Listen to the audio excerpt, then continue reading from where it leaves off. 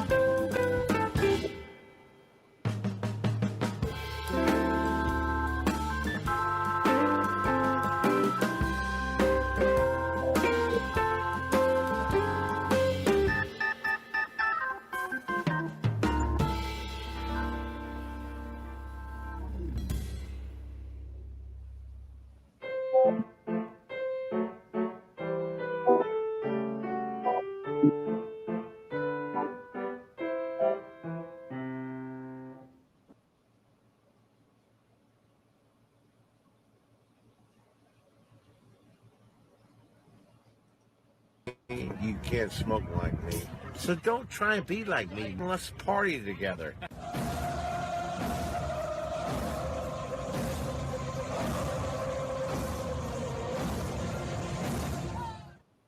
There's something kind of about a kid that's never played baseball. We have been hoodwinked, bamboozled, and flat out deceived. Why did you get so drunk? You got drunk. I'm just really exhausted. What's in that cup? Rum and Cokes. Do you have any idea how important this is? You're trying to save the pump. Really? This is what you're doing? This is what you're doing?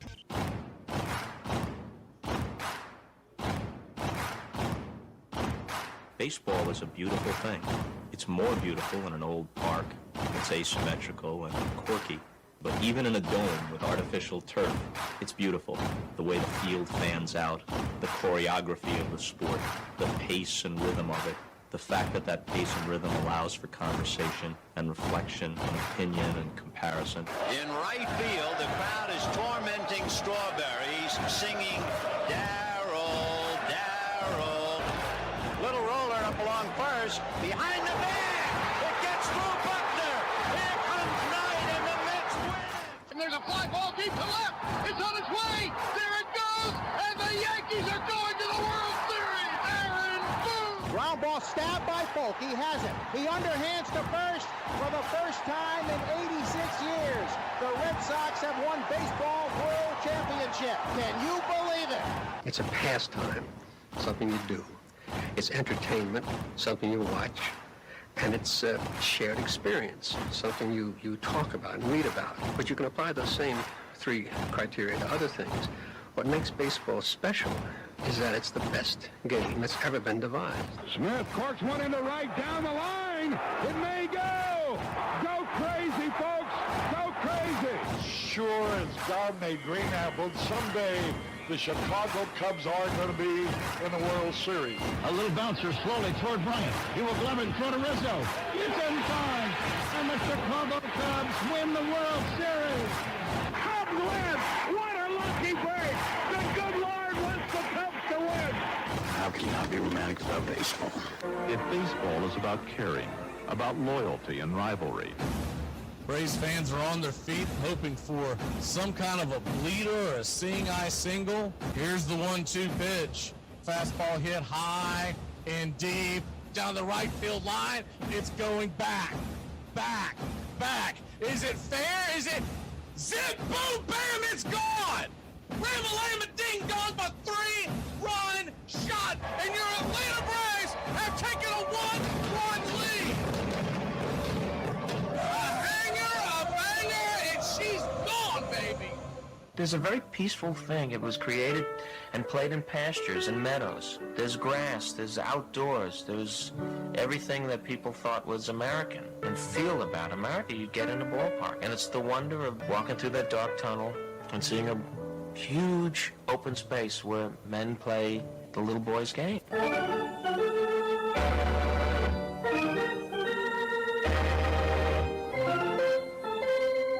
I believe in the Church of Baseball. I've tried all the major religions and most of the minor ones. I know things. For instance, there are 108 beads in a Catholic rosary and there are 108 stitches in a baseball. I prefer metaphysics to theology. You see, there's no guilt in baseball, and it's never boring. It's a long season and you gotta trust it. I've tried them all, I really have. And the only church that truly feeds the soul day in, day out is the Church of Baseball.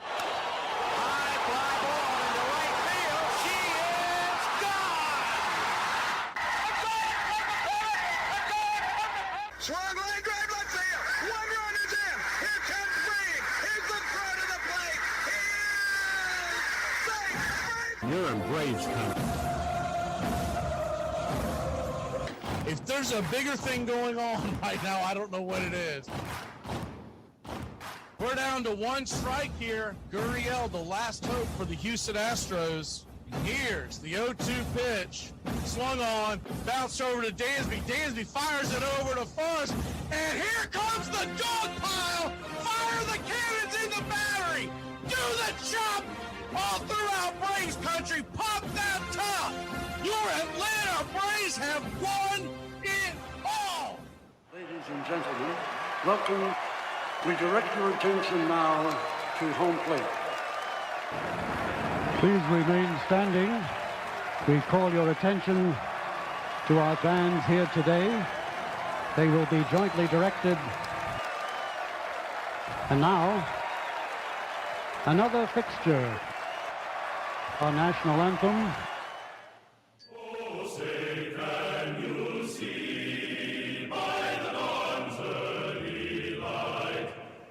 So proudly we hail at the twilight's last gleaming, whose broad stripes and bright stars through the perilous fight, o'er the ramparts we once were so gallantly streaming, and the rockets' red glare, the bombs bursting gave proof through the night that our flag was still there.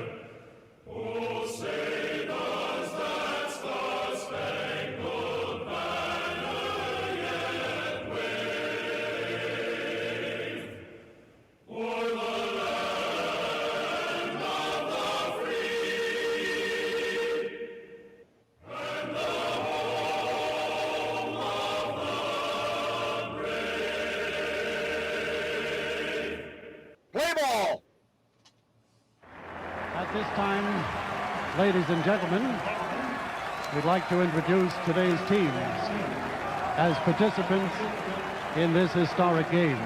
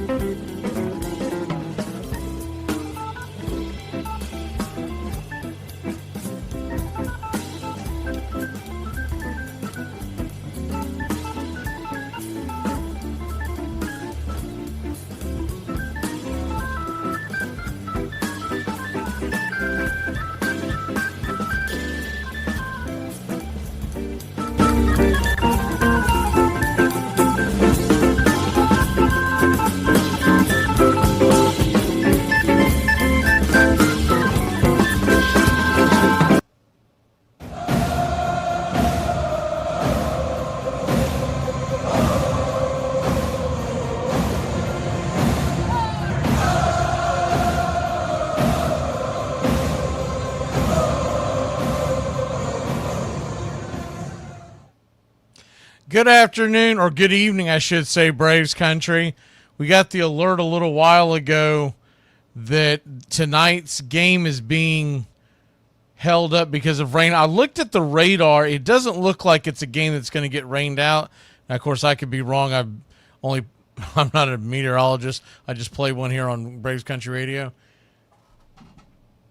My guess would be, well, you know what? It's hard for me to tell because there's a couple of different radars we go off of, and one of them shows exactly where Citi Field is and the other one doesn't.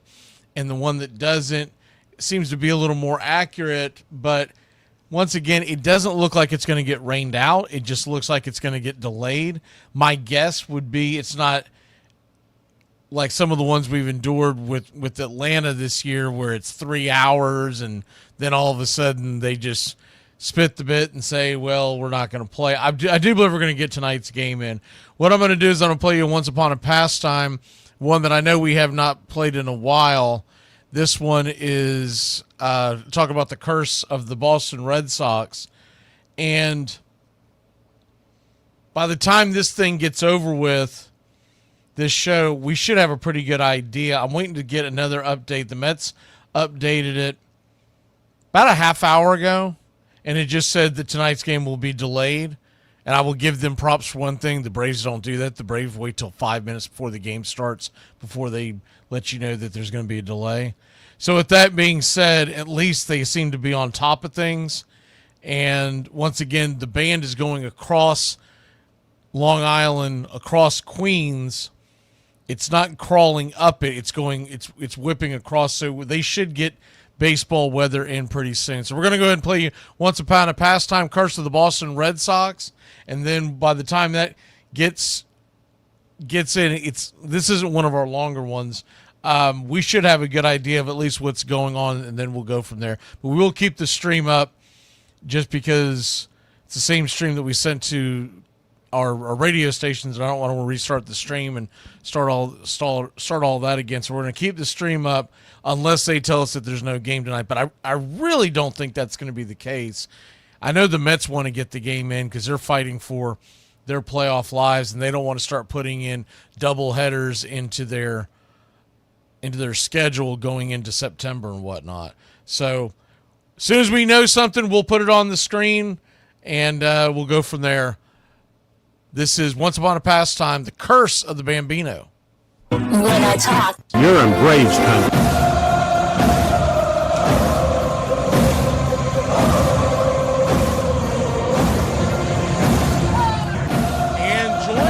Today on the Once Upon a Pastime series is Mr. Sergeant Teamus Wooten. Sarge, how the hell are you, sir? Doing well, doing well. Looking forward to talking a little Red Sox history today. I did my homework. Yeah, so what we're going to do in this hour, we're going to talk about the curse, maybe a little before, maybe a little after. But let's be honest, if you're above the age of Gen Z, you live the curse, right? If you're Gen Z, man, you're probably going to do this Red Sox thing's pretty good, man. We win all the time. This is awesome. We don't ever lose. This is awesome. Yeah, we've had a couple of down years here, there, but, I don't know what all these Red Sox fans are complaining about. Sarge, just to give some people some background, what year do you think you started watching Red Sox baseball, give or take? I became a fan in 1986. I was 11 years old. Okay. 10. About to turn 11. Yeah. Okay, so for all intents and purposes, 86 is where it begins for you. Yeah. So it's your fault that Bill Buckner. Yeah. That was hard on my 11-year-old soul. Was that the World Series that you began watching? Or were you able to consume any Red Sox baseball during the regular season in Florida? Well, because you grew up in Florida. Back then there was no MLB package or anything, right. So they did spring training in Winter Haven back then before they moved to Fort Myers, and I went to a Sox game and came home, told my mom, I was like, I met Jim Rice, Don Baylor, Wade Boggs. And so you lived close to Winter Haven? Yeah, I did growing up, yeah. Okay. And so I went and I come home and, my mom's big baseball person, and she's what taught me the game, but all my family's National League Braves fans, and I was like, I'm going to be a Red Sox fan, and she's like, well, they don't win much, so if you're going to like them, you have to like them even when they lose, and they usually do. And we lost the World Series that year, cried for 3 days, been a fan ever since. You know, it's interesting that you mentioned Jim Rice, because I was a big Jim Rice fan as a kid. And I started playing fantasy baseball at a very young age.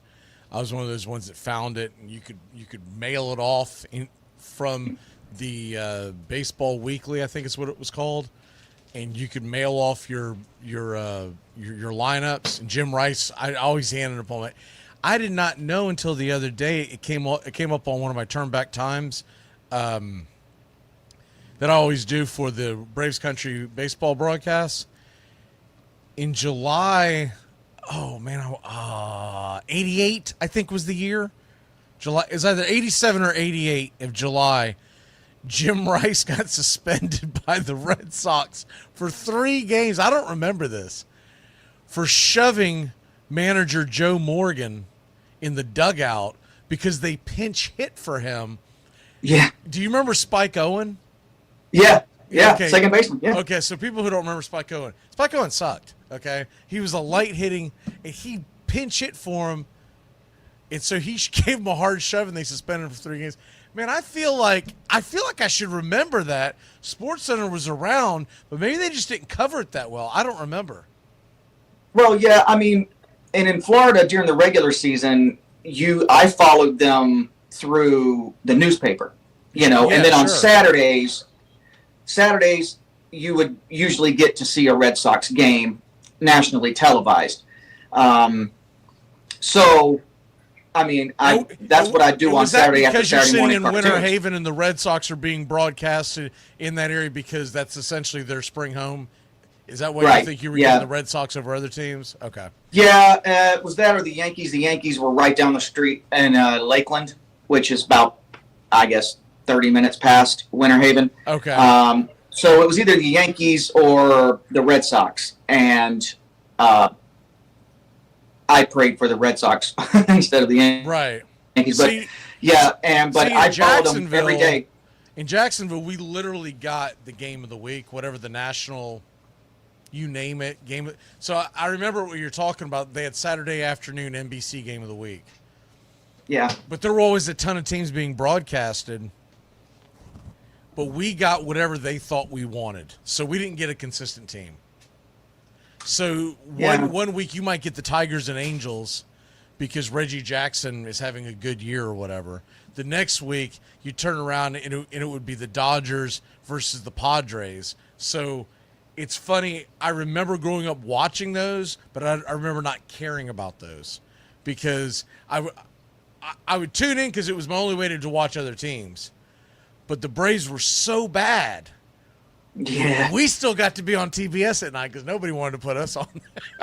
Yeah. And usually my grandfather's like, are we going to watch Tigers, Yankees, or are we going to watch the Braves tonight? We're not doing both. I'm like, oh, screw it. Let's go outside then. I'll watch the Braves tonight. I can see if we can get within 9 games of 500. Boy, those are some lean years back in the Dale Murphy years and stuff. Woo! Yeah. Lord. My first year, like yours, first full year of watching the Atlanta Braves, I was fortunate. It was 1982. They won the division. They actually started out 13-0 that year. Okay. The hell, I'm thinking, dude, this is a great idea. I'm glad I picked the Braves. Oof. Little did I know, 83 till, what was it, 90? 83 to 90? Oh, man. 91, yeah. People wonder why I became such a big football fan in the 80s. Like, dude, we sucked. We were always bad. Yeah,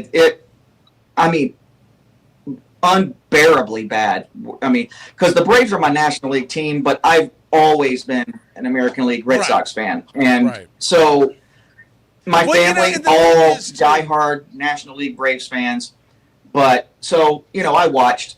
Well, the thing is, too, it's very difficult to have 2 baseball teams in your lifetime. Like, 2, like, you could say, yeah, man, I know everything about it. because your team plays every single day. And if you're going to be a big fan, you get consumed with the Red Sox, the Braves, whoever your team is, right? So yeah, and if you're a Red Sox fan, you also have to study the Yankees as well, and vice versa. If you're a Yankees fan, you study the Sox because, especially and I'm more likely to watch a Mets or Phillies game than I will a Tampa Bay Rays game that I'm supposed to be a quasi, halfway pull for them, but I really don't because first of all, I can't see the games in Florida usually. They're usually blacked out. So I end up watching more Phillies and Mets games, to your point. I watch my rivals more than I watch other teams that I say that I like better. Yeah. Because I want the bastards to lose. Yeah, and I want to see, how many swings Giancarlo Stanton gets in before the next injury, so things like that. So yeah, it's funny. The only time I ever got into where I was watching two teams at once is when I worked in the restaurant business and stayed up late. I typically would watch West Coast baseball when I got home. That's the only time I can remember getting into it, but it really came down to what my schedule was like.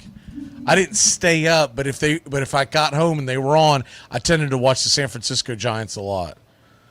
But I don't remember the last time I watched a Giants game that they weren't playing the Braves.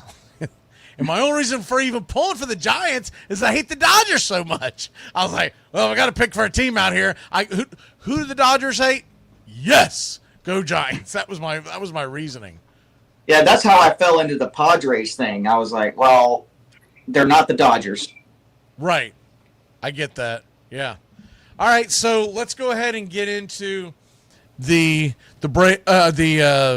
almost said Boston Braves. I have Boston Braves on my mind. The Boston Red Sox. And let's say, okay, I think before we talk about the curse, we need to kind of set this up and talk about how good the damn Red Sox were before the trade of the Bambino, right? And royalty. Yeah, they were one of the top teams in Major League Baseball. They had won the series, in 2003, which was the first World Series against Pittsburgh, the Pilgrims. We won 5. What's that? We won 5 between 2003 and 2018, if I'm not mistaken. Yeah, it was the Boston Americans. Was it the Pittsburgh Pilgrims? Is that what they were called? I always had Pilgrims in my head, and for some reason I thought it was Boston, but I'm thinking that's Pittsburgh. So it was Boston versus Pittsburgh in the first World Series in 2003. They started in 2001, and they are intertwined, the Braves and the Red Sox, because they're in the same city. The Braves, which went through a million name changes, but they were the original team in Boston, the National League, the senior circuit.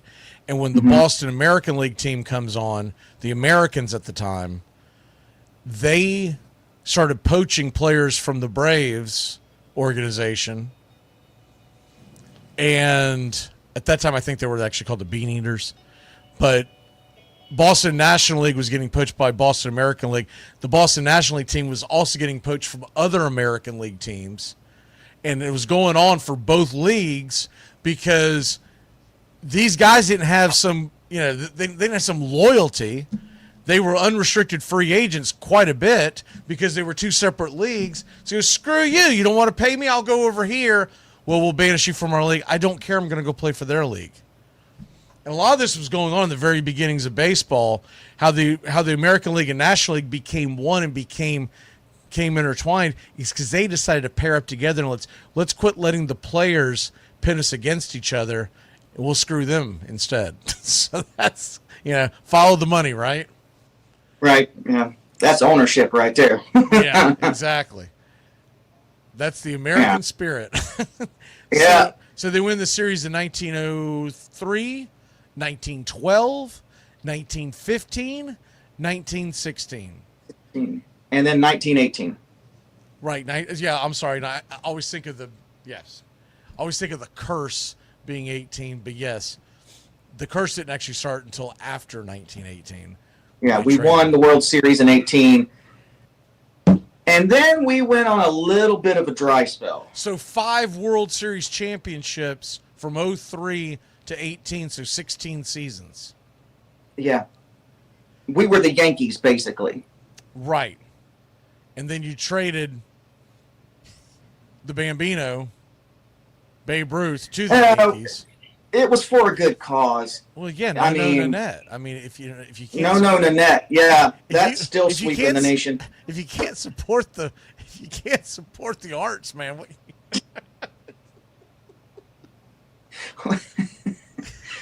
What, I think that's the first time that's ever been uttered on Armchair Quarterback Radio.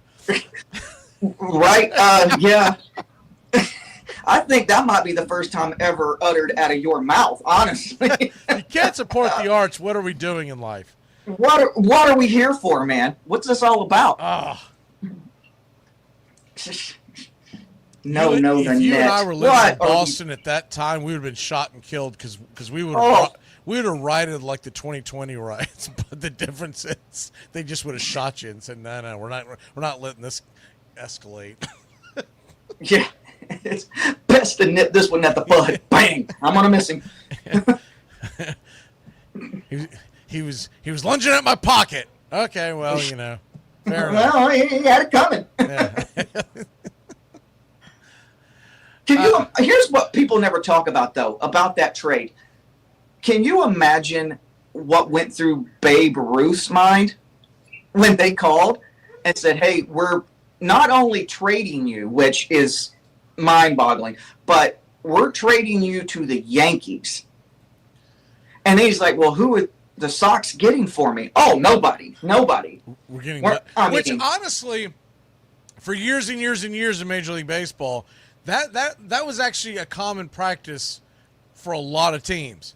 Team management, ownership, they did terrible job at keeping the baseball team and whatever their other entities were separate.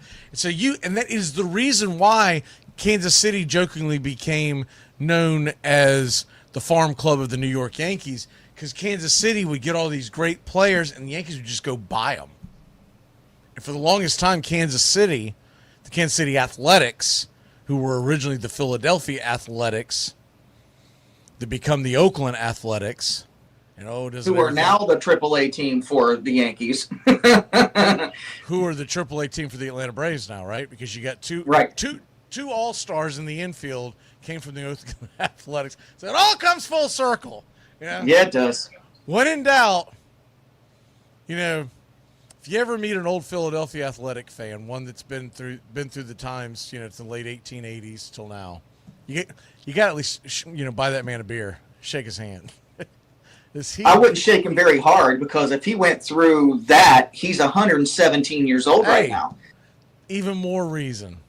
Oh, yeah. Buy him a Metamucil, but you don't want to buy him a beer. That'll kill him. I guarantee he's only going to want to talk about the early 1970s. We won 3 World Series back-to-back. We had Reggie Jackson. So anyways, back to the rest of the story. We got the Red Sox. They trade what was, little did we know at the time, about to become the home run king. Now, at the time, he was known as a phenom, but the home run really didn't take off till after he was traded to the Yankees. Yeah. And the game had changed. The ball had changed. I've talked about this before, but one of the reasons why the home run took off in the time period that it did, they started using new balls very regularly. You didn't wear this old clompy thing full of mud by the 9th inning, right? And so it was a better baseball to hit. But also, there were a lot of stadiums at that time in the 1900s, early 1900s, and into early part of Babe Ruth's career, they didn't have bleachers. So these home runs didn't happen because the guy could drift back and catch your damn ball because there was no wall. So when the money started, one of the reasons why it became a thing, the 1914 Braves pulled on this miracle comeback to win the pennant. And when they went to go play in the World Series, they played at something called the South End Grounds. The South End grounds only had grandstands behind home plate and stands down the right and left field line. There was no bleachers, right? They played the World Series in Fenway Park because you had more seating capacity. And at that point, they're like, we got to put some freaking seats in this thing. So they played in Fenway Park in 1914 and in the spring of 1915 until the completion of the what they ended up calling Braves Field, Boston Braves Field. So once again intertwined because the Braves were using the Red Sox stadium, right? But when they traded the Bambino, they couldn't have known that, I mean, the guy was already one of the best left-handed pitchers in baseball, and he was showing promise as a very good hitter. But they didn't think it was going to be 714 home runs later. You know what I mean? I mean, no one had done remotely that, so there was no way they would have known. However, still though. Well, okay, I'll put it this way. 1923, Babe Ruth breaks the home run record, the all-time home run record. The number that he hit to break the record, I won't even ask you because it's so low you're going to be like, what? 139th home run made him the all-time home run king. What? 139. That's like a year and a half in Royd universe. You know what I mean? Right. That's what I was fixing to say. That was Chipper Jones' 4th season. Barry Bonds did that in a season and a half. Yeah, Barry Bonds did that like in a week, just about. It seemed like. But once again, you think about some of these home runs. Now, look, a lot of home runs are crushed, right? If you think about some of these home runs that are hit nowadays, not just our entire lifetime, how many of them barely clear the wall? Well, back in the day, they did. There was no wall to clear, and you just drifted back and caught the ball, or it went over your head, and you were able to get it, and that's why the all-time triples record will never be beaten at 309. The dimensions are different. You're never going to get 309 triples in your career. No, you're not going to hit it into the triangle at Fenway 309 or 310 times to break the record. And that's the only way that's ever going to happen. Most players nowadays that lead the league with triples, it's like 5. Yeah. So and you're like 5? Holy cow! Right. Where were you playing? Yeah. I actually remember that actually being a thing as a kid growing up, pulling for Vince Coleman to hit triples to lead the league. Yeah. I remember that. Boy, that went by the wayside once the steroids came out. Well, contact went beside. Yeah, well, they said we're going to start juicing and we're going to bring the walls in. And bye-bye triple. Yeah, and it was like shot out of a potato gun. So, yeah. But I forgot about, Vince Colt. That dude could flat out fly. Flat out fly around the bases, man. Well, he was from my hometown, so I became a fan of him. And so because of that, I watched a lot of St. Louis games because they were on TV a lot.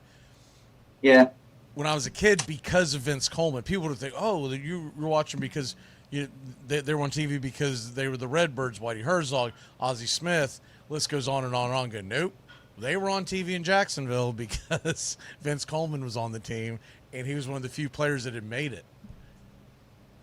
Yeah, I watched it for the Oz, obviously. I mean, I thought he was. I thought he was not even human. And then, Vince Coleman, and what was the long, lanky, ugly dude? McGee. What was his name? Long, lanky, ugly dude? For what team? Yeah, for the Cardinals with Vince Coleman. He looked like JJ from Willie McGee? Willie McGee. Yeah, hey, man, that's like my JJ brother from another Good mother. Don't be talking about McGee's, baby. That's a good-looking man. Is he? He looked like JJ from Good Times. Hey, man, he was good times to watch. Yeah, he was. He had a wingspan. I mean, Eagles were jealous of. He was. I probably need to do a Once Upon a Pastime series on this, but the triples, the way they've died, the all-time triples leader, 309, Sam Crawford, and Ty Cobb's just below him at 297. But when you look at their first season in Major League Baseball, or their last season in Major League Baseball, there's no one at the top of the list, nowhere near the top of the list, that was born in the second half of the 20th century, or that played the second half. The closest is Willie Mays, 1973, 64th on the list, 140 triples. He didn't even get half of what Cobb and Crawford had. And if Say Hey Willie didn't make half, it's never being broken. Yeah, so that's and that's why now Tris Speaker is a guy that was one of the greats of the Boston Americans and Red Sox. Tris Speaker, known as the Gray Eagle, the Hall of Famer, his nickname was where, along with Gray Eagles, they used to say his glove is where triples go to die. Because he was running out there in the freaking fields catching 450-foot bombs that nowadays they just trot around the bases. I'll bet you it this way. There was no bat flipping back then because of one main reason. You better get to running, son. And if you showed a pitcher up back then, God help the person coming up behind you and you the next time through, because he's still going to be in the game and he's going to drill you right in the rib cage or in the ear, whatever, They didn't play back then. Right. The umpires let the players police the game back then, and they did with an iron fist. Right, but with that all aside, you put that aside, they weren't showboatings. They didn't have time to show because they had to run. Right. Yeah. There was that ball's gone. There is no gone, you jackass. He's eventually going to Run, get that you ball. big dummy. Go. What are you admiring it for? Yeah. Go. You fat dummy, run. Go. They were all playing for they were playing for a lot less and trying to keep the lights on in their house and all that kind of stuff. So there was no showboating. No, they were playing for food money back then, man. You imagine their wives. Oh yeah, real good. You stood there and watched it. That's our job. You big dummy, run.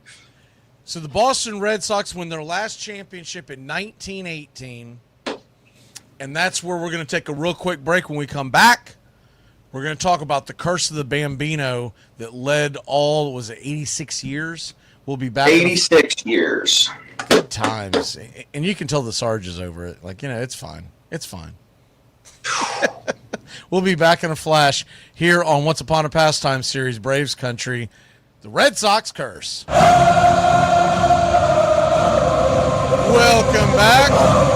Got a question for you. Nowadays, if you soaked a player, is he out? Can you just throw off and hit the guy with the ball? Is he out?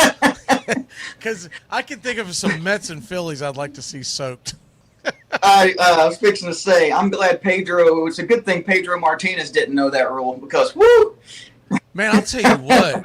How fun would the game be if you were there? If you added an element of dodgeball into that, Right? You can dodge a wrench. You can dodge a baseball. Goodness gracious! Ball be bouncing around, and don't let it be a dead ball once it gets in the dugout. Make them go get it. Slide right on in. Go digging under all the different water bottles and everything like that. Or that's good times right there. Jim Leland be sitting there smoking a cigarette, ashing on you while you're trying to get the ball underneath him.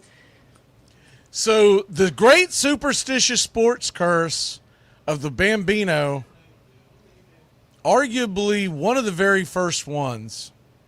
There's only a couple that I could think of that predate it. And I don't think any of them are as famous. We talked about this on the Cubs Once Upon a Pastime. The Cubs, when you talk about the Cubs curse, that lasted for 108 years, actually lasted longer than the Red Sox curse. They can't even agree on what the hell the curse was. Because there was two major things. Something to do with a goat, right? Or something? There was a Billy Goat in 1945, but before that, in 2008? They were playing the Giants in the regular season. Anyways, I won't go into today, but it's called Merkel's Boner. Fred Merkel made a boneheaded play. Back then, a boner meant something totally different. And I hope so. Just like back then, a goat meant something different, right? Remember you were growing up as a kid? You were the goat. That was something bad. Oh man, Yeah. you don't want to be the goat.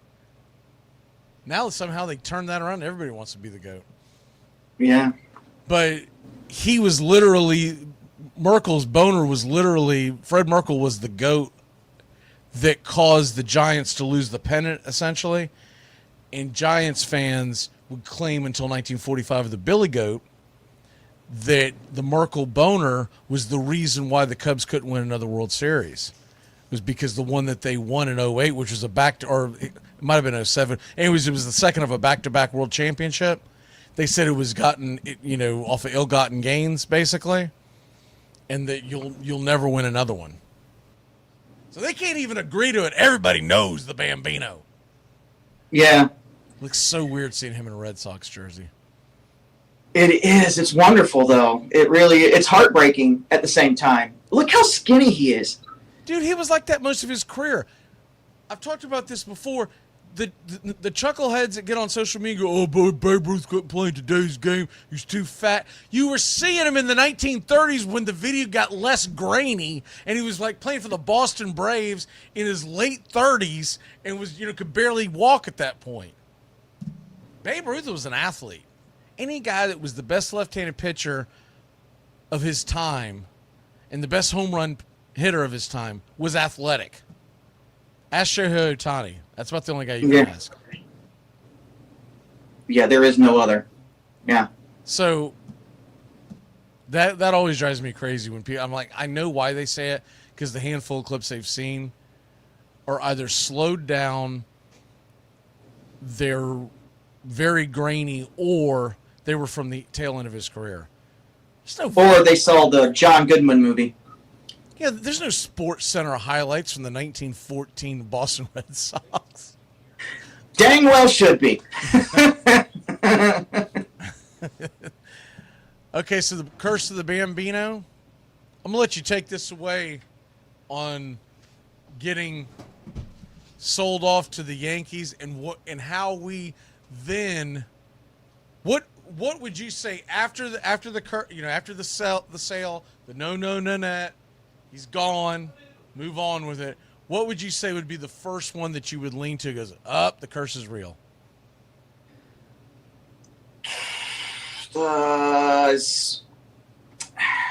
I would think. What was the year when? Teddy Ballgame was World War II, and Teddy Ballgame is in the prime of his career. That's the season. Teddy's going to bring us to the promised land and all this. And then World War II happens, and people are like, okay, that's a little bit of bad luck. And then you get players. I mean, to me, I don't do it to just one specific thing. Think about the players. I thought you said you did your homework. Think about the players that went through that organization in 86 years. Yaz. I mean, Ted Williams. I mean, he's played the 75 series. I was trying to pull it up. I can't think of his name, but the guy that famously got blasted in the eye. Tony C. Yes. Is it Cagliari or something like that? Yeah, it's hard for me to say. Okay. But yes, Tony C. Yes. And he was being looked upon as the next great thing. Basically, the heir apparent to nobody was going to be Ted Williams, but he was going to take the torch. Right. And he gets blasted in the eye, and he's never the same. He's out. He plays 2 more seasons, but he's never the same. He's out of baseball 2 years later. All right, I'm gonna rattle some off to you and just have you react to them, because I pulled some up that are kind of highlighted. I mean, my God, there's 18 to 20 of them, but I'm gonna hit the high notes. Okay, Whoever wrote this, man, probably has a pistol in his mouth right now. or the 2004 season took it out of it. Yeah. Okay. In 1946, they appear in the first World Series since the sale of Babe Ruth. Favored to beat the Cardinals. Went to a 7th game. Excuse me. Lost. In the bottom of the 8th, the score's tied 3-3. Cardinals Enos Slaughter on first, Harry Walker at the plate. On a hit and run, Walker hit a double to short center. Slaughter ran through the third base coach's stop sign and beat Boston Johnny Pesky's relay throw to home. So the guy should have been held up. He ran through the stop sign. They scored anyways. That's kind of number one. Rip, the guy that scored said he was round. He caught the Red Sox infield asleep. He's like, when he rounded third, he's like, I can score. And then Pesky, the Boston papers were all over him because they said he pulled the ball down before he threw it, and that split second is what cost that run. Now Pesky, that's the famous crap. Johnny Pesky from the Pesky poll, right? That's the same one, right? It's Yep. got to be. Mm-hmm. Okay. Yep.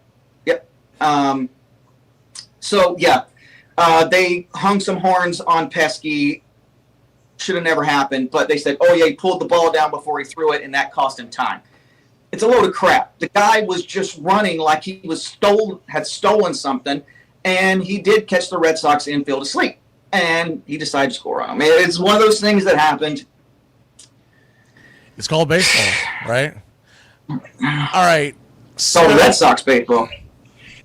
1948, finished the regular season tied with the Cleveland Indians. First ever one-game playoff, because back before then, they were doing best of 3, and then they actually went back to the best of 3. But anyways, it's first ever one-game playoff. Cleveland would win it, and they would go on to win the World Series. The last World Series, by the way, for the Cleveland franchise.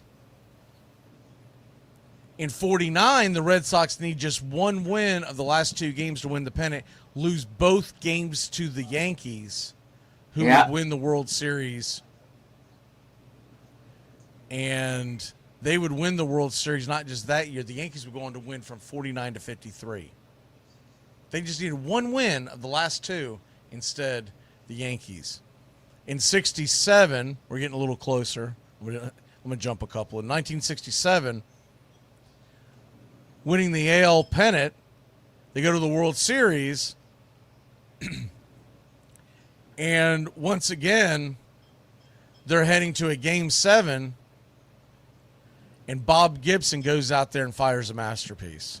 Yeah, Gibson that's even what I was hit a thinking. home run in the game off of Lawnberg. Realize something, too. Bob in Gibson. 1967, I don't have the numbers in front of me, but I just know this to be true.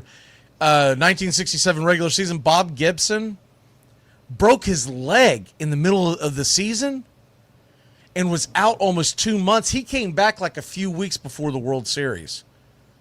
So he wasn't even really firing on all cylinders, so to speak. But he just goes out there and throws 3 complete shutout, complete games, gives up no earned runs in 3 appearances in the 67 series. Yeah, a broken Bob Gibson was better than anybody else. Let's be honest. He broke his leg. I know. Jeez. Not like they use those in pitching. Because the first time I came across it, I was doing one of those turn back times, right? And I was like in early July. It says, on this date, 1967, Gibson broke his leg. Like, he couldn't have been 67. He went on to be the MVP of the World Series. What the hell? And 2 months later, he's back on the mound. Go, never mind. Like, what? And then, I'm going to skip that one. This one is more famous. 1975. Yeah. Red Sox win the pennant. The Red Sox are against the Reds. The Reds, yeah. Game 6, Carlton Fisk pushes it down the line, sets the stage for Game 7. Pete Rose famously said in that game on the field to one of his teammates. I believe it was the shortstop, but it could have been anybody. On the field as Fisk was rounding the bases. Isn't this great? Is this not the best game you've ever been a part of? And whoever it was goes, what are you, crazy? We just lost. He goes, oh, we're going to win Game 7, man. You just embrace that we were in this one. Which would not have been my take if I was a fan or a player, but that just tells you Pete Rose thought a little differently. Yeah, he's a different breed, for real. Put him in the Hall. That's a show for another time. In 1978, the Boston Red Sox have a 14-game lead over the Yankees in what is now famously known as the Boston Massacre by fans.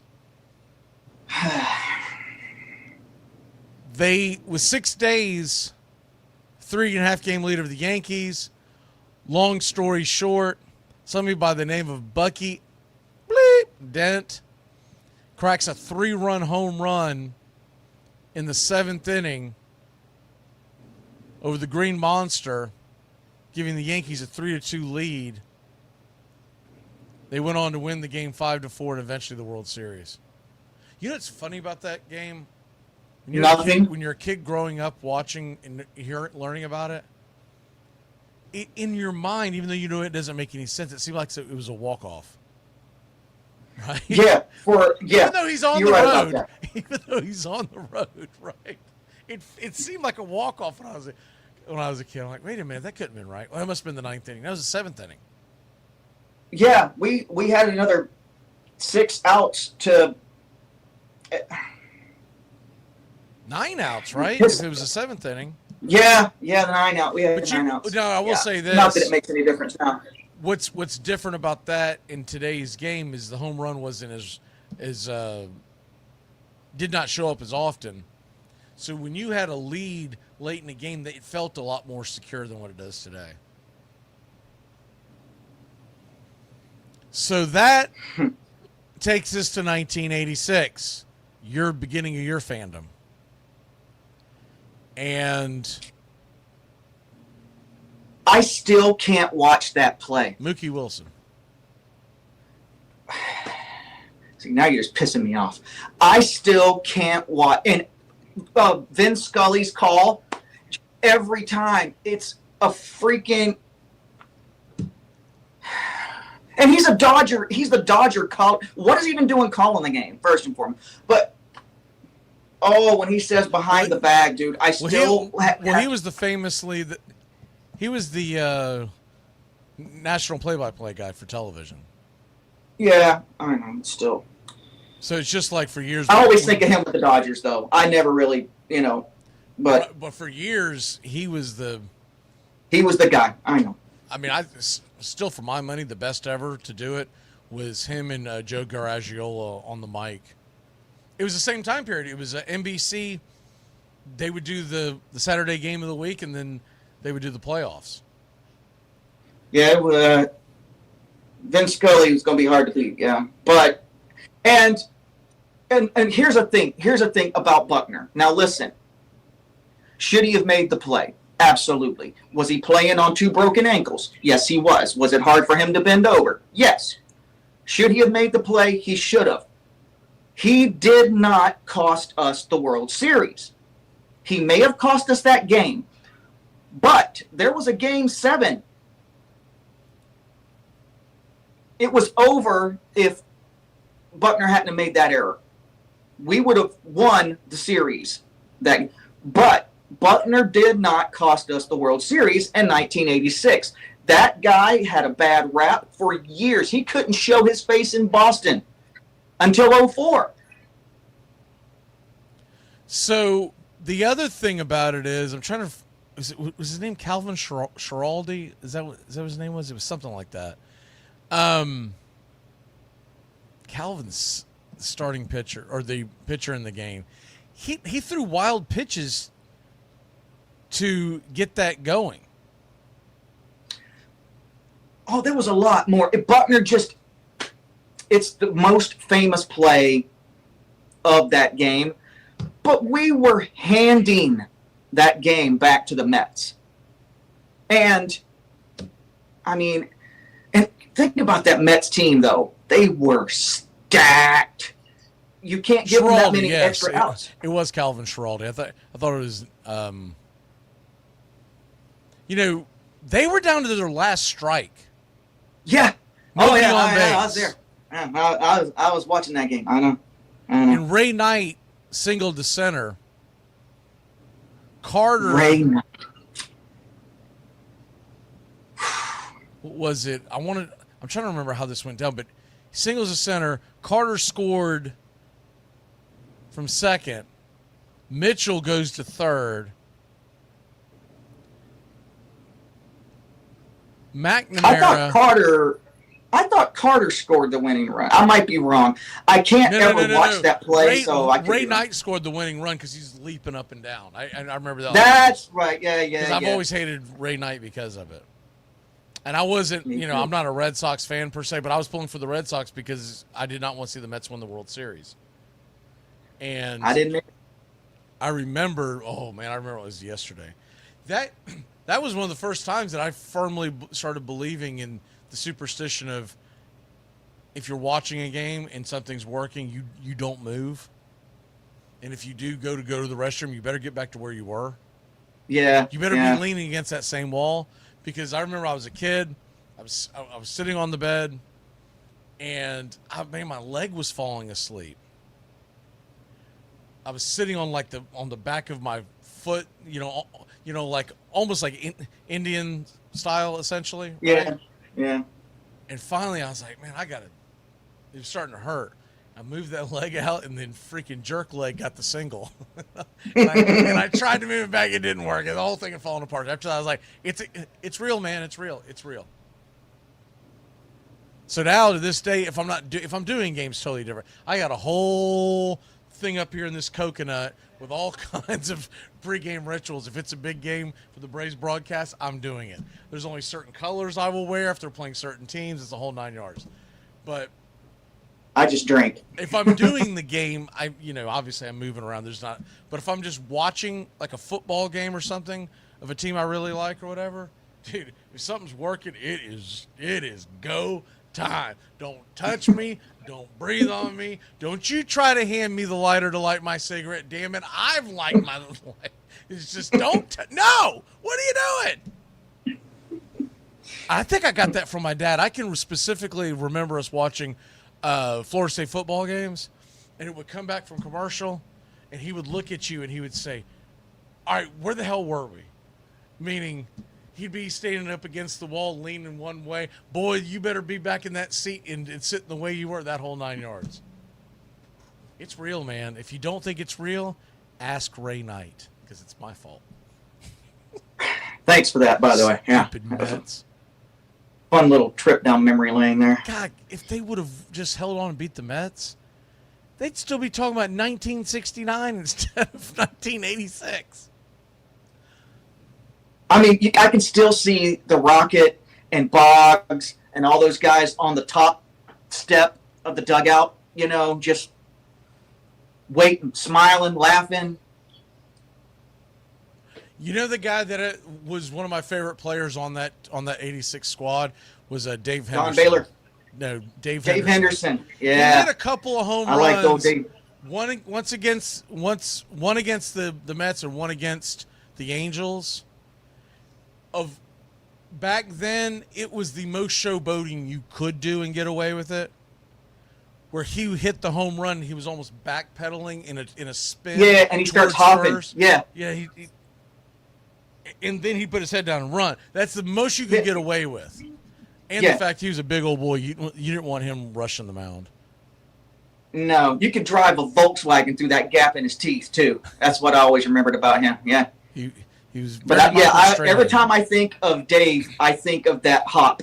That's what pops in my head immediately. Is that he's so happy. Yeah, the Angels in the ALCS. In Anaheim, I remember it was sunny. This is back when they played the ALCS during the daytime. Yeah. So, Game 7, they lose it. Yeah. And the last one that they really talk about, see, in 88, In 90, they got to the ALCS. But the last real one was 2003. Grady Little leaving Pedro in. What were your thoughts? Why are you doing this? He's done. And it's Pedro. Of course he's going to say I'm good because he's Pedro. And what pitcher worth his salt says, yeah, I'm done. Take me out? No, nobody. Grady. And then a 5-2 lead in the 8th. Grady Little stays with them. Now, be honest with us. At the very time before he gave it up, were you saying take him out, or were you like, it's Pedro, leave him in? I thought Pedro was done. Like, I was at a bar and watching it, and a couple of Red Sox fans were like, no, it's, Pedro. I was like, you could tell his velo was starting to drop, and he was starting to miss.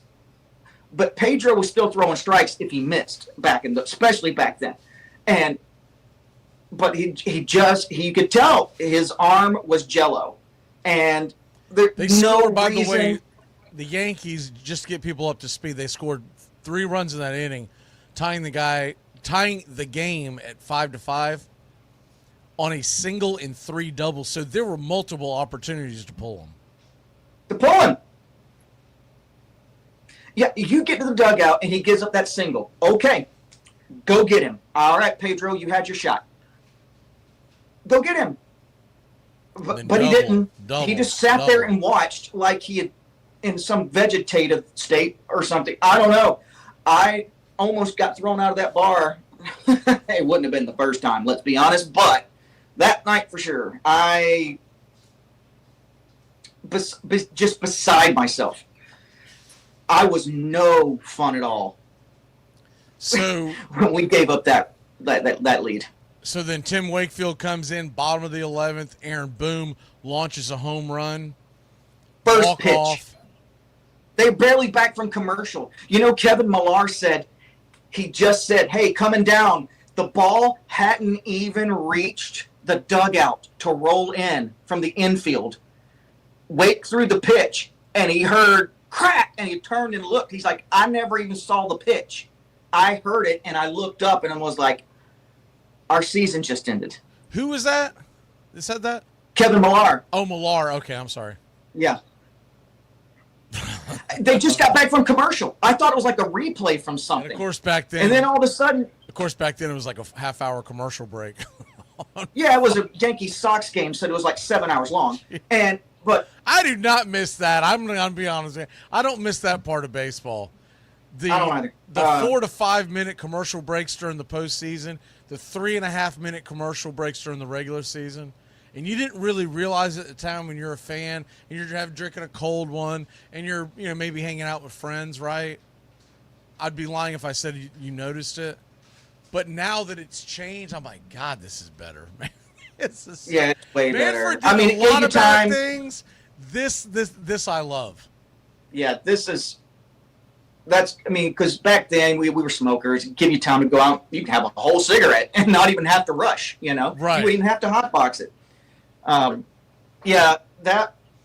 Watching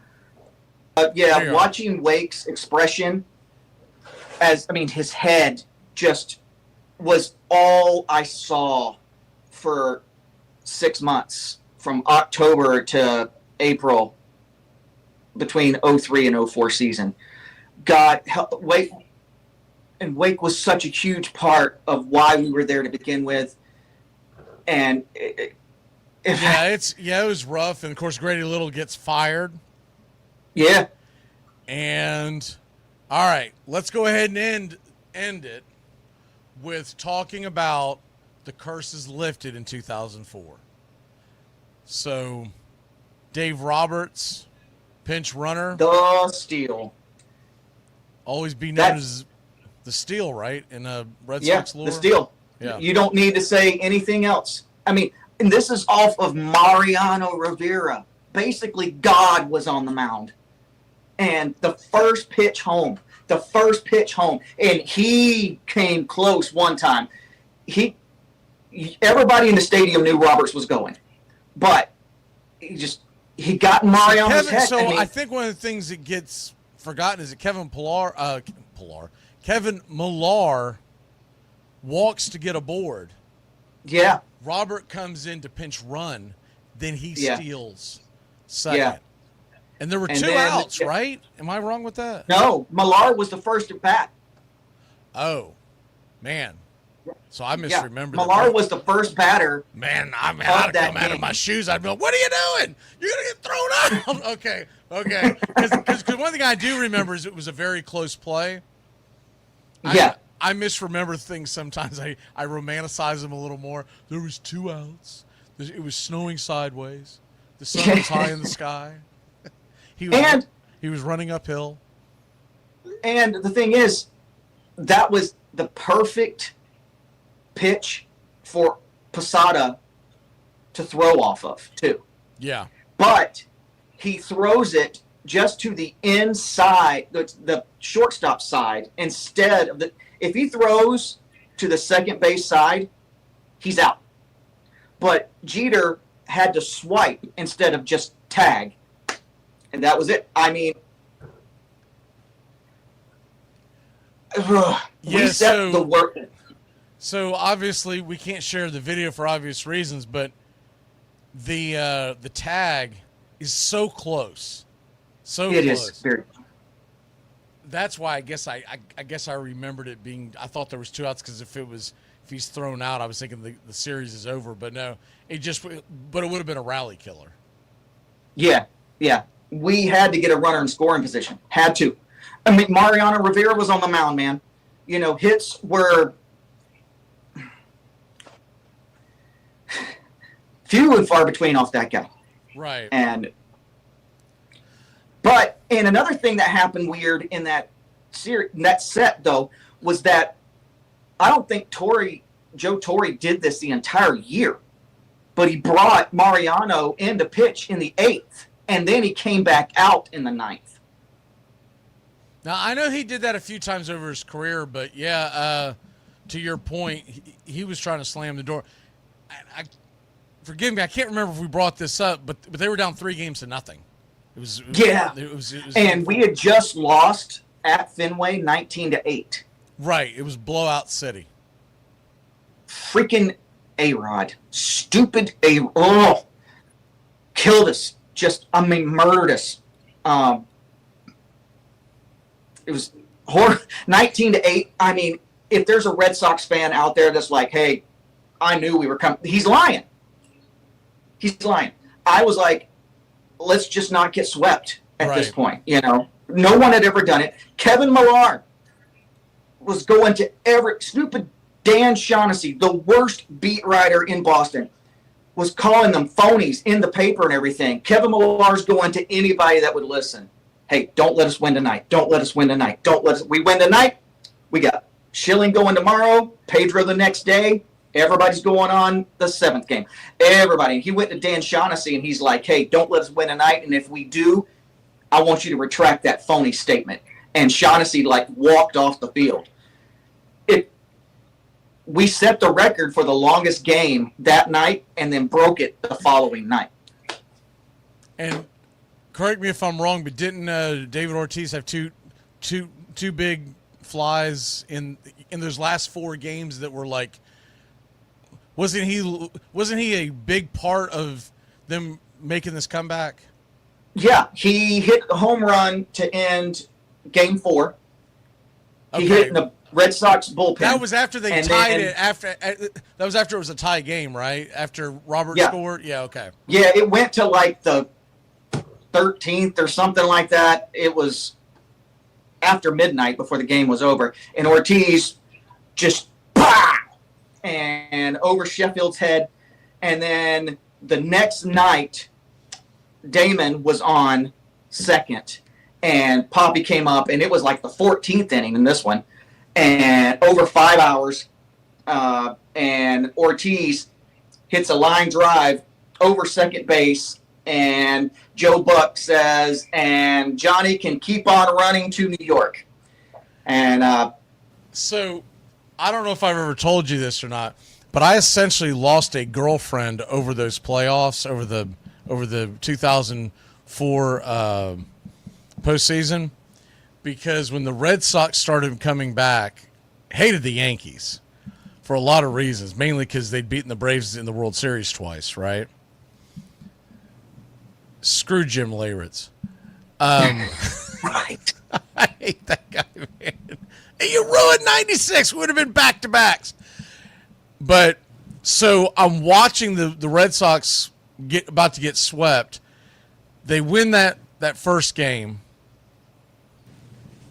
Was game 2 close, or one of the games Boston beat the hell out of the Yankees? The game 7. Okay.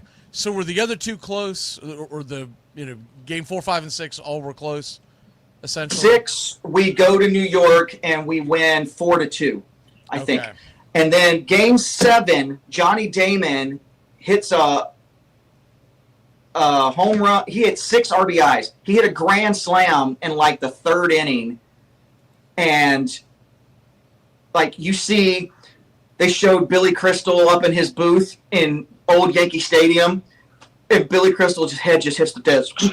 All these Yankee fans are making Red Sox faces. Like, we're like, I know that look. Oh my God. Right. That's our thing, because they're just like, how is this happening? What? Wait a minute. Is it opposite day? What's happening? And all the big stars were there, they're all for the Yankees and everything. Johnny Damon just, and to quote Joe Buck, Johnny Damon's going off. I mean, he hit that second homer of the game was a grand slam. He put it in the upper deck in Yankee Stadium. Now, it's a short porch side. Still, though. 10-3 was the final of that game. Okay, I just pulled it up. Yeah, it was. Yeah, we rolled over them. And Derek Jeter says he still can't talk about that series. Derek Lowe was on that Red Sox team. He didn't even make the playoff roster. He didn't pitch at all, Derek Lowe? In the playoffs? No, he didn't make the roster. He was sucking up. Oh, yeah. Wow. D'Lo came in for the World Series and pitched. Okay, Jim. I thought I remembered him in the World Series, but he wasn't in the rest. Is that what you're saying? No. Okay. No, he was in the World Series. He pitched game 7 4 of the World Series? I'm sorry? Wasn't he the guy that won the game 4? Yeah. Okay. Yeah. Okay. I was about to say. Because game 6 was the bloody sock game. Derek Lowe got the win in game 7 against the Yankees. Yeah, but he didn't go. He didn't make the playoff roster until the ALCS, and then he wins both deciding games. He was just terrible. Okay, at the end of the season. So you're saying he wasn't on the original playoff roster? Right. No, right. and then he wound up. He won game 3 of the series in Anaheim. No. Yes, I'm looking at it. He won all 3 deciding games. I just watched the DVD yesterday. I'm looking at it right here. Derek Lowe beats the Angels. Maybe he didn't make the original roster and they added him, but I'm looking at it right here. I don't. Yeah, he won. I know he won the game 7. He would have been in the bullpen. Series. He would have been in the bullpen in game 3 because he got the win, and that game went 10 innings, 8-6. So he obviously didn't start. This is a long time ago. No. This wasn't 1902. He wasn't in the game as a starter in the 10th inning. No. Especially after giving up 6 runs like that. That didn't happen. I don't care. No. I don't care what the old head tells you at the bar. That didn't happen back then. He No. won all 3 deciding games. He got the win against the Angels for game 3 to complete the sweep. He won game 7 for the Yankees, and he won game 4 against the Red Sox. Because I remember being excited when he became an Atlanta Brave because I knew that he was their guy. Yeah, the bloody sock game.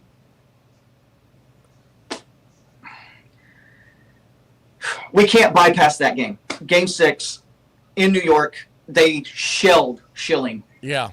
Game 2 in New York. He goes out there, he had surgery that morning. His tendon sheathed over. Goes, 7, gives up nothing. He made Ruben Sierra look like a little leaguer that game. Ruben Sierra didn't make contact in 4 at-bats again. It was. You know what's amazing about this that I kind of forget is that Kevin Brown was on that damn. Kevin Brown got the loss in Game 7 of that Yankee series. Kevin Brown was I hated Kevin Brown. Kevin Brown was on the 98 Padres. We couldn't hit him. The Braves. Hell, they literally made a country song about the 98 Braves. And I still say it was because of Kevin Brown. And I kind of forgot that, he was on that Padres team in 98 that gets swept by the Yankees. And then he's on that Yankees team in 04 that gets essentially swept after a 3-game lead by the Red Sox. Yeah, that and you know what? Even if we wouldn't have won the World Series that year, to me, the curse was broken then. Yeah. Oh, yeah. But hey, it's so to put a cap on that on that thought real quick because we got a jam. But I'm dating this chick. She's a Cardinals fan. I start pulling for Boston to come back to make the miracle comeback. And when it gets to Game 6, the bloody sock game, but before it, I tell another buddy of mine who's a Cardinals fan, it's like, dude, if the Red Sox come back and win this, holy cow. And the Cardinals were heading to the World Series. Like, I don't care, man, go Cardinals. I was like, dude, I'm pulling for the Red Sox. This is going to be awesome. Like, this team can't come back and kill the curse and then spit the bit in the World Series. So we had this long conversation that night, drinking and whatnot. When the Cardinals are down 3-0 and they're in the Game 4, we're all hanging out, and this dude gets blotto, and he's sitting there with what will be his future wife. They're sitting there doing shots, and he finally screams out across the bar to me and the girl that I was seeing, "It's Screw McGee!" And she's like, and the girl goes, "What?" And she's like, decked out Cardinals, goes, "He's pulling for the Red Sox. I didn't want to tell y'all, damn. He's pulling for the damn Red Sox." Like, shut up! She corners me. I eventually cave and tell the truth. Oh, you didn't need her anyway. No, but it was fun. We would run into each other for years because we lived in the same town. Well, I'd run into her. Anything to break the ice, and she's like, "Hey, how's it going?" I was like, "I'm just thinking about those 2004 Red Sox."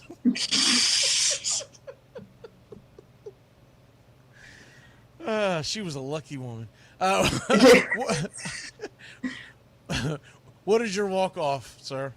Okay, for my walk-off for this episode specifically, the minute I knew the World Series was in the bag was Game 1 when they called out Steven Tyler to sing the national anthem in Fenway.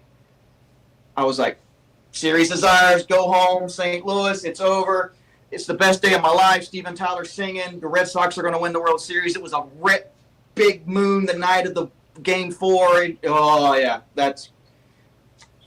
So we can thank Steven Tyler for the World Series curse being broken. Well, I knew it was over when my buddy yelled across the bar. That's when I knew it was over. The only thing was, that is an indicator. The only thing that was going to save me is that the Cardinals were going to have to pull a Red Sox and come back from 3 down. We were Splitsville immediately after that.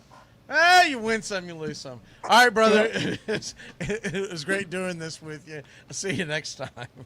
All right, buddy.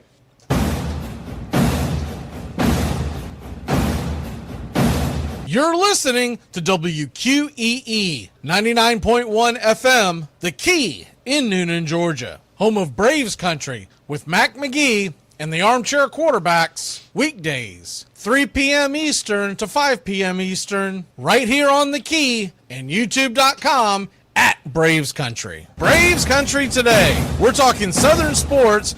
We go live 3 to 5 weekdays right here on WQEE. Braves Country today. Southern sports talk with the voice of Braves Country baseball, Mac McGee. Joined every day from sports analysts from all over. All right. You see the update. I'm going to go ahead and put it on the screen. That's also going to be the cutoff that I'm going to do for the roll call here in a little bit. So I'll be able to scroll up to that because I'm not scrolling through 2 hours of chat to figure out who's here and who's not. So 8:45 Eastern. That's going to give us just enough time to play another Once Upon a Pastime, and I think this will be fitting. We're going to go from there. We're not going to get the whole thing in, but I want to play a little bit for you. Let's go ahead and go with the Cubs curse. After we just did the Red Sox curse, we won't get the whole thing in, but we will get as much as we can in, and then maybe we revisit it on a different one. We'll see you in about 15, 20 minutes is when we'll come on the air. This is the Cubs curse, Once Upon a Pastime, Braves, Mets, 8:45. We'll come on the air in about 20 minutes to get you ready. You're in Braves country.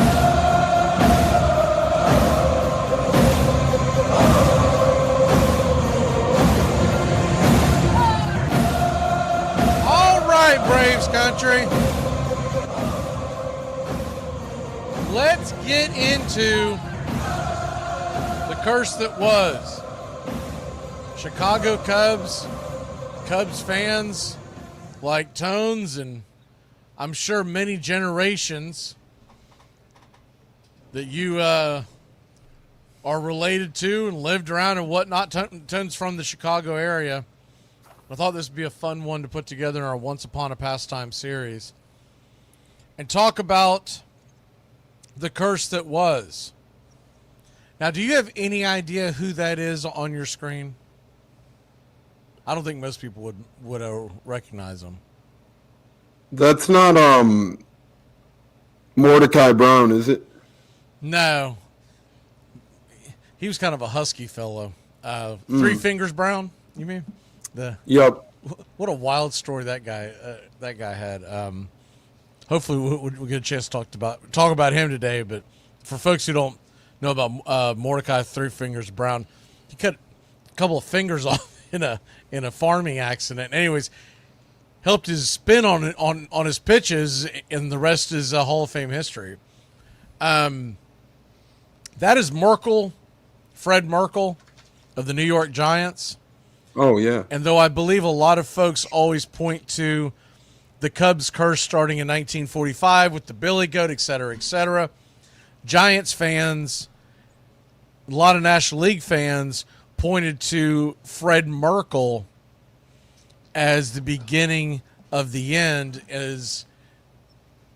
So take you back to 1908 real quick, y'all.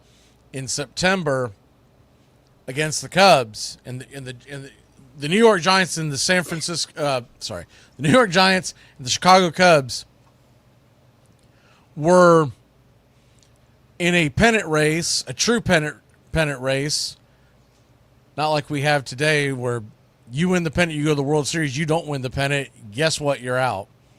Mm-hmm.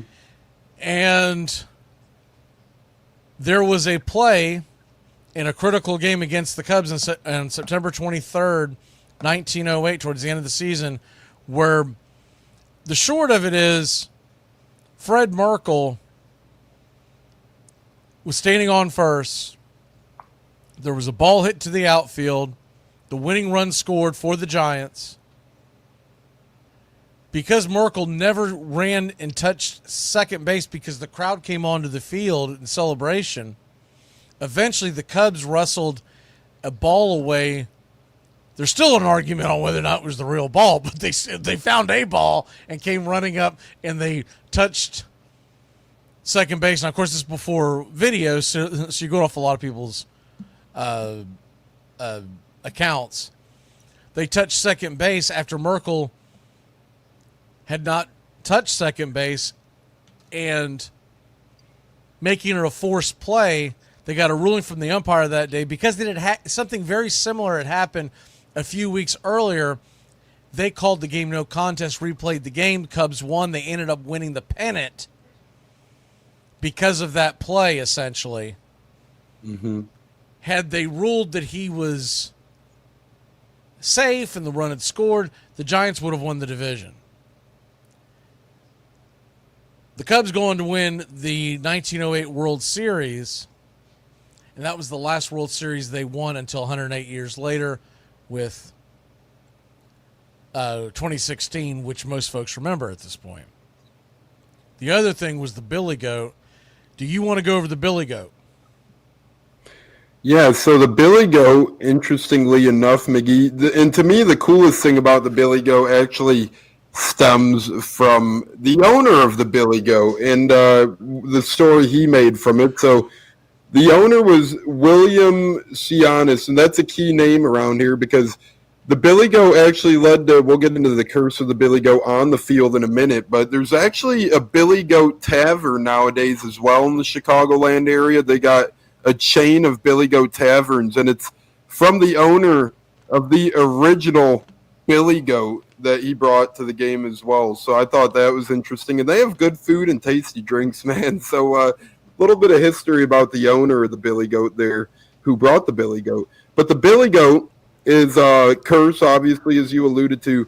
1945 it took place. And, this is where you get the name Murphy Bleachers Bar out there and other things named Murphy. As the owner, William Cianis, his pet goat, was named Murphy. And during Game 4 of the World Series, Murphy the goat was bothering other fans and just kind of causing a riot in Game 4 of the World Series. Could you imagine, McGee, being in your chair and just seeing a goat and seeing a rambunctious goat at that? I mean, you're in a baseball stadium, right? So pretty interesting stuff there. So obviously the ushers and attendants at the game say, hey man, you got to get yourself and your goat out of here. You've been disrupting enough people at this point in time. So then Cianis, the owner of the Billy Goat, outraged, stormed out of there and said, you guys will never win again. The Cubs won't win anymore. You're kicking me and my pet out of here. This is bananas. You guys Can you ain't imagine gonna bringing a goat to a game and expecting to get in? Right. How did they let him in? It was a different time. It was a different time. It's crazy that they got in to begin with. So, right. How imagine, dare you kick my goat out? How dare you bring a damn goat? What are you talking about? Even in modern day baseball, bringing your dog to the game, I think they only have, one day a year where you can bring your dog? This average Joe, William Cianis. Well, that and it's advertised. Correct. Exactly. They normally call it Bark in the Park, and all the stadiums tend to do it. I want to say the Braves do it twice a year. They do it one in the spring and one in the summer. The one they pick in the summer is usually like bloody hot. Like everyone's like, I don't want to go to the stadium. All right, well then go ahead and bring your dogs in. Have them all pass out from heat exhaustion. Because it's always a Sunday afternoon. Because we've always talked about going and taking our dog to the game. But it's just never going to happen. It's a Sunday afternoon. The sun's high in the sky, 1,000 degrees, and they're usually playing like the Royals or something. Like it's never got like we're not driving all the way up there to do that now. Correct. Anyways, I don't finish blame up because I got something about that Billy Goat Tavern that I want to add. Yeah, absolutely. So yada yada yada. Long story short, many interpreted William Cianis saying the Cubs will never win again, meaning a National League pennant ever again for as long as he lived. So to follow that up, the Cubs lost the 1945 World Series to the Tigers, and obviously they weren't in another World Series until just 2016, and they had a couple of chances along the way as well. 1969 against the Mets, the Cubs lost the Black Cat pennant game. Remember that? That was crazy. And then in 1984, the Cubs' first postseason appearance since 1945, the Padres took them out. The Bill Buckner incident where the ball went in between his legs with the Red Sox. He was on the Cubs and the Red Sox. So just a lot of, 1998, Sammy Sosa was the MVP, but then they were swept later in that postseason. The 1989, the Giants beat them after the Cubs won. In 2001, the Cubs lost to the Cardinals. We all know what happened with the Marlins and the whole Steve Bartman thing. So, McGee, it was just time and time and time again, even through 07 and 08 with the Lou Piniella days, 2015 when the Cubs got swept by the Mets. There was just a lot of weird instances throughout all of those games. And the Mets was first baseman in 2015 was named Daniel Murphy, and he joked, not the first GOAT named Murphy to end the Cubs' postseason hopes. Of course, the Billy Goat was named Murphy as well. Yeah, so one of the things, as we'll dive into a lot of the stuff that you just kind of laid out there. So first of all, this Billy Goat Tavern, I find it very interesting. So it opened up in 1934, because when I first read about this story, I never dove into the Billy Goat Tavern until a few days ago, and I was curious, did he open the tavern because of the Billy Goat, or was this already... No, it was already a thing. Been open 11 years.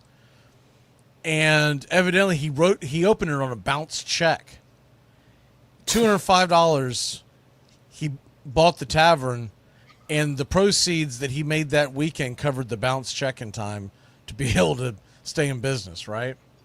That's insane. The funny thing is this. In 1944, evidently Chicago was the home of the 1944 Republican National Convention. And he drummed up business by putting a huge sign in the window that said, "No Republicans allowed." And evidently they flooded the damn bar demanding service. So I don't know what his actual political standings was, if this was just reverse psychology. I don't know. But anyways, it worked. And it kind of put them on the map. And then the next year, they're in the World Series, and the rest is history, right? Mm-hmm. Something to be mentioned about that curse. So in 1908, you had the Merkel Boner, the big controversy. The Cubs had won back-to-back World Series. It was 1907 and 1908. Yes. They make the pennant. They win the pennant in 1910, lose to the Red Sox. 1918, lose to the Babe Ruth Red Sox. That's a famous Red Sox team that it was the final championship team for the Red Sox for many years. Mm-hmm. In 1929, they win the pennant, but lose to the Yankees. Of course, this is 2 years after the 27 Yankees. This is one of the greatest runs in sports history. In 1932, a lot of folks remember the called shot. A lot of folks don't remember it took place in Wrigley Field against the Yankees. Babe Ruth's famous called shot that a lot of folks think that he did. A lot of folks says that he didn't. And it's like one of the famous sports writers said, of all the people that contend one way or the other, if Babe Ruth actually called that shot against the Cubs, the sheer number of people that claim they were at that stadium, he famously said, I forget the sports writer's name, but he said, if as many people were at that stadium watching that game as they have told me in my lifetime, Wrigley Field would seat 500,000 people, right? So there's always someone saying, "Oh, I saw it. Oh, I didn't see it. No, he didn't do it. Yes, he did do it." But still, this is all leading up to the 1945 World Series with the Billy Goat. By the way, the Billy Goat was named Murphy for folks that are wanting to cure it. And I do wonder if that was intertwined with Murphy's Law. I haven't seen anything on that, but it is interesting. If that's why he possibly named it that. But then it's like you were laying out. So you get past 1945, and he's throwing the curse, and he's saying they're never going to play in the World Series again. Never going to World Series. There's a lot of argument on whether or not he meant in his lifetime or if you meant ever, or if you meant as long as they were in Wrigley Field. And if you ask 5 people, they'll give you 7 different answers. But anyways, it's interesting that there was already a curse that was little talked about with Fred Merkel's boner, but once the Billy Goat thing happened, then everyone started talking, well, they've already been cursed. Mm-hmm. All right. Before that, it was, man, they've been really good and just couldn't get to the championship. The Billy Goat thing happened. All of a sudden, Fred Merkel's curse pops up. So, laid out all that. Mm-hmm. I want to take you to 1969. Mm-hmm. The famous Shea Stadium event where the Mets, who were the terrible Mets at this time. The Black Cat. The Black Cat walks in front of Ron Santo on, I think I have a picture of it.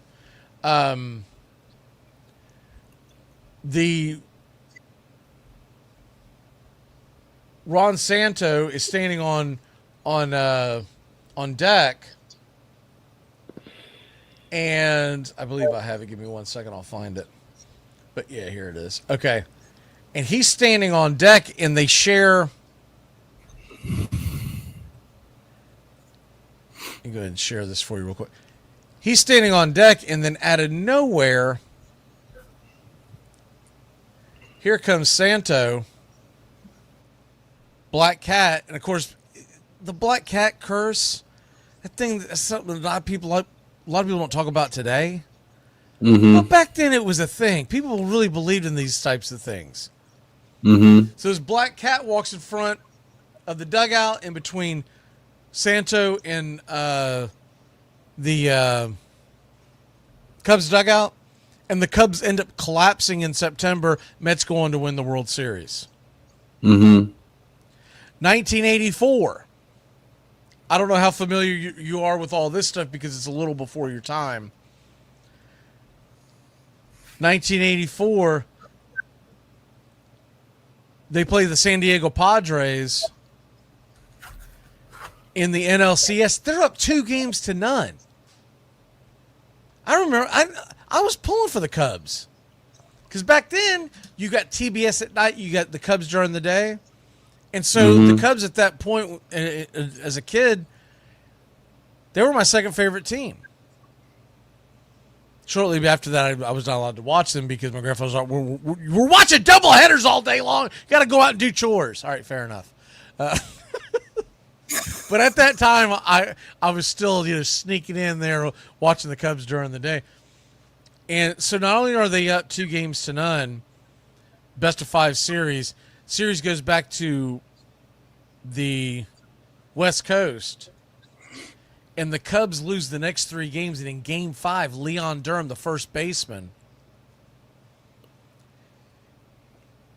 botches an easy ground ball that leads to a 4-run inning that won them Game 5. But before that, the Cubs had the lead. Now, how does this intertwine with other things? 84, Leon Durham. People were talking about that for a couple of years until Bill Buckner, who was an ex-Chicago Cub, was on the Boston Red Sox. And he had a very similar play happen to him that everybody still talks about this day.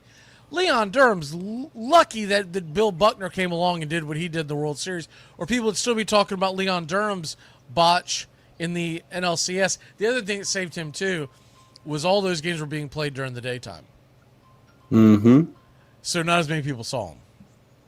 Correct.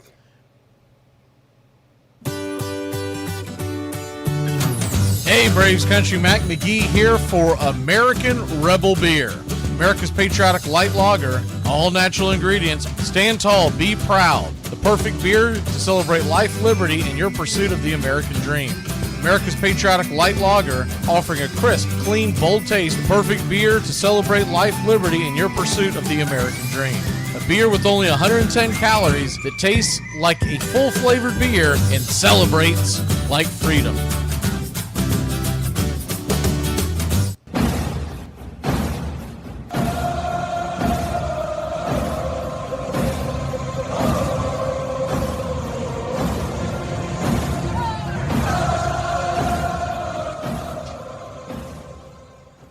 On beer? 7 o'clock in the morning. Scotch? Hey, howdy, hi, and how the hell are you? Pull up an armchair, girls and boys, and join us for Braves Country Baseball. You're listening live as the Braves are on the road, and we're set to bring you pitch by pitch, play by play of your Atlanta Braves. Hi, I'm Mac McGee. Here's your starting lineups for today's action. Leading off and playing left field for your Atlanta Braves, it's Jurickson Profar. 6 home runs, 16 RBI, 4 stolen bases, batting .234. Batting second, playing first, Matt Olson. 19 home runs, 71 RBI, a .264 average. Batting third, the designated hitter, Marcell Ozuna. 19 home runs, 56 RBI, batting .237. Batting cleanup, playing second base, it's Ozzie Albies.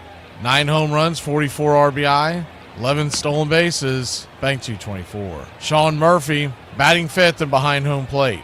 16 home runs, 43 RBI, a .214 average. Michael Harris II is batting sixth and in center field. He's got 12 home runs, 55 RBI, 13 stolen bases, batting .244. Batting seventh and in right, the Book of Eli. 7 home runs, 28 RBI, 8 stolen bases, batting .238. Nacho Alvarez is batting eighth at third. He's got 2 RBIs, a .231 average. Batting ninth, Nick Allen, 18 RBI, 8 stolen bases, batting .222.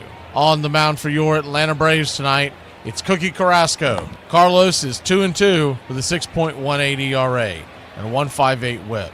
43 innings, 45 hits allowed, 32 strikeouts, 14 walks, 9 home runs served. He'll be going head-to-head with David Peterson, who's 7-5 with a 2.98 ERA, a 1.23 whip, 133 on the innings, 112 on the strikeouts, 119 hits allowed, 45 walks, 9 home runs given up. Backing up David Peterson in the bottom of the first inning, it's Francisco Lindor. 21 home runs, 64 RBI, 18 stolen bases, batting .243. Juan Soto, batting second, playing right. 28 homers, 67 RBI, 18 stolen bases, batting .251.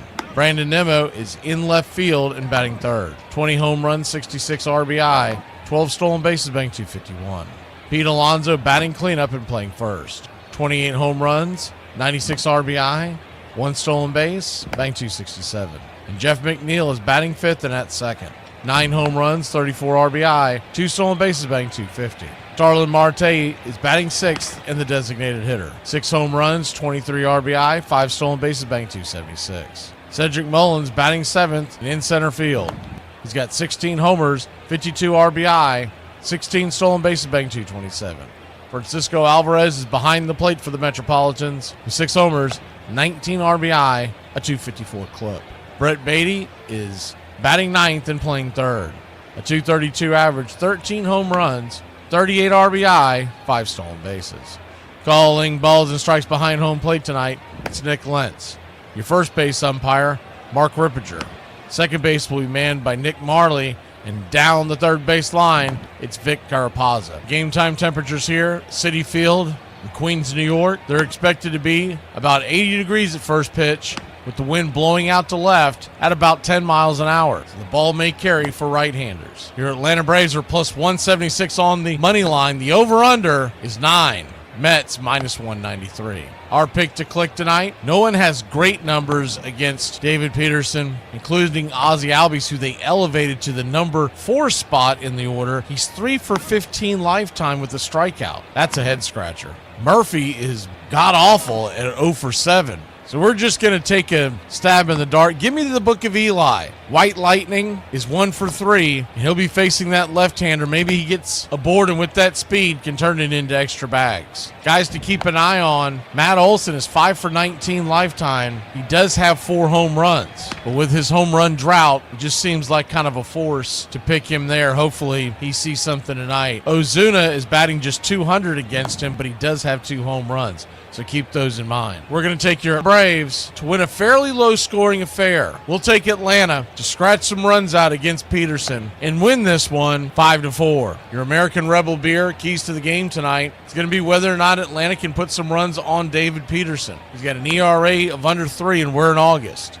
and 133 innings. So it's far from a fluke. Not expecting to see a lot of offense against David Peterson. He normally pitches really well against the Braves. Only 2 guys in the lineup have ever seen Cookie Carrasco. Juan Soto, who's 2 for 10 with a homer. Cedric Mullins is 2 for 9. So the idea would be the first time through the order, Carrasco, though he's not what he used to be, may have some success the first time, maybe even the second time through the order. But if we're here to win games, they've got to be aggressive because Carrasco gets progressively worse at a much higher clip every time he goes through the order. And though that's common for most starters, it's really gotten bad as he has aged. And he has also fought injuries. So it's not all just father time. Put your click in the chat, slap that like, and let's get ready, Braves Country.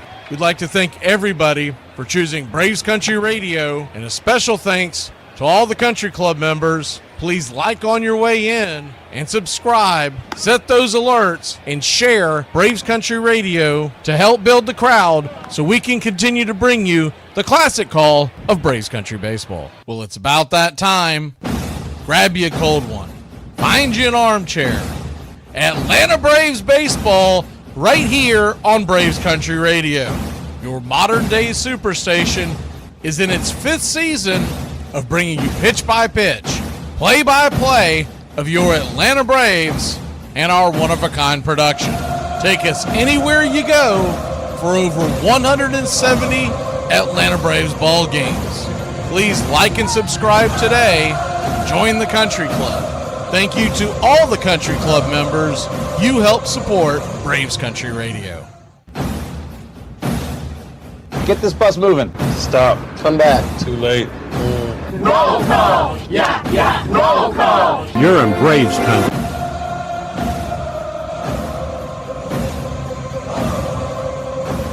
Oh, baby! Here we go.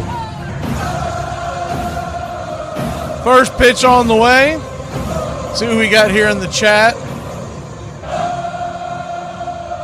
We're starting at the 8:45 chop line that I put in the chat.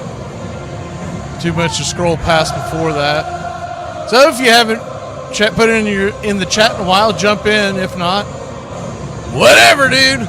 Good to see you, George Pearson, Velvet, Country Club members John and Mark Ricky Ricardo, Lucy, he's home, Royal Pita, Gary the Real McCoy, Tree Nug is back. We also have Justin, Timothy. That's it. That's all I see right now. So if you haven't chatted in a while, I know Uncle Charlie's here. Other than that, we've already got Mark, so there you go. Truth Handler, there you go. See if we got anybody else. If not, we might take a quick break and then jump back into this. We got first pitch coming up here in a few minutes. Russell James.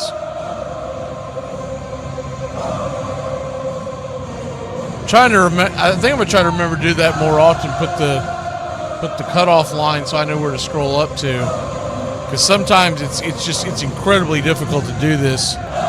B.A. Baracus, good to see you. Justin Hightower, Country Club members. You have everybody chatting back and forth, which is what we want, but it's hard for me to read it, scroll back and forth, and I got 3 other things that I'm doing at once. So I think we're going to start doing that. I like it better this way. Nope, didn't miss a bunch, Brian. Try to keep up. I explained it. You missed a bunch. Evidently, you missed a ton. We're just about set for pitch-by-pitch, play-by-play, your Atlanta Braves. We're going to take a real quick break. When we come back, get you set for first pitch. We send everything out to the radio stations. Any radio stations having any of your audio issues, let me know. We're good to go on the YouTube end, but we're doing a sound check right now for those of y'all running the production on those radio stations. We'll be back in a flash here on Braves Country. Hey, Braves Country, Mac McGee here for American Rebel Beer, America's patriotic light lager All natural ingredients. Stand tall, be proud. The perfect beer to celebrate life, liberty, and your pursuit of the American dream. America's patriotic light lager, offering a crisp, clean, bold taste. The perfect beer to celebrate life, liberty, and your pursuit of the American dream. A beer with only 110 calories that tastes like a full-flavored beer and celebrates like freedom.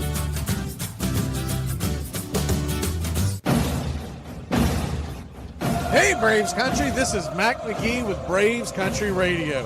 We are bringing you pitch by pitch, play-by-play of your Atlanta Braves all year long. Join the Country Club today. Help support Braves Country Radio. Join the Country Club today. It helps us bring you more of the game we all love. Braves Country Radio, your home for the classic call of Braves Country Baseball.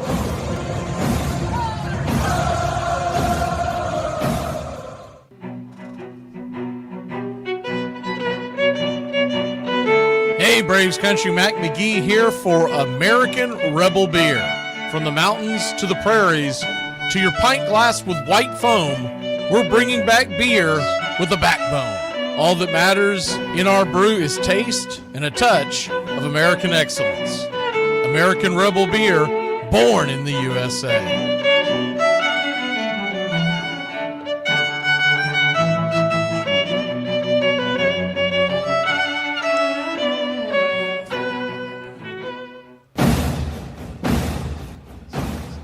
Ladies and gentlemen, we interrupt our program of dance music to bring you a special bulletin from the radio news. Sit quietly and we will control all that you see and hear. There is nothing wrong. You are about to participate in a great adventure. You are about to experience the awe and mystery. You unlock this door with the key of imagination.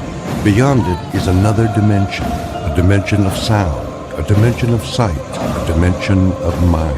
You're moving into a land of both things and ideas.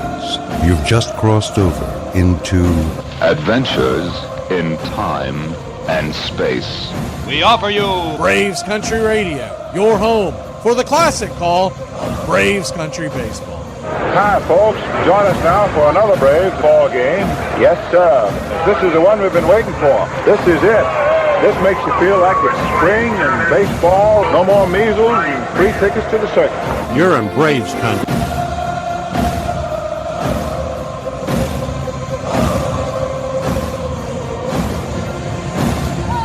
This is a reminder, disorderly conduct will not be tolerated. Please respect your fellow fan and refrain from any unruly behavior. Failure to comply with these guidelines will result in ejection.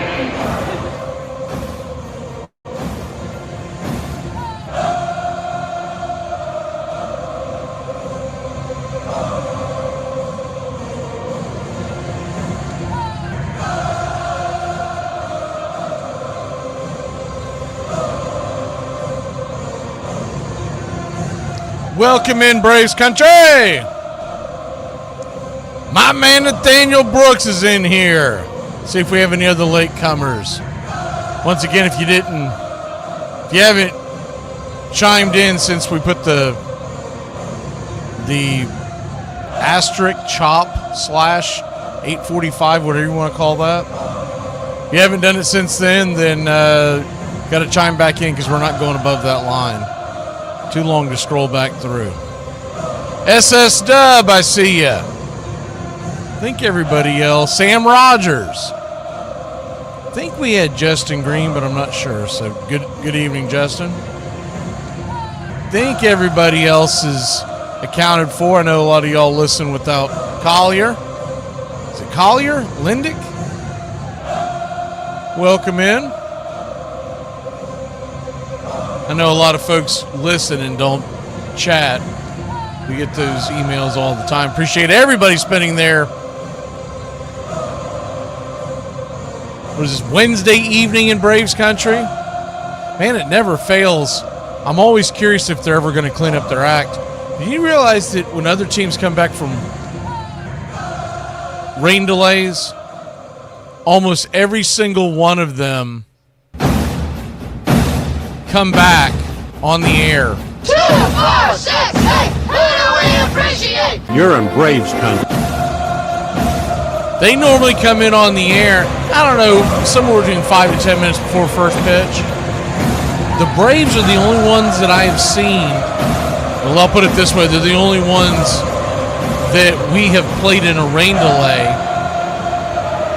All of our other opponents, they all come back somewhere between 5 to 10 minutes before.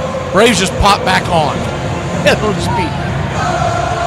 That's why I'm always having to scroll to find out what time they're going to come on, because they'll just pop back on and within 30 seconds the pitch is being thrown. Someone is phoning it in. I don't know if it's the production team or if it's the broadcasters themselves. I'd say it's probably the production team, because the broadcasters probably are locked and loaded and ready to go on the air. Somebody's spitting a bit. Beckett?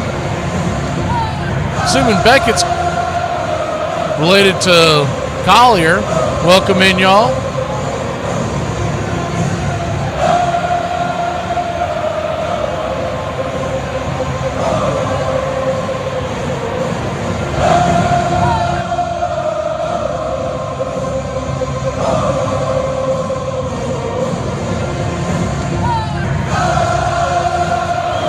New York Mets are wearing their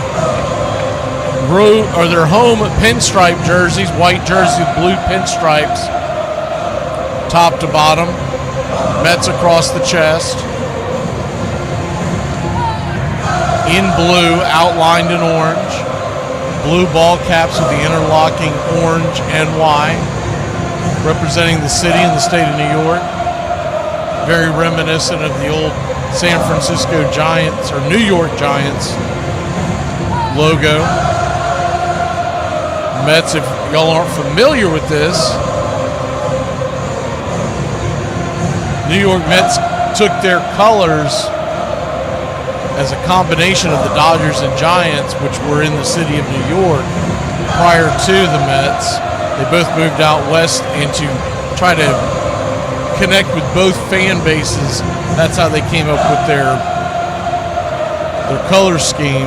The orange for the Giants, a little bit of black, and the blue and white for the Dodgers. So if you've ever wondered why the Mets have orange and blue colors, blue and orange, I think is how they reference it.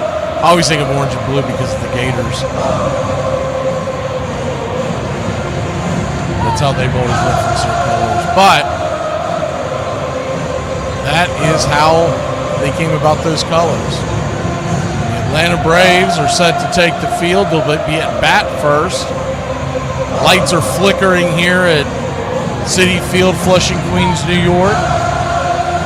They like to pump up the crowd with a little bit of music, a little light flickering. So that's what they got going on here.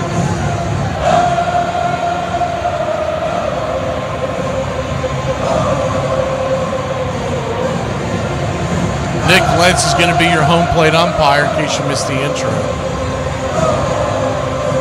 Vic Carapazza is at third. At first is Rippinger. At second is Marley. David Peterson's firing his final warm-up tosses. We are just about set for pitch-by-pitch, play-by-play of your Atlanta Braves. And we will put the board up on the screen to prevent y'all from having to see the screen shake around when it comes in.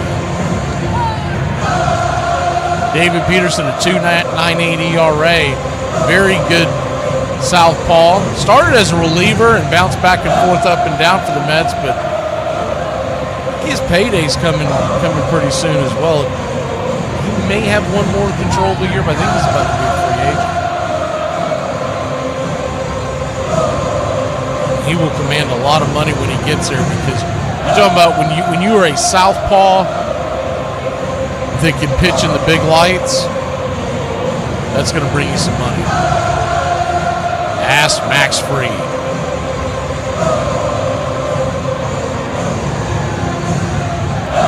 Braves are in their, what I like to call their Friday night reds, gray pants. Braves across the chest in blue, outlined in white, tomahawk underneath. blue ball caps, red bill, white A, representing the city of Atlanta. Normally, your home team has their nickname on the chest, and the road team has the city that they represent. But the Braves wear this jersey in Atlanta. To my knowledge, they've never made an alternate with Atlanta on the chest. We're just about set for pitch-by-pitch, play-by-play of your Atlanta Braves. Wait for the 3D to kick in. And yes, sir, it is baseball time in Braves country. First pitch on the way is fouled back out of play by Profar. It's 0-1. Here we go. Now it comes in. Lefty-righty matchup. The 0-1. Swing. Rips it through the hole. That's through for a base hit. And the jerk store gets us going, baby. Let's go, Braves country. Profar, pro good. Well, the jerk store, Cole. They're running out of you. It's smart. It's a smart line, and a smart crowd will appreciate it. And I'm not going to dumb it down for some bonehead mass audience. Lefty-righty matchup. Or lefty-lefty matchup, excuse me. We'll pull the screen back so you can see the first pitch on the way to Matt Olson is right there for a strike. It's 0-1. Runner at first.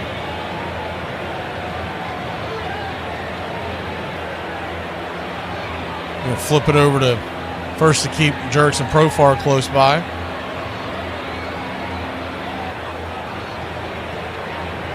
Peterson.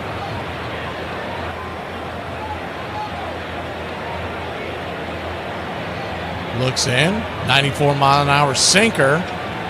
Kisses the inside block. It's 0-2.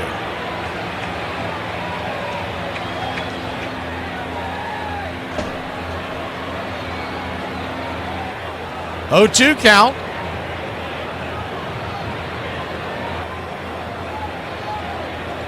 Brings it. Swing. Chops it over to first. Could be a double play. Profar ran out of the baseline. I don't know what in the hell he did. He may get something called here on him. So you got a 3-6-3 double play attempt. Olsen beat the throw, and I don't think they're going to challenge it. But Profar's lucky that they didn't call. He ran out of the base paths and into Pete Alonso's throwing lane. He was doing it to get out of the way. He didn't do it intentionally. That's why you're supposed to just run down the line, because he ran out of the base paths. And rightfully so, some of the Mets broadcasters are complaining about it. They could have called interference and they'd both be white clean, but they didn't. So, runner at first, one out. First pitch on the way to Ozuna is up top, four-seam fastball. It's 1-0. And I miscalled that. It wasn't 3-6 to 3. It's 3-6 to 1. Peterson missed the bag by his foot, and that's how Olsen ended up beating it out. The 1-0. 92, top shelf, 2-0. So a 2-0 count. The outfield defense tonight for the Mets, left to right, it's Nimmo, Mullins, and Soto, just like last night. And the infield around the horn the same. Beatty, Lindor, McNeil, and Alonso. Alvarez behind the plate. The 2-0, chop foul, 2-1.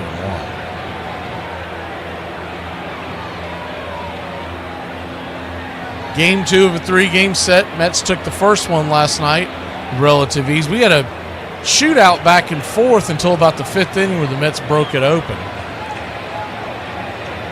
winning the game 13-5. The 2-1 trots it over towards third. It's going to be a 5-4-3. Did not get the double play. The throw once again pulls this time Alonso off the bag and will live to tell the tale.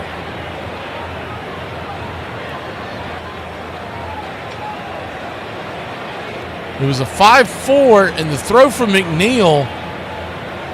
Let's see a better look from that. It's a little wide, but honest engine, Pete Alonso is a very bad defensive first baseman. So Matt Olson's going to make that stretch and make it with these. Alonso was falling over himself and stumbling. Ozzie Albies batting cleanup tonight. Takes the first pitch up top for a strike.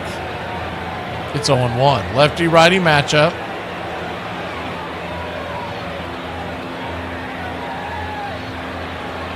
The 0-1.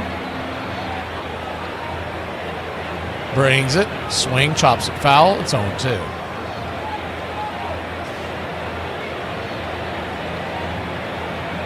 Oh-2 count. David Peterson.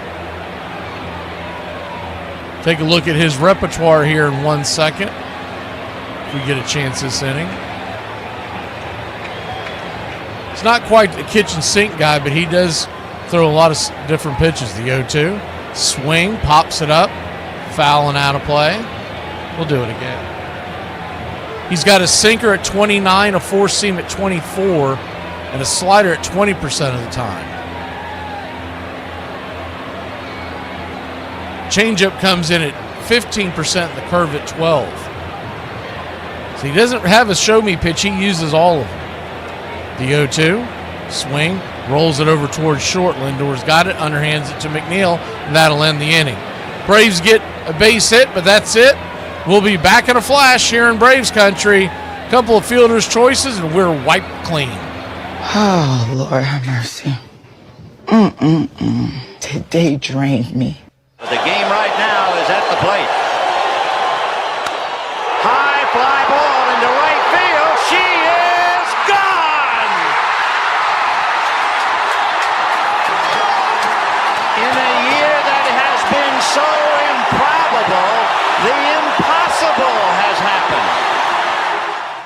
To all the celebrities that said they were going to leave the United States, we'll help you pack. Fastball is a high drive into deep left center field. Buckner goes back to the fence. It is gone. What a marvelous moment for baseball. What a marvelous moment for Atlanta and the state of Georgia. What a marvelous moment for the country and the world. A black man is getting a standing ovation in the Deep South for breaking a record of an all-time baseball idol. And it is a great moment for all of us, and particularly for Henry Aaron, who was met at home plate not only by every member of the Braves, but by his father and mother. He threw his arms around his father, and as he left the home plate area, his mother came running across the grass, threw her arms around his neck, kissed him for all she was worth. Tremendous strain and relief of what it must have been like to live with for the past several months. It is over. At 10 minutes after 9 in Atlanta, Georgia, Henry Aaron has eclipsed the mark set by Babe Ruth. You're listening to Braves Country Radio with Mac McGee, the classic call of Braves Country Baseball.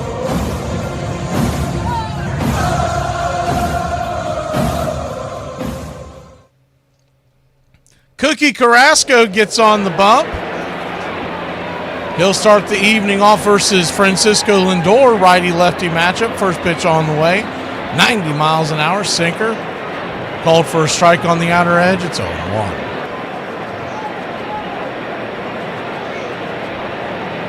The 0-1. Outside wide. Four-seam fastball misses. 1-1. 1-1 count. Brings it. Bender. Top of the zone. 2-1. See if we can get a good angle here. Nah, they got it messed up again. The 2-1 pitch. Swing! That ball's belted down the right field line. That is into the corner. Extra bases for Lindor. He turns first, heading to second. Eli White chucks it back into the infield, and it's a leadoff double for the Metropolitans. Hard hit ball down in there in the corner. A hanging breaker. It's curveball. Top of this Mets lineup is just way too good to have pitches hanging like that.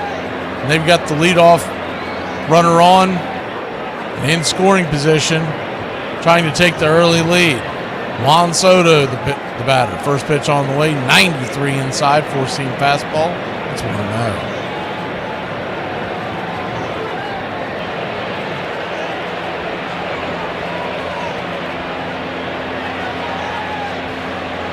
1-0. Four-seam, down below the knees, ball 2-0.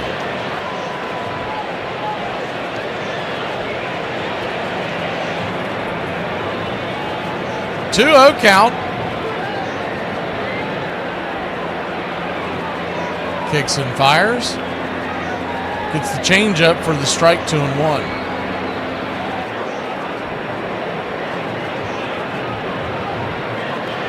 Braves nothing, Mets nothing, just getting going here in the bottom of the first inning. Righty-lefty, here's the pitch. Inside, sinker misses. Ball 3-1. Standing on deck is Brandon Nimmo. In the hole is Pete Alonso.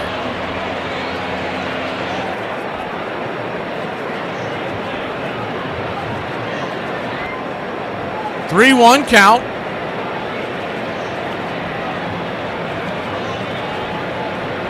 Inside, ball 4. So Cookie Carrasco starting off with a nightmare first inning. Gives up a double, walks Soto. And now you got runners on first and second with nobody out. And Brandon Nimmo coming to the plate. The Mets teams struggled mightily till last night. You wonder if that might have put a pep in their step. They'd won one game before last night since the trade deadline. One game since August 28th.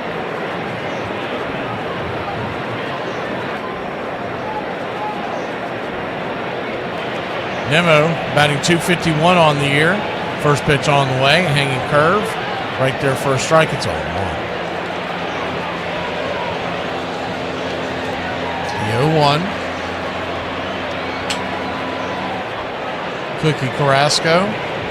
Take a look at his repertoire here in a second. The 0-1 outside wide. Left to right across the outfield for the Braves tonight. It's Profar, Michael Harris, and Eli White. Around the horn, Nacho, Allen, Ozzie to Olsen. Smurf behind the plate, Drake getting the night off. 1-1 count. Swing, chops it foul, 1-2.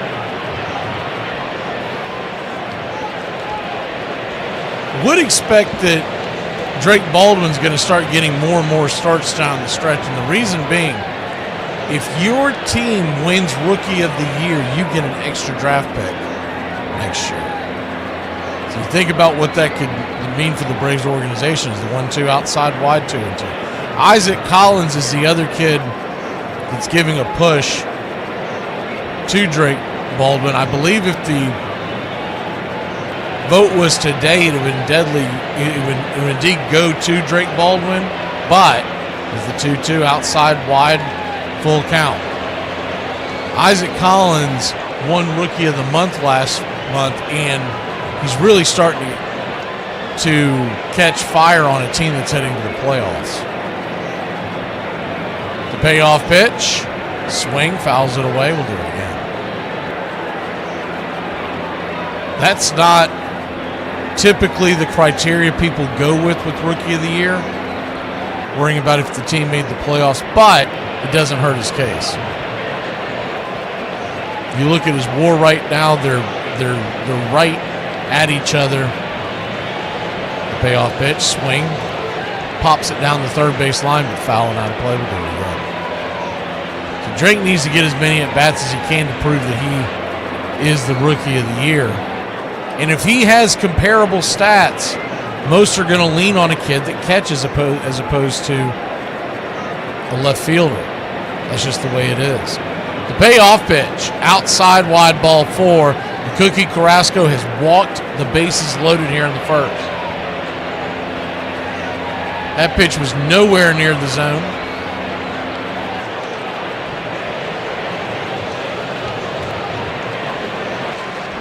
Pete Alonso comes to the plate, who became the all-time New York Mets home run leader in their franchise history. with number 253 and 254 last night. First pitch on the way, 90 up top. For a strike, it's 0-1.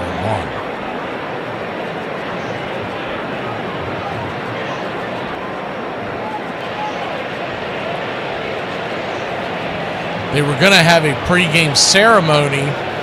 It was canceled because of the weather tonight. Swing, slaps it into center field, down for a base hit. 1 run will score. It's 1-0 Mets. Throw comes into the infield. 2 runs will score. And the Mets have taken a 2-0 lead. Still nobody out. Runners on first and second. So they have pushed Alonso's ceremony off of tonight. Just more proof that God is a Braves fan. I do believe they're going to try to get it in tomorrow night. Carrasco's just laying some flat curves up there, and they're smacking them.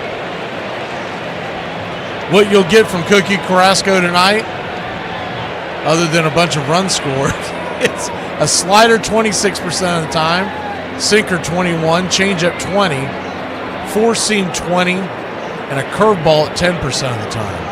So a pretty even hand on most of his pitches.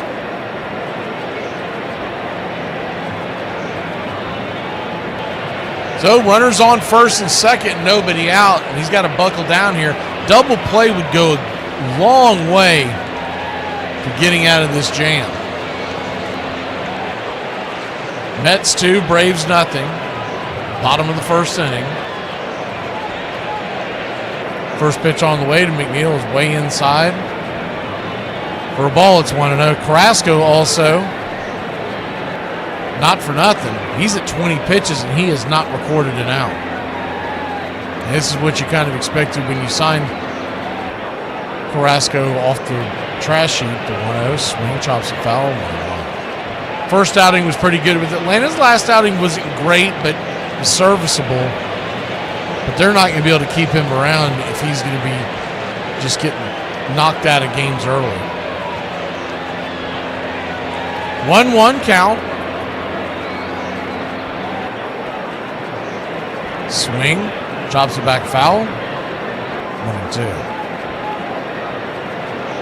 Jeff McNeil batting .250 on the year, 9 homers, 34 ribbies, a .775 OPS. He's got a 1-2 count.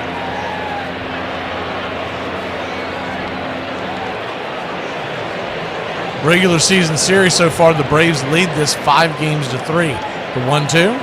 Check swing. Did he go around? He did. Strike 3. Got him with the bender. He went after it. Rhett McNeil does not like it. 1 away. Taking another look at it. Oh, yeah, he offered. I don't even have to see the side view. The side view is even more. He definitely went around. If you're ever wondering what the criteria for a strike on third or first base, check swings. Is the first pitch on the way? Sinker. Did he go around? First base umpire, Mark Rippinger, says he did not. It's 1-0. It's up to the umpire at that base. When it's all said and done, is the 1-0 chops it foul, 1-1. You'll have all these analysts that'll tell you, oh, he offered, oh, his bat broke the plane, the this, the that, the blah, blah, blah, blah, blah. None of that matters. All it says in the rule book is, was the intent there to offer and swing at the pitch. That's it. That's the bottom line. 1-1, down and in, change up to him. So it's really the only rule in the rule book in Major League Baseball that is 100% up to interpretation. 2-1 count. Inside. Did he go around? 3-1. And that's really all a strike has ever been on a swinging strike, even from the home plate umpire. But nowadays, they always seem to pass the buck to first or third base. The 3-1 to Marte. Swing and a miss. Slider, 3-2.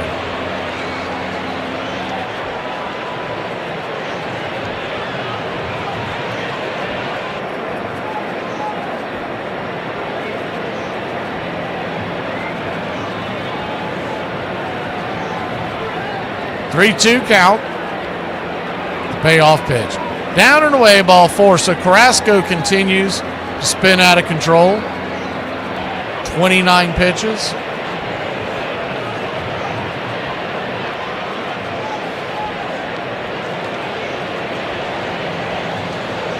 Kerry says there's nothing wrong with the Braves. Kerry, I can tell you haven't watched the Braves much this year. There is a ton wrong with the Braves. Good to see you in the chat tonight, Kerry. First pitch on the way to Mullins is swung on and chopped foul. It's on 1. I'm excited for your Reds. I'm pulling for them. I want to see them get in the playoffs. They're making a good little push at that wild card. And I love Tito. He is my favorite manager in all of baseball. The 0-1. Outside wide one. 1-1 count. There's a few up there that are, to me, are the cream of the crop, and Tito's definitely, he's by far my favorite, just because he's a great interview. 1-1, bases loaded, 1 out, the pitch. High and inside, ball 2, 2-1.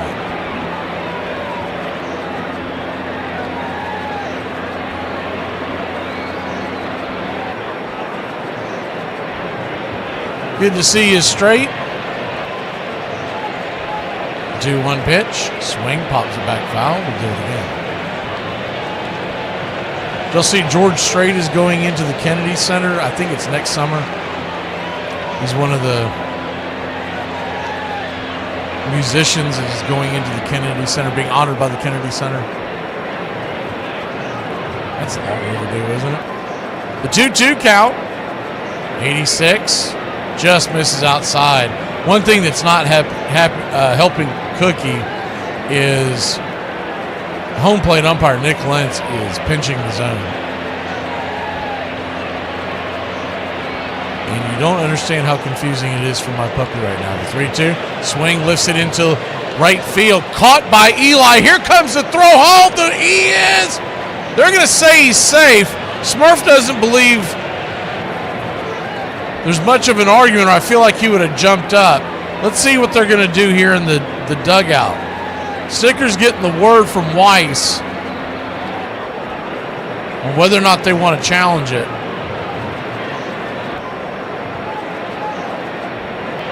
It was a great throw by Eli. He caught that ball at his shoelaces, fired it home. Man, that is close. He's probably safe. Man, that was a great catch. To still have enough muster to get it on there when you're off balance.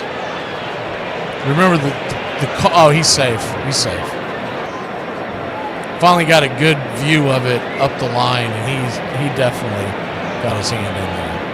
So 3-0 the score. Are they challenging us? They haven't given the official word. It looks like they are. That's a challenge.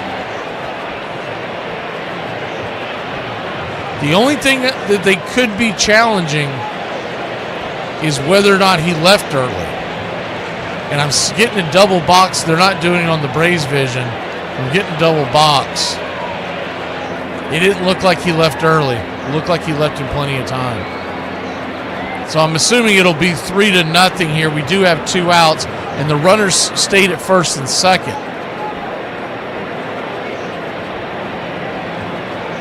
Can't be understated how good of a throw that was by Eli, even though it looks like it was just a hair late. But on the throw up the lane,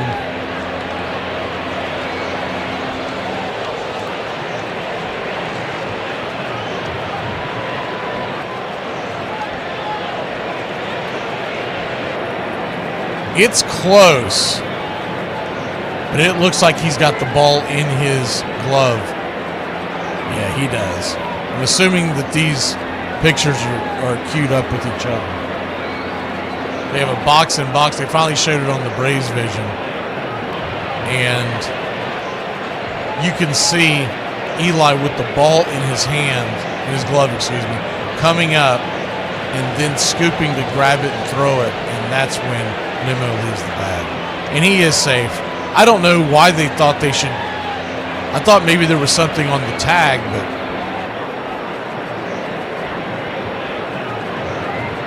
the Braves lose the challenge. And that's coming from above. That's the slide, he definitely beat it. At first you couldn't tell from the far back view, but once they closed up on it, it was close, but when you slow it down, you realize he definitely made it in. 3-0 your score. Francisco Alvarez takes a slider at the knees. Called for a ball, looked like it hit the zone. It did. It's 1-0. Righty-righty matchup. Carrasco, 36 pitches. Slider right there on the outer edge. Braves trail 3-0, but the other big thing, Carrasco creeping up on the 40-pitch mark, and not just in one inning, but in the first inning. 1-1 count. Right there, first strike, 1-2.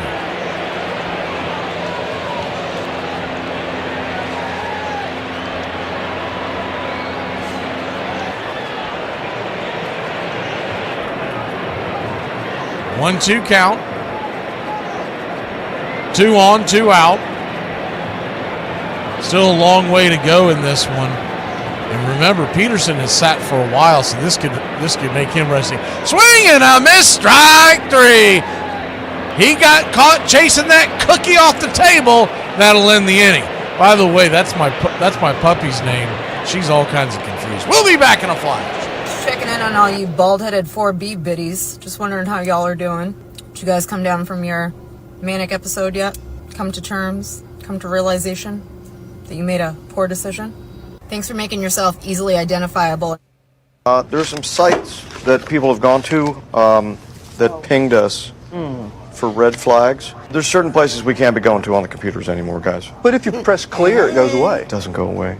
Not really. What? Here's the problem. What I found out. What? What is clear for? No. Clear history. The clear history button, what it actually does is sends the history up the chain of command. But they can't do that. That's not what clear means. No, that's not what clear means. That's entrapment.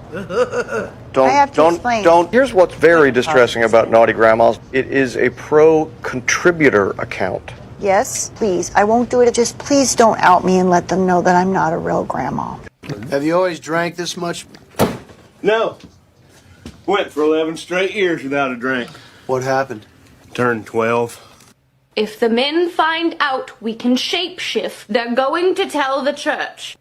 In 1981, a 20-year-old left-hander with a funky windup and a confounding breaking ball burst onto the scene and created a phenomenon so rare it ultimately bore his name, Fernando Mania. Valenzuela is great. I love him. The Dodgers are #1. He's the greatest, and I think everybody here has Fernando fever. Fernando Valenzuela did not possess a blazing fastball, but his screwball, thrown by pronating his elbow to create movement in the opposite direction, befuddled hitters. Valenzuela delivers. Screwball. Got him swinging. His delivery added to his allure. Fernando would lift his arms up over his head, then briefly turn his gaze to the bill of his cap before striding towards home plate.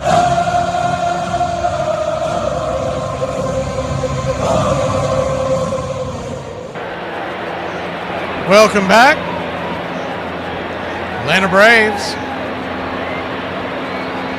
trail by 3, but it could have been a lot worse. What they really need to do is eat some pitches and work the counts in this inning, give Cookie Carrasco a fighting chance and a breather on the bench. First pitch on the way. It's a strike right down Main Street. Sean Murphy, it's on 1. If anybody knows that, it's Sean Murphy. He's been behind the plate the whole time with him. 1. Hanging curveball, top of the zone, misses. 1-1. So it's Carey's birthday, is that right? The 1-1 count. Swing, chops it over to third. That's a fair ball, unfortunately. 5-3 put out, 1 away. Happy birthday, Carey.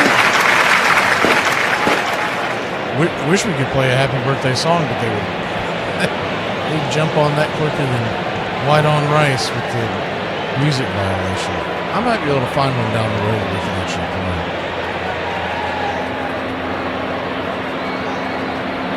Michael Harris, the second lefty-lefty matchup. First pitch on the way. Swing, fouls it away. It's on.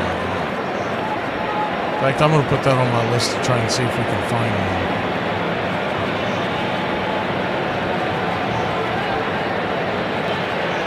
one. 0-1 count. Swing. Fouls it away. It's 0-2.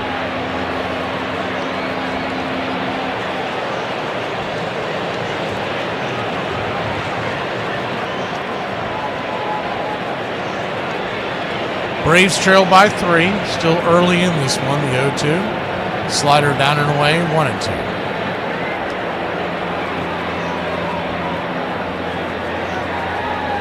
Tomorrow morning, you football fans, we got Armchair Quarterback Radio Show comes back tomorrow morning. 9 to, we're going to keep it a little tighter going forward. Probably get off around 9:45 most days.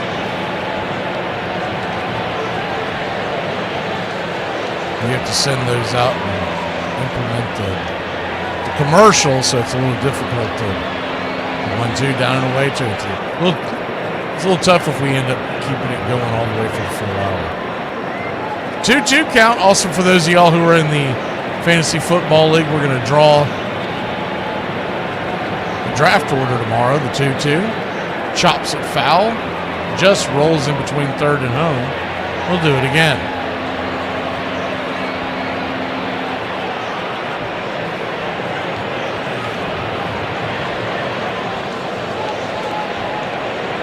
I'm glad you're in here on your birthday, Carrie.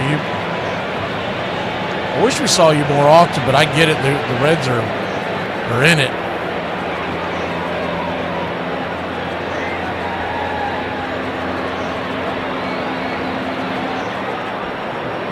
Two count. Speaking of that, we'll hit the out-of-town scoreboard here in a second.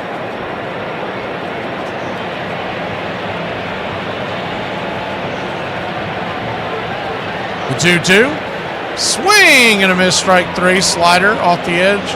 1 away. Carey's Reds put a snowman on the Phillies. Man, y'all are stomping the Phillies this week. 8-0. That was after, what was it, 6-1 last night, I think it was. Padres 11-1 winners over the Giants. Rangers lose to the Diamondbacks 6-4.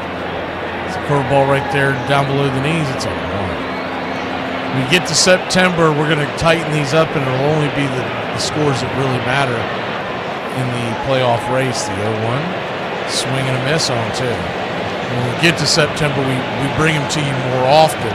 That's why we kind of tighten them up. And we won't be giving you Rockies and Cardinals score. The Colorado beat St. Louis 6-5. The 0-2 misses high, 1-2. Brewers continue, man. My word, 12-5 over the Pirates. They continue rolling. Tigers 1-0 over the White Sox in Chicago. That's a final. The 1-2. Caught looking, strike 3. Curveball. Locked him up. That'll end the inning. Braves go down 1-2-3. They did make them work, so hopefully Cookie can bounce back here in inning number 2. Well, what can I say? I'm just the type of guy who tells it like it is. And sometimes, just between me and you, I tell it like it isn't. People can't say, wow, she's really let herself go. If I never had it to begin with, it's a perfect crime. Remember, spread your cheeks could be another way to say smile. Until we meet again! Is there any bigger lie in a marriage than when you wake up your snoring husband on the couch and he looks you dead in the eye and says, I wasn't sleeping? In there, strike 3, and he has struck out the side. Fernando started opening day for the Dodgers in 1981 and went on to win each of his first 8 starts, 5 via shutout, posting a 0.50 ERA to begin the season. He ultimately became the first player, and still the only, to win Rookie of the Year and Cy Young in the same season. Although others came before him, Fernando Valenzuela established himself as the first Mexican superstar in the major leagues. Starring in LA made him an icon. He was their hero, which was great. They needed a hero, and he represented their country in the highest degree of class, dignity, and character. Fernando made 6 All-Star teams throughout his career. He led the NL with 21 wins and 20 complete games in 1986. And on April 27th, 1990, in his final season with the Dodgers, he threw a no-hitter against the Cardinals. Fernando Valenzuela has pitched a no-hitter. After 5 additional stops, Fernando retired in 1997. He eventually returned to the Dodgers as a Spanish-language analyst for radio and TV broadcasts. Ladies and gentlemen, Fernando Valenzuela. Your home for the classic call of Braves Country Baseball. All right, let's get a 1-2-3 going here, Cookie Carrasco. Bottom of the second we go. First pitch swinging by Beatty, the number 9 hitter. 8 Mets came to home plate in the first inning. He fouls it straight back. It's 0-1. There's your answer in the chat, Tree Nugget, where it was 4:20 a second ago. The 0-1. Outside wide, 1. I'm not sure how to pronounce that. Aleutian Islands? I don't know. It'll be 4:20 in Hawaii in about an hour. 1-1 count. Up top for a strike, 4-seam fastball, 1-2.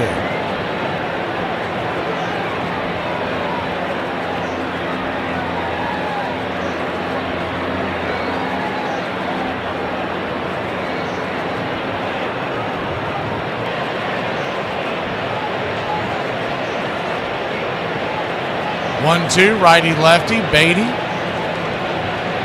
digs in, the pitch on the way, high and inside, nowhere near the zone,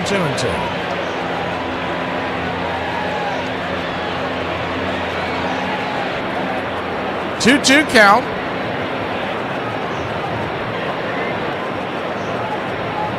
Change up below the knees, full count.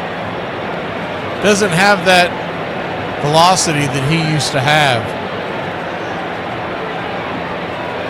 Really makes a difference when he's trying to keep a batter off balance. 3-2, chopped hard over to first, second. But Ozzie Albies has it, flips it to first. 4-3, 1 away. Good play by Ozzie. That was a 2-hopper, then the second hop was a short hop into the glove.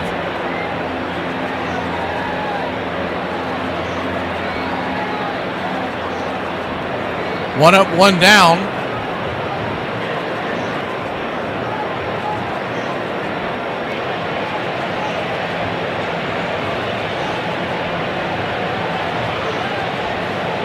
Francisco Lindor, the batter.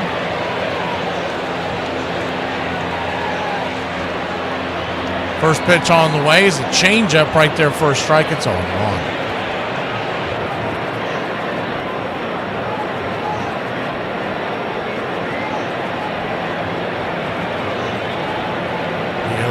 Swing, lifts it into right field, down for a base hit.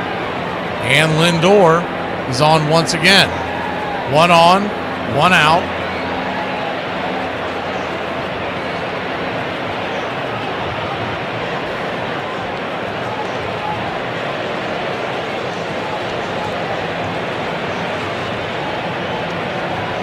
Braves trail 3-0. A double play can get us out of this mess.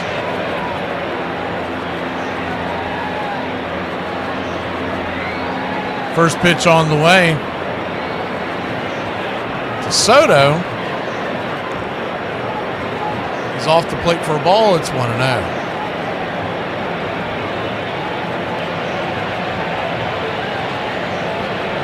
1-0. Swing! That ball's belted deep into center field. She's gone. 5-0 your score. Juan Soto clocks his 29th home run of the year. And the Mets up on top early, 5-0.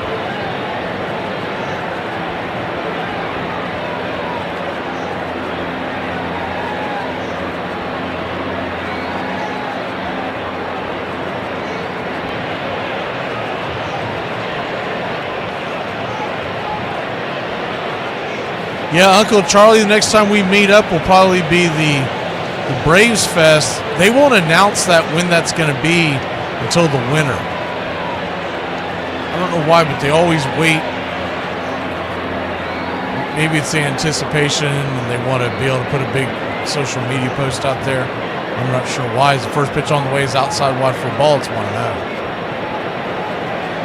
There's a Braves Fan Fest that takes place in Atlanta. Typically late January, early February. It's always on a Saturday. So it's something that people can just come up for the day.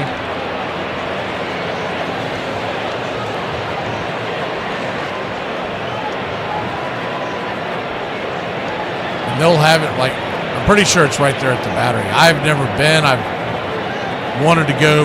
And this year we were going to go, and then they canceled it because of the All-Star game is what they blamed it on. 2-1 count to Nimmo. Pitch on the way, swing, slaps it to center field, down for a base hit. Harris cuts it off, fires it back into the infield, but it's going to be a one-out double for Nimmo and the Mets. And once again, we won't know until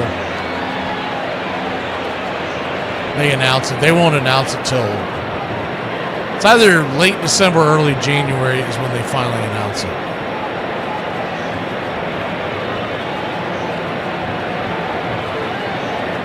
Yeah, me too, Charlie. First pitch on the way to Alonso is down the way for a ball. It's 1-0. And I'm probably going to come in for a couple of days just because I don't want to fly in and fly out. I want to kind of take in. I mean, I'm sure there's not a lot to take in in Atlanta and the cold weather months, but there's enough restaurants and bars around there. 1-0 right there at the knees is 1-1 count.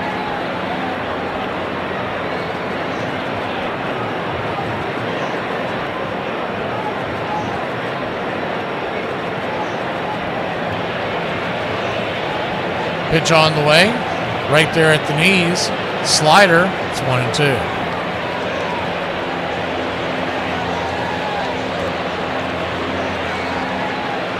A lot of times there are players there that are, now they don't announce who it's going to be. The 2-1 rolls it down the third base line, just foul. 2-2. There will be players there at different things where I don't know what the meaning part of it is, but I do know you can hear them speak. But like I said, I've never been to one. I've only seen clips of it. It's always looked pretty cool.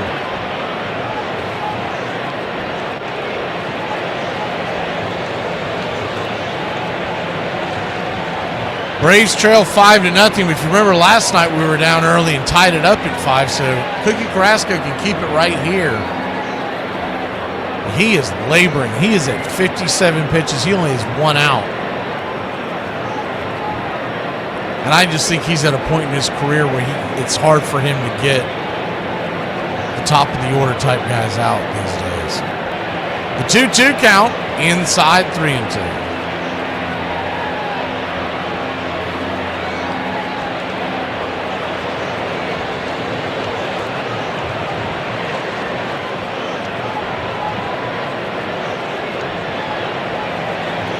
Payoff pitch. Carrasco comes set. Swing! Pops it up. Can of corn. Who wants it? Harris has to come running in. It went a little further than I thought. Very shallow center field. I thought Ozzie was going to have a chance at it, but he probably could have caught it if Harris wasn't going to be there. 2 down. F8 in your scoreboard.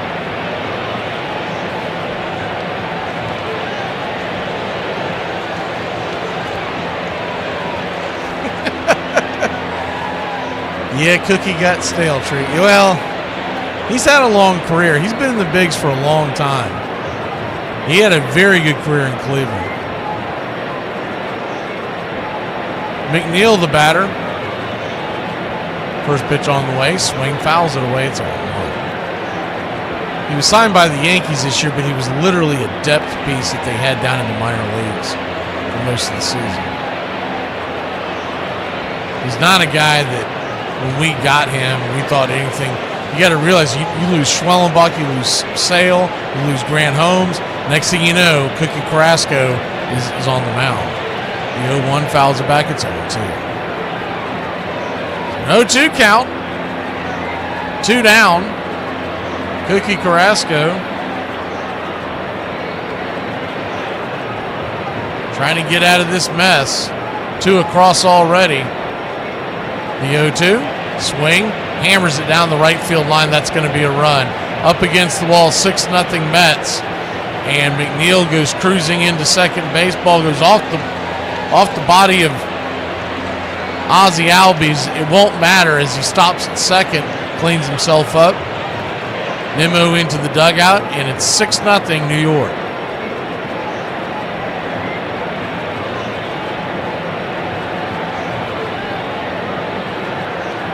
Just another hanger.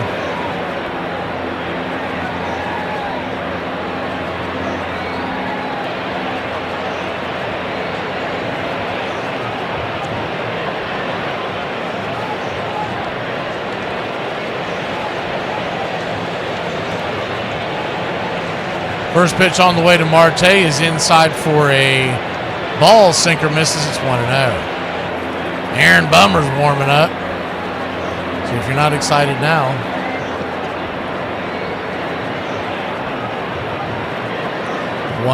Inside misses. 2-0.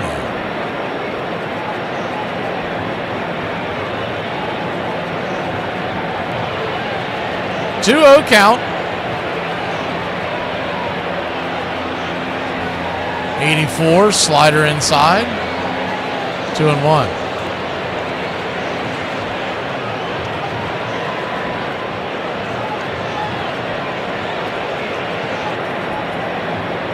The 2-1 pitch, swing and a miss, change up. 2-2.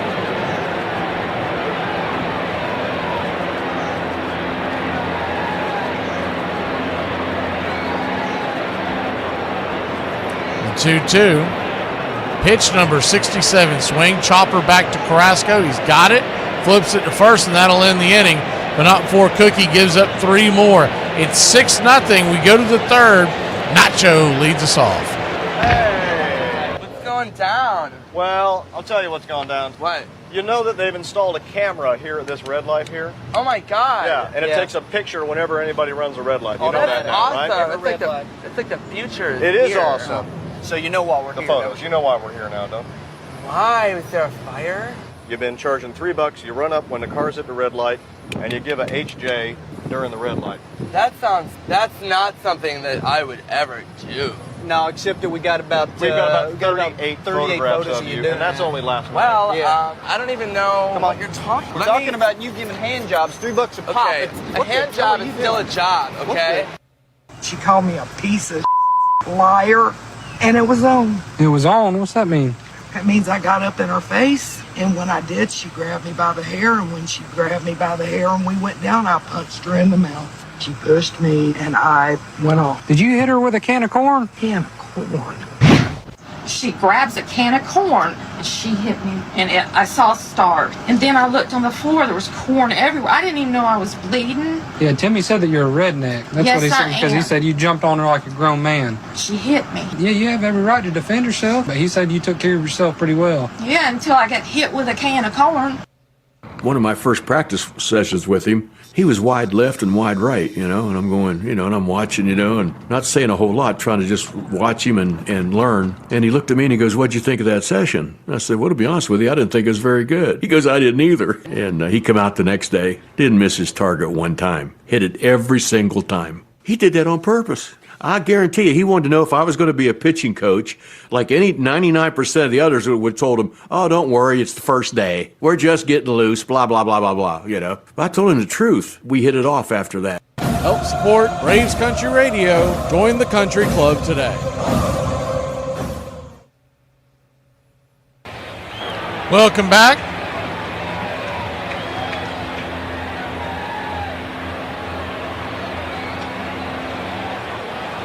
Nacho Alvarez will stand in. First pitch on the way is a high curveball out of the zone. It's 1-0.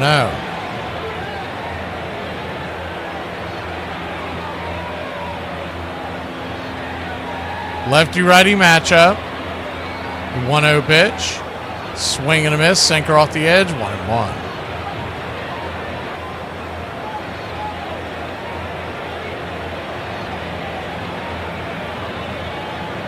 They set up inside the 1-1. Swing pops it back foul. 1-2.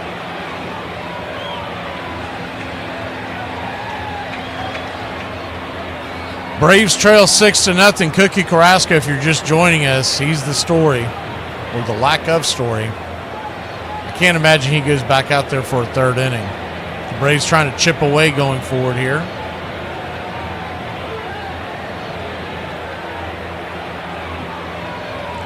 The 1-2 chops it foul. We'll do it again. Nacho Alvarez, 2 RBIs on the year.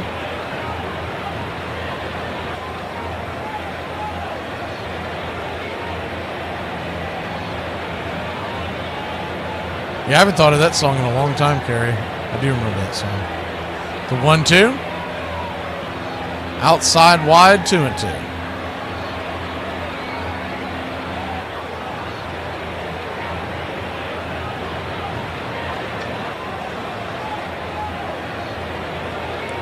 The 2-2 pitch. 93 up top, misses. Full count, so full count to Nacho Alvarez.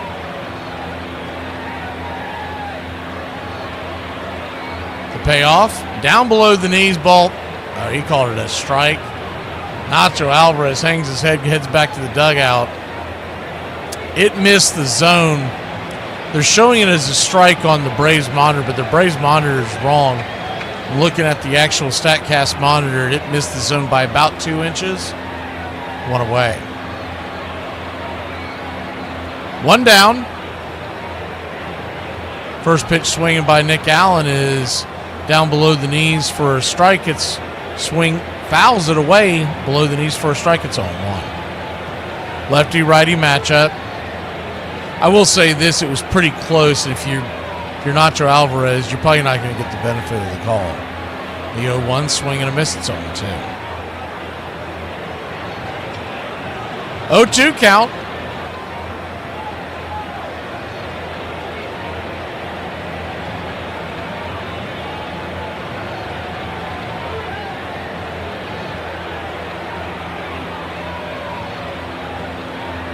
Peterson brings it, swing, dribbles it towards the hole. Here comes the long throw by Francisco Lindor. It will not be in time, and an infield single just in the nick of time. Nick Allen gets on. Hitting, not about muscle. It's simple physics. Calculate the velocity V in relation to the trajectory T, in which G, gravity, of course, remains a constant. That was a rainbow, no chance. It's kind of fortunate that Pete Alonso came up with that because he is not known for his glove. And he had to leave the base and get to the top of his jump. Lefty-righty matchup, first pitch on the way to Profar is smoked through the hole, and let's go, baby. Allen's going first to third. They're running out of you. Runners on the corners and just 1 away. It's a smart line, and a smart crowd will appreciate it. And I'm not going to dumb it down for some bonehead mass audience. Profar really starting to swing the bat well here recently. Hard chopper that smacked the mound and headed to center field.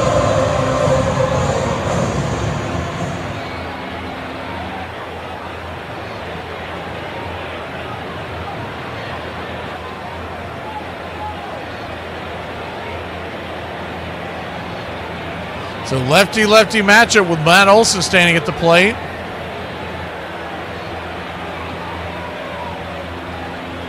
We'll move it back. First pitch on the way, swing, fouls it away. It's 0-1.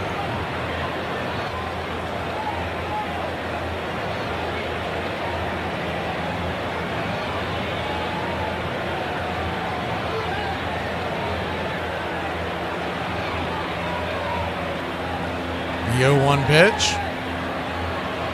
Kicks and fires. Out and away. 1-1.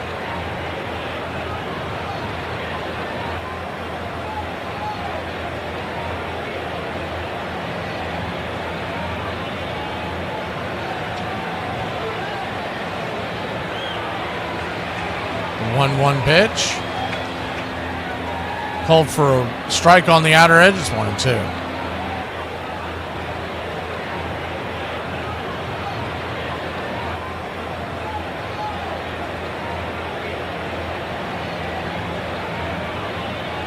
One-two count. Brings it. Curveball down around the shoe tops. Evens up the count. It's 2-2. Braves trail by 6, but one swing here could cut that lead in half. Runners on the corners, 1 out.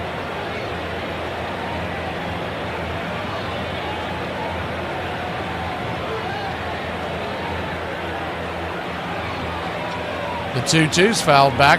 We'll do it once again. Standing on deck,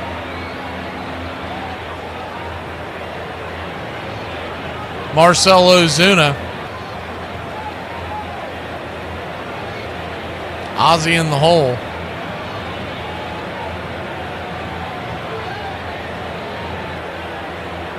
The 2-2 count. Check swing. Did he go around? He did not. So now you got a full count.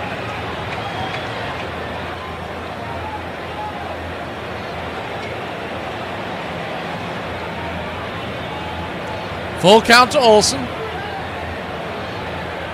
Lefty, lefty. Peterson brings it. Swing and a miss. Curveball, strike 3. Throw goes down to second base. And Profar's got the base stolen. So Matt Olson down on strikes.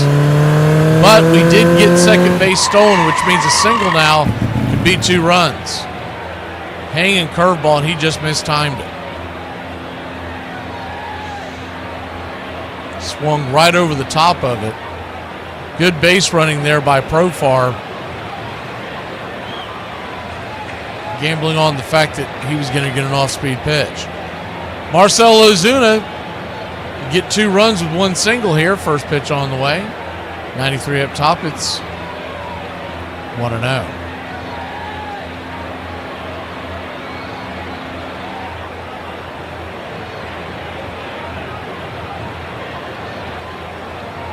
Lefty righty. The 1-0 to Marcell. Outside wide, 2-0.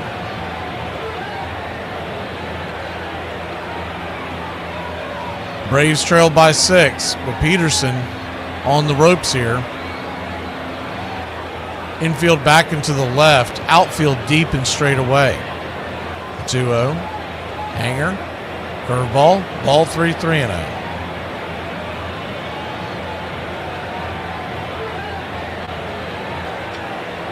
Wouldn't surprise me if Marcell doesn't get anything in this at bat and they just load the bases up to start it over. The 3-0 pitch inside, right down the pipe. 3-1. Marcell taking all the way. That probably won't happen again. 3-1 count. Infield back into the left. Huge hole on the right side.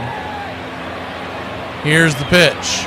Down below the knees, ball 4, so he'll head on down to first.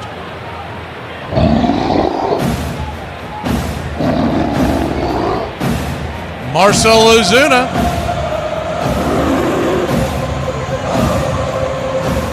helps load the bases. Ducks all over the pond, and here comes Ozzie Albies.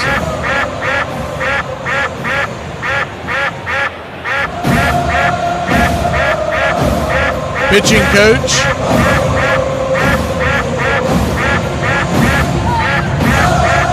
Jeremy Hefner out there to talk to David Peterson.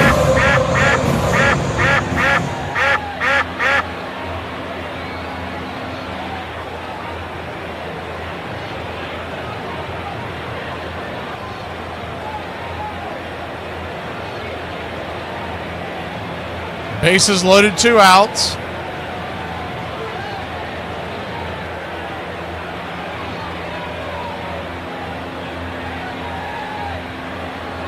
Lefty-righty matchup. Here's the first pitch. Swing, rips it over to third.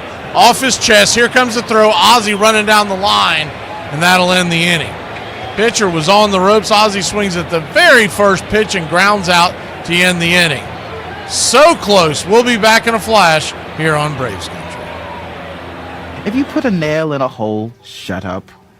And you hammer it, shut up. It might not go all the way in the first time. Shut up. 4-beat movement. I made my man screech like a eagle last night. We got freedom back. Random player of the day. Growing up, he won several tennis championships, was a ping pong champion, and was also a proficient golfer. In college, his battery mate was none other than Yankee great Thurman Munson. He was originally drafted by the Cleveland Indians in 1968, but didn't sign. 1 year later, he was drafted by the Giants, who signed him. Sports Illustrated said in 1971 that he might be a right-handed Sandy Koufax. He was once part of a trade that sent Ron Santo to the Chicago White Sox. His best year was 1980, where he led the league in wins with 25 and won the Cy Young Award. He retired in 1982 after reoccurring arm problems. He had a career record of 107 wins and 93 losses. This player is none other than Steve Stone. Opening day, Greg Maddux. Doesn't sound too unusual, except today he's in the Atlanta Braves uniform. And Greg, how do you feel coming back in the uniform of the enemy? Well, I'm excited. I'm excited about pitching opening day. It is a little awkward for me. Programs, Buckhead, yearbook, programs. Yeah, that was a trip. Sure enough, we go back to Chicago for opening day, and I remember waking up before the game, and you look at the paper, and it was like 10 reasons to boo Maddux. I had been made out to be money hungry, didn't care about Chicago, didn't care about the fans. That was kind of the furthest thing from the truth.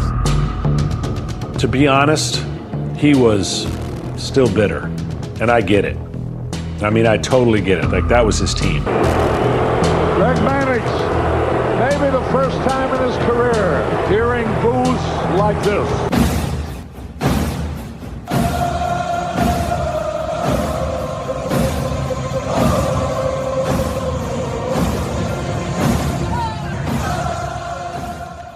Aaron Bummer comes on, trying to hold the Mets where they are. Braves trail 6-0.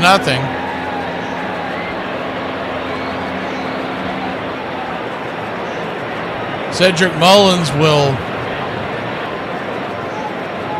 come on. He got a sac fly his first time up. Lefty-lefty matchup. First pitch on the way. High and inside. 90 mile an hour, spun him around. It's 1-0.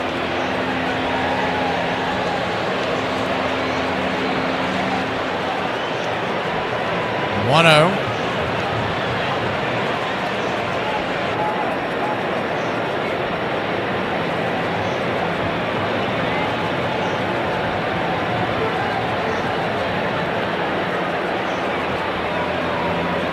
Brings it, swing, fouls it back.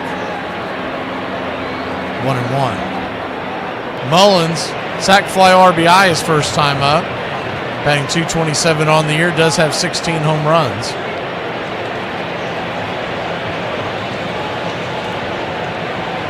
1-1, grabs the outer edge. 1-2. Sinker on the outside clip.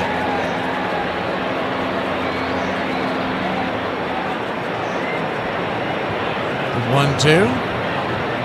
Way outside wide sweeper, 2-2.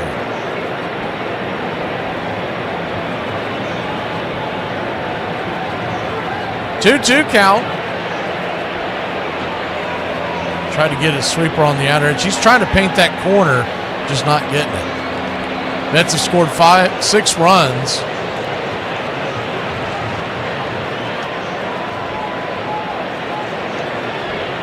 All off of Cookie Carrasco earlier, the 3-2. Lifted down the left field line, giving a run, giving a chase. Jerickson Profar makes the catch in the corner. Profar, pro good, 1 away. 6 runs, 6 hits for the Mets. No runs, 3 hits for the Braves. Carrasco's night is through 2 innings, 6 hits, 6 runs, 3 walks, and 2 strikeouts. It took 67 pitches to get all that taken care of. First pitch on the way is outside wide curveball. It's 1-0. Braves have 3 hits of their own. They have walked 1 time, but have yet to get anyone across. 1-0. Right there at the knees. 1-1. They have run the pitch count up a little bit for Peterson. He's a little north of where he'd like to be.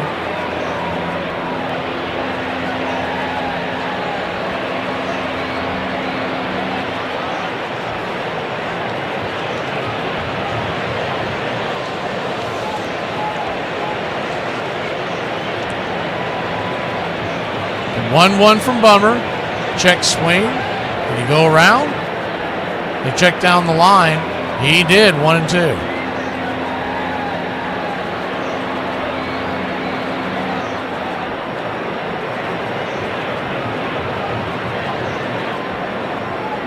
The 1-2, curveball outside wide.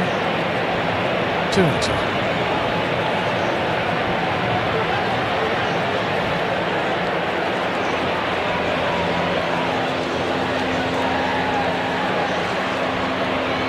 Bummer brings it, swing and a miss, strike 3.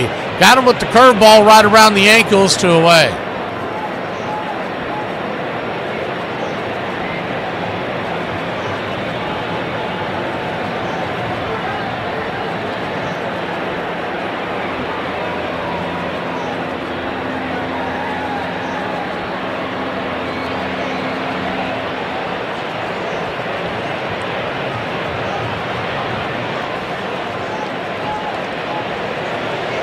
First pitch on the way is a sweeper inside to Beatty. It's 1-0.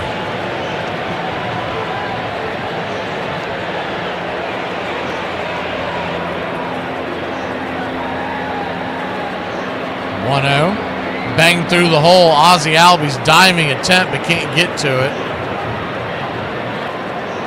Appears to be okay. He's checking his hand, but I think that might just be rug burn than anything else. Caught his hand on the lip of the infield, just underneath it. Even if he comes up with that, I don't think he's going to throw out the runner. He would essentially have to throw out a pretty speedy runner from his back. First pitch on the way. It's a four-seam fastball off the edge to Lindor. It's 1-0. Lefty-righty matchup. Lindor 2 for 2, a double, a single, 2 runs.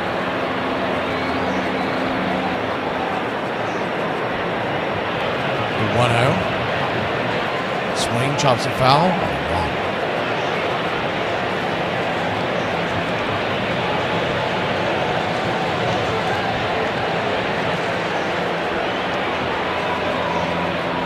Infield back and to the left. There are 2 outs.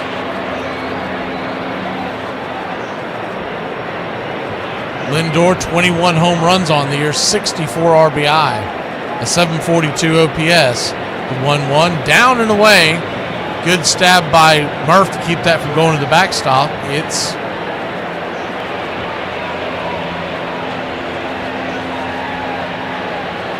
two and 1. The 2-1. Swing. Chops it over to short. Allen's got it. Flips it to first. And 6-3 will end the inning. So good job by Bummer putting up a 0. We'll be back in a flash here on Braves Country. Holy it's so hot. You think it's hot today? Just wait till you go to hell for abandoning your kids. Suspect thinks a bottle of wine a night is okay because she deserves it. Suspect thinks the District of Columbia is in the ocean. Suspect does Pilates once a week, but it's her whole personality. Suspect said she needs to sell more cars, but I catch her scrolling TikTok all day. Suspect thinks that because she's the first female sales manager, she can lose money on every deal. I just need y'all to know something. I ain't built for no soft man. I'm mouthy, I talk back, and I don't listen. Honey, you get what you get, and you don't pitch a fit. Oh, honey, the only thing that you need to be mindful of is that I can go from fun to feral to federal real fast. Real fast. You try not to let it get too personal, but it was hard. I mean, it was hard. First time I ever got booed, but talk about really wanting to win a game. Back to the mound, could get 2. There's 1, there's 2. The wind was blowing in, and it was the perfect pitching atmosphere at Wrigley Field. Struck him out. The way Maddox is throwing, the Cubs have their work cut out for them. You could tell it was personal. Line drive, easy out. He swung at another bad ball. 3-2. Struck him out. Booze or no booze, Maddox really looks invincible. Pitched a shutout, which is pretty much all he did every year, 8 innings of shutout ball. You know, you try not to let it get too personal, but yeah, that was a tough game for me. I was probably one of the best wins I've ever had personally. Basically, it started a 3-year run of, unprecedented baseball. Here's the 1-2. Struck him out. A 1-2-3 inning for Greg Maddox with a couple of strikeouts. The best free agent signed in the offseason by any team in the major leagues. No argument here.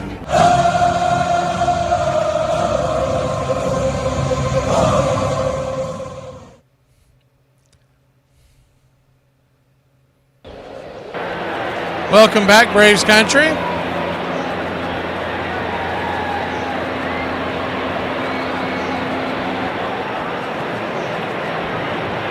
Lefty-righty matchup to start the top of the 4th inning. Braves trail 6-0. Sean Murphy will come to the plate.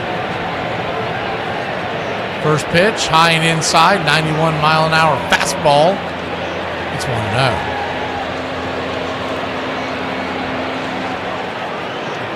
1-0.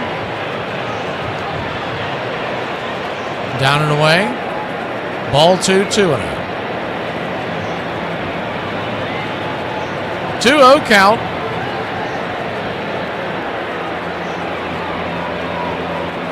High and out of the zone. 3-0.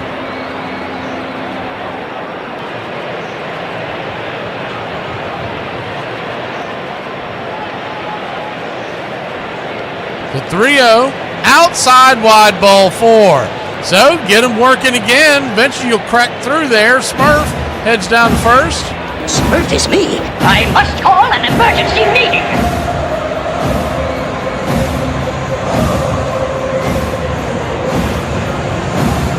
Don't try to fool me.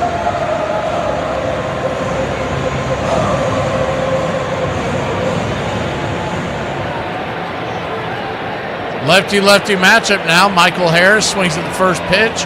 Inside, bangs it foul. It's 0-1.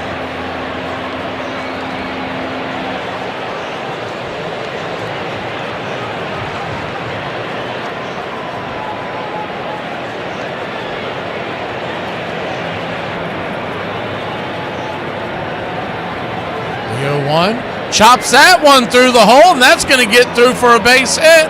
And Money Mike comes through. How about that? Runners on first and second. Nobody out. Sean Murphy, the lead runner. So if we had someone with a little more speed, you're probably talking about the corners. But either way, good start to this inning.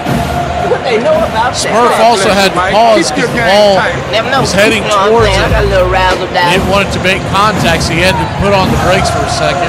I don't think that would have allowed him to get to third base anyways. But Book of Eli comes to the plate. Lefty-righty, first pitch on the way. Swing and a miss. It's 0-1. Just like last inning, one swing could cut this lead in half.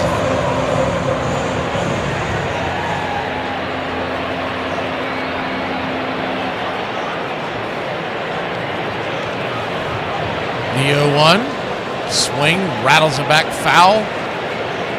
It's 0-2. He sent that straight back to the backstop. He just missed timing that one up. And Eli does have 7 home runs on the year in limited play. That might have cut this thing to a 6-3 lead if it was just a hair closer. The 0-2 count. Swing and a miss, curveball, strike 3. Nasty pitch.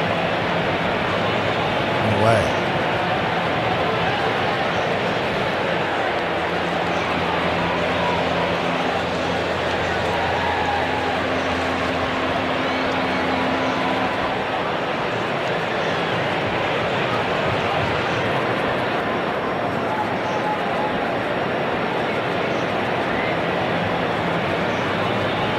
Nacho Alvarez, the batter. First pitch on the way is a slider down and in. It's 1-0. Nacho 0 for 1 on the day.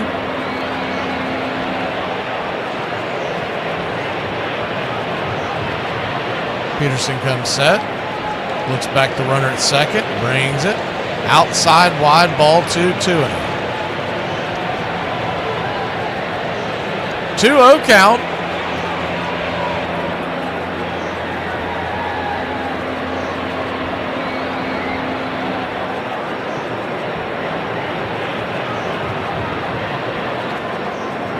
Pitch on the way, 92, outside the zone, ball 3-3-0.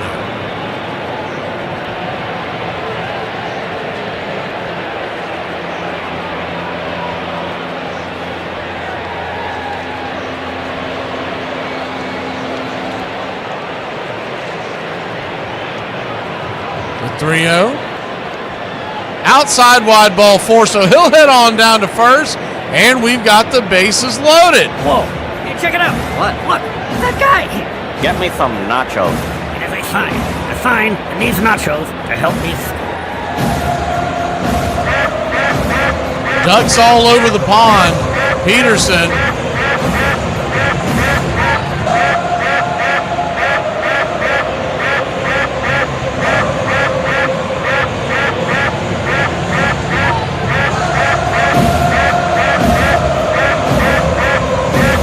Got a Braves fan at the METS Stadium.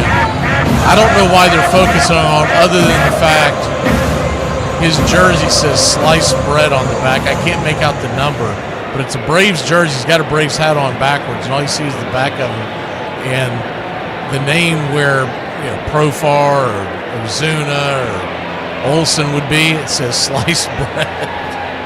If anybody knows what that references to. Unless that's his nickname. I like it though. Always love the good nicknames. First pitch on the way to Nick Allen. Swing! That ball's hammered down the line, foul. It's 0-1.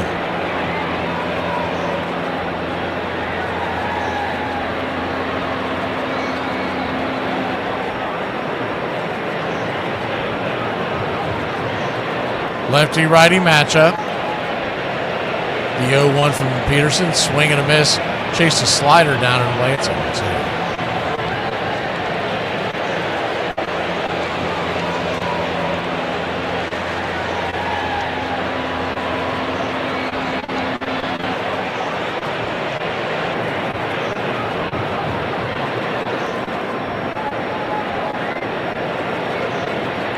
The 0-2. Outside wide. 1-2.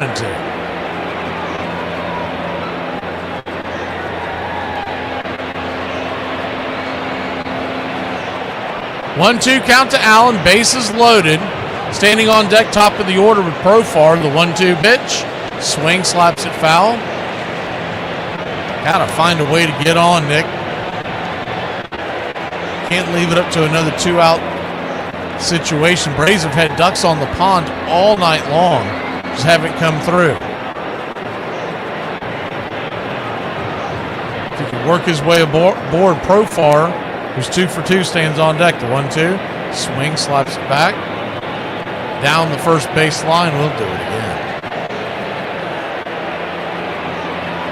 Could really see a big inning unfolding here if he can work his way aboard, whether it's a single, hit by pitch, a walk, whatever. The 1-2 count, they set up high and inside. High! 2-2.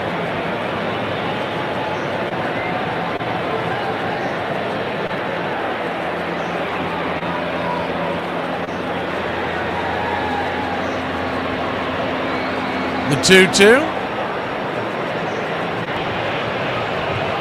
Swing, slaps it foul again.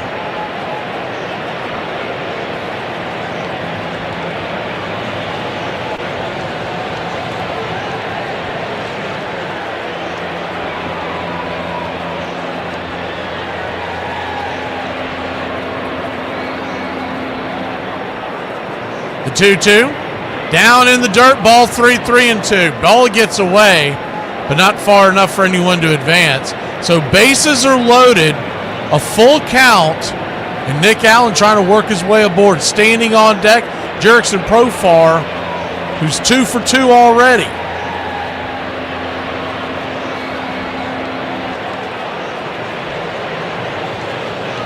Payoff pitch. Outside wide, ball 4. So he'll head on down to first. Good at bat, great at bat by Nick Allen as he was down 1-2. Hitting, not about muscle.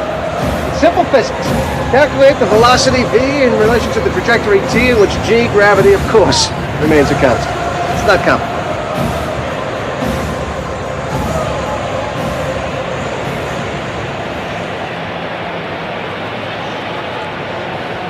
They're going to go out there and talk to Peterson.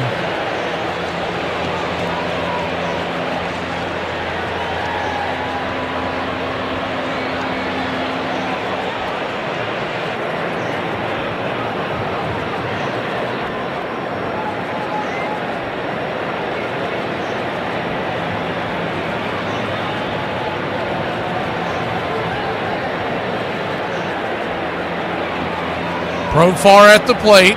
6-1 your score. Nick Allen gets the RBI. The Braves get on the board, and one swing here could turn this into a one-run game. Reed Garrett is warming up in the bullpen.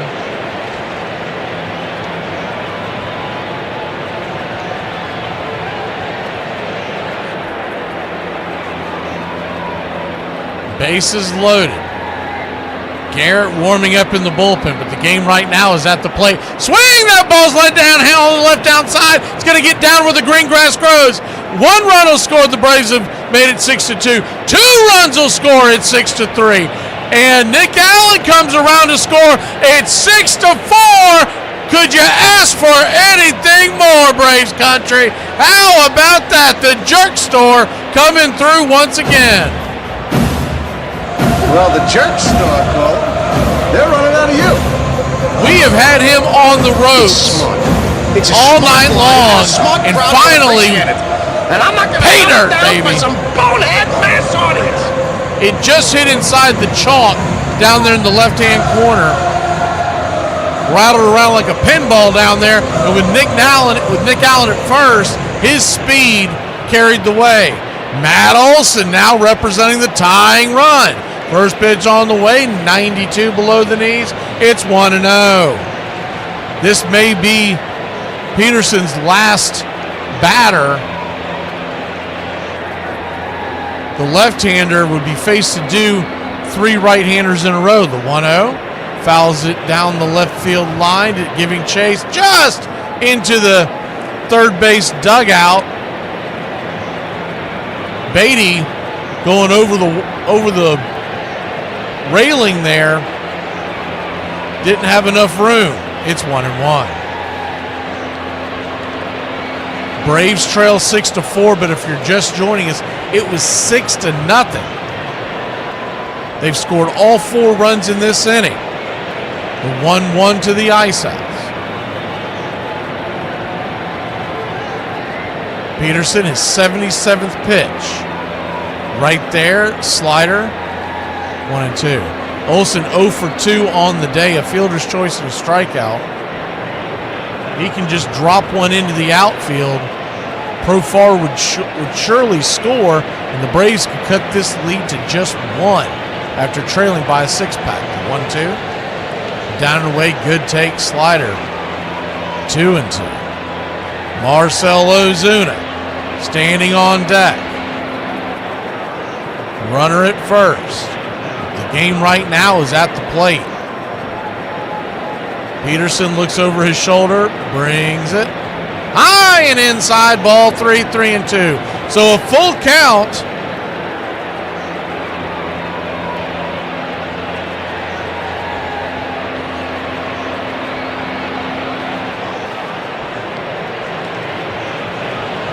The payoff pitch. Inside, ball 4.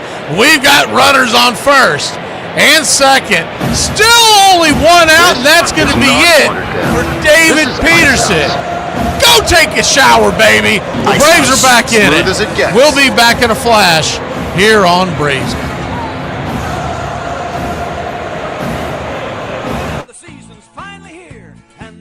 Hey, football fans, you ready for the gridiron? Thursday and Friday mornings, the Armchair Quarterback Show returns, 9 a.m. Eastern. We'll be talking college and NFL football, the point spreads, fantasy football advice, and more. Want to catch it live? Become a Country Club member today here on Braves Country Radio. We'll make the replay available to the public later on that day as we're being broadcasted nationwide on independent radio stations. As a member catching it live, you can ask your questions. We'll answer all. Point spread advice, player props, your fantasy football questions. It's the Armchair Quarterback Show. Thursday and Friday mornings this fall here on Braves Country Radio.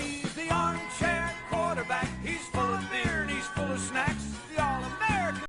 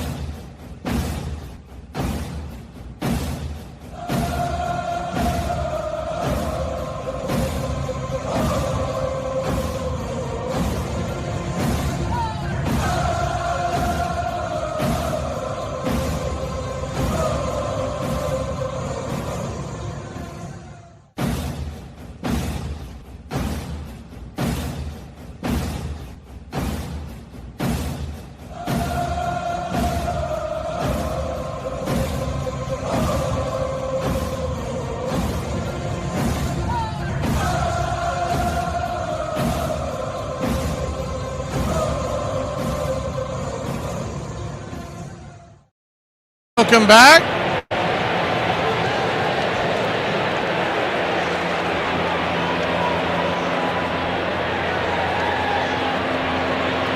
Marcell Ozuna will stand in.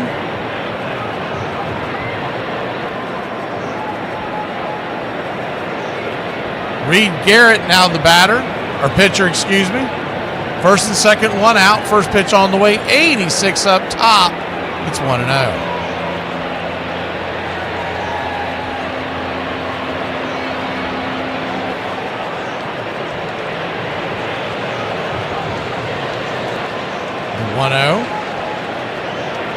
High and inside, ball 2-0. 2-2 count.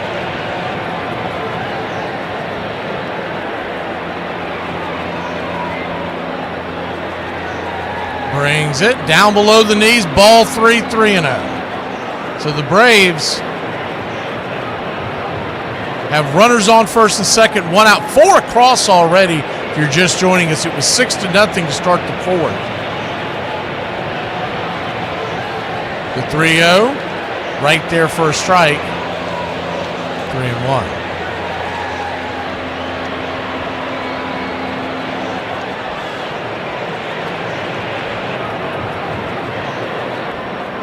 Three-one count. Swing and a miss, chase a sweeper off the plate.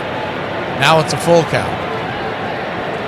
Would have liked to see Marcell lay off that pitch. I think he thought he was getting heat on the outside, was trying to slap it down the right field line, but that thing bent well off the plate. Now it's a full count.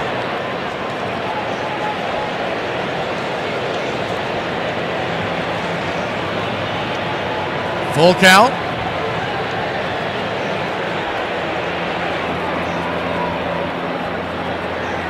Garrett steps off the bump for a second.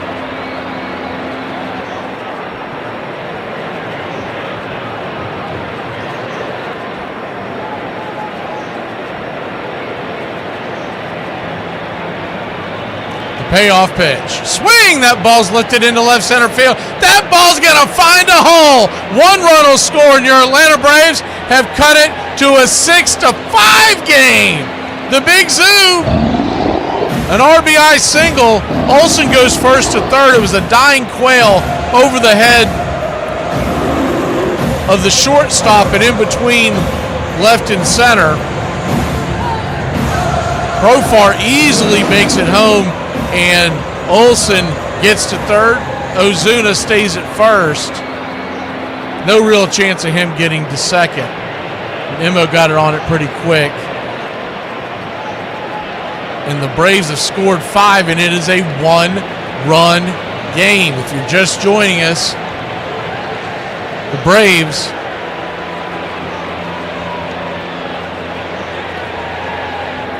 are down 6-0. First pitch on the way to Ozzie Albies. Sweeper at the knees. It's 0-1. A fly ball here could tie the game up. Carlos Carrasco out of the game. David Peterson out of the game. It's a bullpen game for both going forward. The 0-1. Swing and a miss. It's 0-2.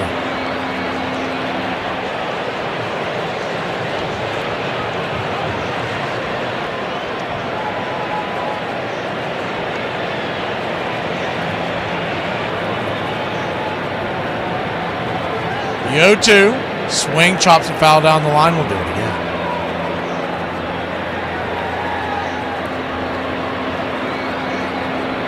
There was a dopey interview by Jeff Passan. I think they had it on. I think it was on one of the local Atlanta stations. His theory was to trade Austin Riley for pitching. The 0-2. Outside wide 1-2. So a 1-2 count. And y'all wonder why for years I've told you I don't like Passan. I think he's a fraud.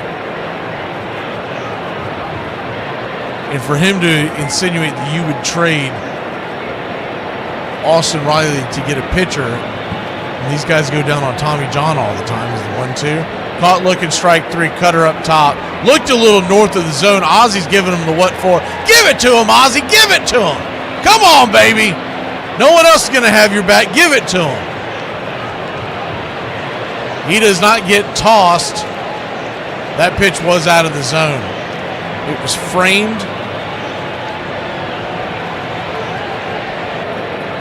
But it missed out of the zone by just a little bit. Wasn't an egregious call, but it was a touch out of the zone.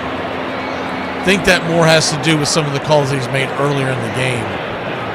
Sean Murphy, the batter, tying run still at third base. The first pitch on the way, inside 98. It's 1-0.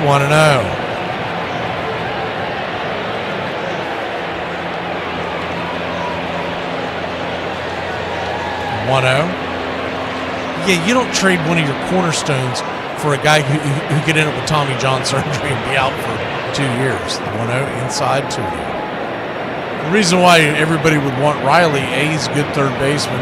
He's very good offensively normally. And it's a long contract with controllable low years. You don't trade that. You lean on that, build around it. 1-1, down and away 2-1. 2-1 count.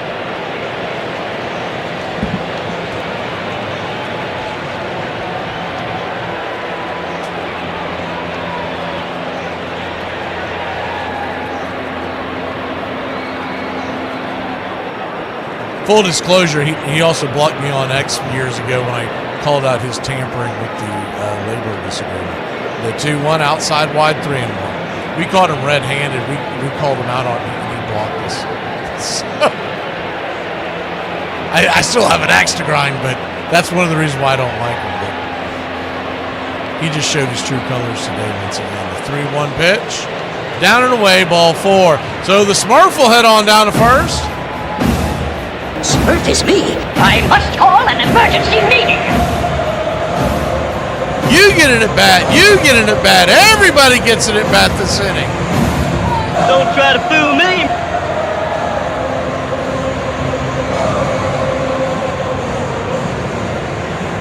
Michael Harris II, the batter.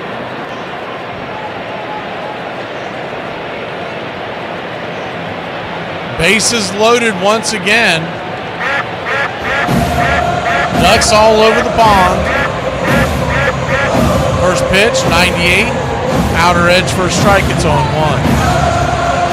Tying run still standing at third.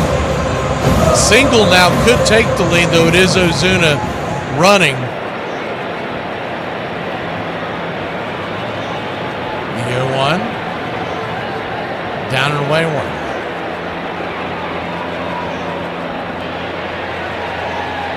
So 1-1 count.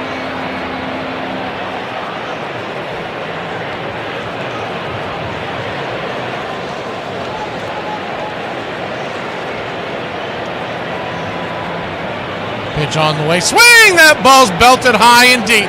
Get up! Get up! Get up! It is off the wall. A diving attempt by Mullins. 1 run will score. The Braves have the lead. 2 runs will score. It's 6-5. 7-6, excuse me. 3 runs will score, and your Atlanta Braves have put us. Oh, they're calling it a grand slam. They're saying the ball left the building. I thought it stayed in. Right now it's 9-6, but hold the phone. They may be looking at it. We at least have a snowman on the board. And before they take it away, let's give him his Money Mike home run.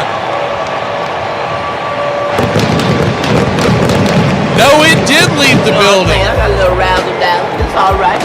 My name is Money Mike. I missaw it. It hit the top of the wall.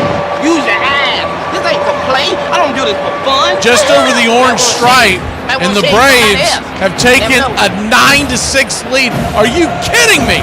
How many people turned their TVs off? How many people turn our channel off and are coming back? The 0-1 slaps it down the line. It's 0-2. The 0-2 count.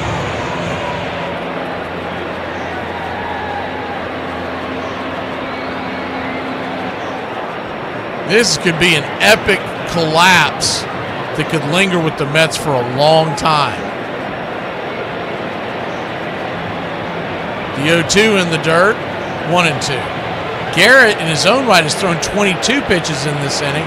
The Braves have scored 9 runs.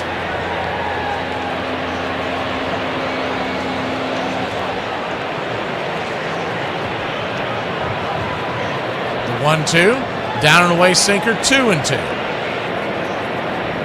2-2 count.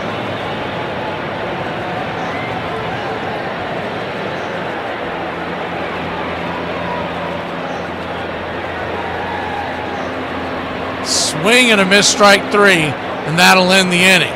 But not for your Atlanta Braves. Send what I have here as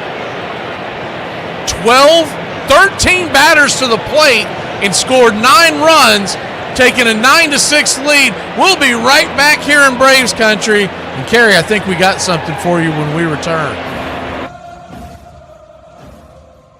On this date, 1906, a relief pitcher replaces John W. Taylor for the first time since June of 1901, when the Brooklyn Superbas, later be known as the Dodgers, knocked him out of the game in the 3rd inning. During the 5 years, the Orphans right-hander completed a remarkable 1,727 innings of work, including 187 consecutive complete games, finishing 15 games in relief. On this date in 1910, in a game that features each team having 38 at-bats, 13 hits apiece, 12 assists apiece, 2 errors apiece, 5 strikeouts apiece, 3 walks apiece, and 1 hit batsman apiece, as well as 1 passed ball. Pittsburgh Pirates and the Brooklyn Superbas play to what else? An 8-8 tie.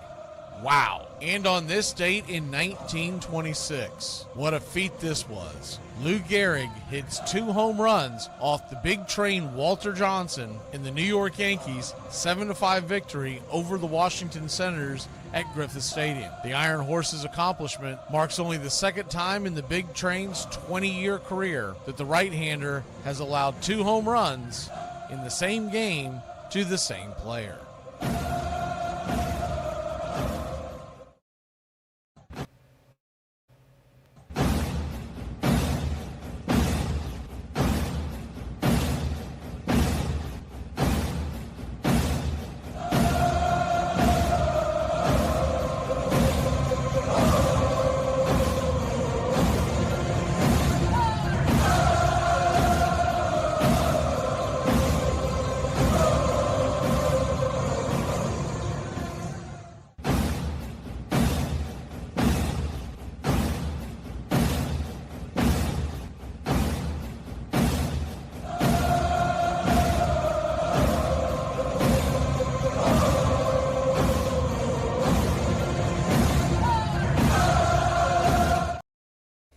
Welcome back, Braves country. Lefty-lefty matchup Now, the one thing I wonder is how's Aaron Bummer going to do against Juan Soto and company after that long rest? A little surprised we didn't go to somebody else. The 0-2, down and away, 1-2. We'll see how it works out. They do have the left-hander Soto and Nimmo, so I'm sure that had a lot to do with it. After that, you've got a righty and then another lefty. So 3 of the first 4 in this inning, the 1-2. You go around, they check away, and he did strike 3. Aaron Bummer strikes out the $765 million man. What a way. Let's go, Braves country.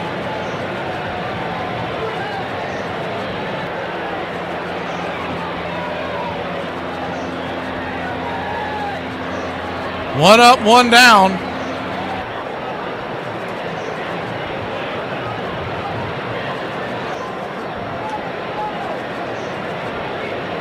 Nimmo coming to the plate. First pitch on the way, sinker. Outside wide, it's 1-0. 1-0. Kicks and fires. 2-0. Kerry, we got something for you. See if it plays. I worked on this for 2 innings. While I was talking to y'all, I had one headset in my ear and the other headset in my ear. I think I got it to work. The 2-0 right there for a strike. 2-1.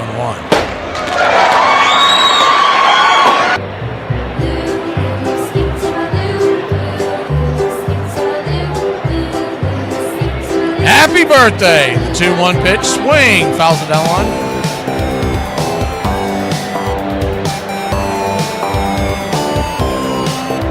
The 2-2 count. We created a birthday song in here. I'm probably going to re-edit it, but for right now it works. The 2-2 from Bummer just misses inside. Full count.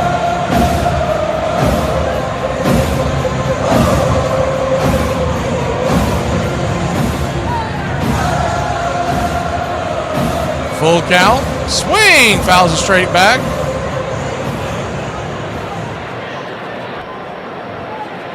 Once you brought it up, I started looking. I was like, well, I wonder if there is anything birthday-ish that I can play. And I found that and a couple other things. Like I said, it's a work in progress, but 3-2. Chopped back to the mound, and bad throw by Bummer, but a good scoop by Olsen. In the dirt, 2 down.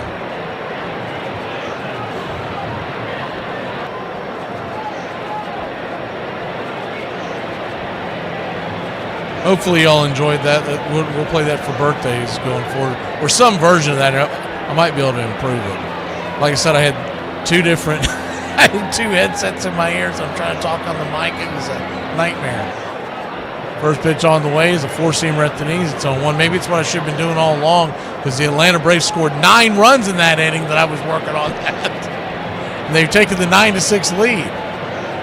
The 0-1. Swing and a miss. It's 0-2. Braves 9, Mets 6. I don't think this is the last of the scoring, so I do believe we're going to have to keep pushing the metal, but it's a great start. The 0-2. Slaps it foul, do it again.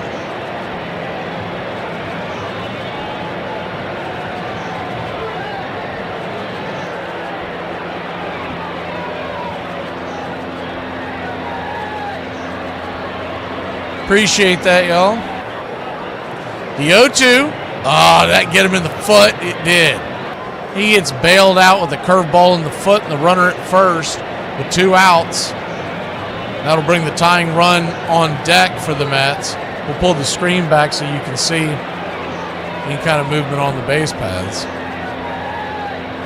Alonso not likely to steal. He didn't want any part of that. If he had a good beat on that on the pitcher, Alonso's moving his foot. First pitch on the way. The sweeper right there. It's 0-1. That was a slow bender. He didn't want any part of that. The 0-1 count. Swing and a miss curveball. It's 0-2.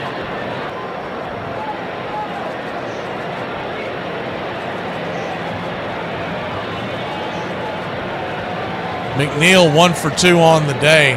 We can get past him here. Is the 0-2? Did he go around? Did not. 1 and 2. Third base umpire Vic Carapazza said he held up. If we can get past McNeil here, you would start the next inning with Marte and a right-hander on the mound. The 1-2. Outside, wide, 2 and 2. He is at 36 pitches. And he had that long break. So you're asking a lot out of him. Michael Harris II with a grand salami, capping off a 9-run inning by your Atlanta Braves just moments ago. The 2-2. Curveball misses 3 and 2. Keep trying to hit that bottom of the zone. Trying to get him to chase it. It's not working. The 3-2 count.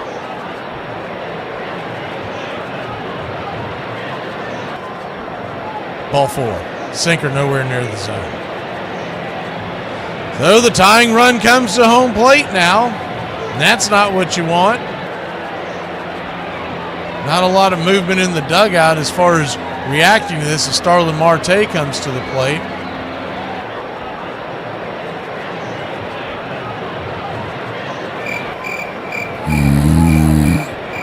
Runners on first and second, 1 out. Smurf is going to go out there and talk to him. Try to buy some time in the bullpen. They should have had somebody working considering the fact that they had that long offensive inning for the Braves in the top of the 4th. And you've got a relief pitcher who's not really that used to going out there for multiple innings, number 1, but number 2. It is tough for a reliever to sit that long and come back out. Paul Blackburn is warming up in the Mets bullpen. He's supposed to be joining the starting rotation soon, but looks like he's going to be called to duty. First pitch on the way is a sweeper down and in. For a ball, it's 1-0. Haven't seen anybody peer into the Braves dugout. 1-0.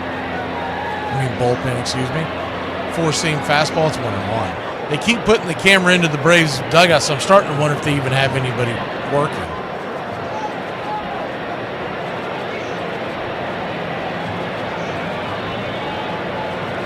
One count. Inside almost gets him. 2-1. Aaron Bummer, 41 pitches.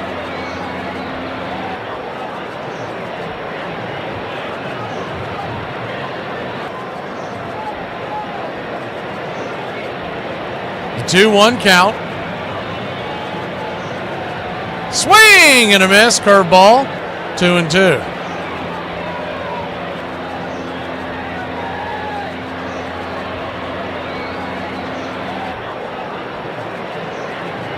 The 2-2.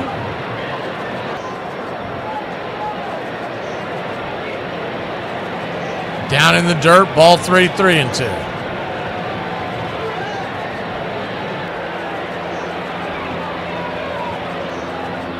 Braves 9, Mets 6. 2 on, 2 out. A full count, which means the runners will be on the move. Bummer about to throw his 44th pitch. Seems like cruel and unusual punishment. The payoff pitch. Spins and turns around, chases Alonso back to second base.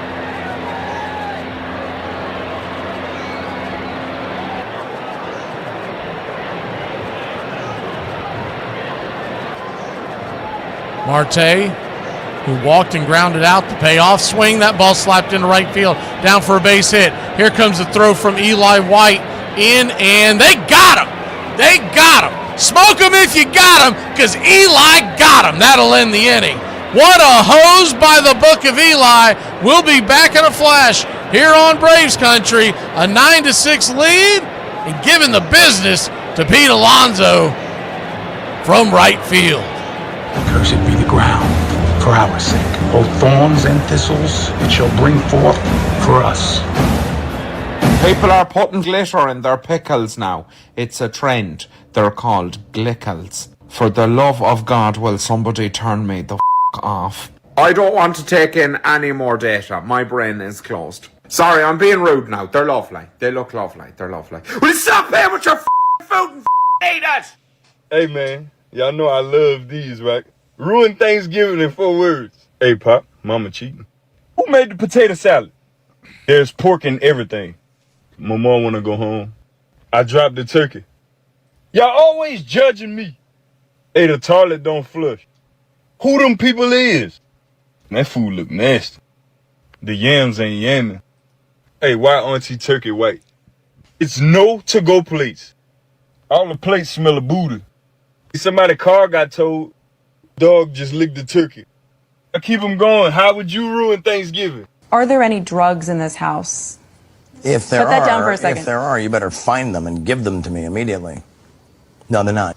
No drugs in the house right now? Not that I know about. If I know about them, I'll find them and throw them away. It's not a big deal. Ooh, drugs in the house. Ah, we're all gonna die. And let me see, what else could we pile on? Is there any more we could pile on? So his brother JB stayed in the desert, and then he started watching the game, and he got 1 hit. Then he got another hit, and then I think he jumped in his car and started to drive towards Anaheim. George tonight with a double, a single, and another single. He has 2,999 hits.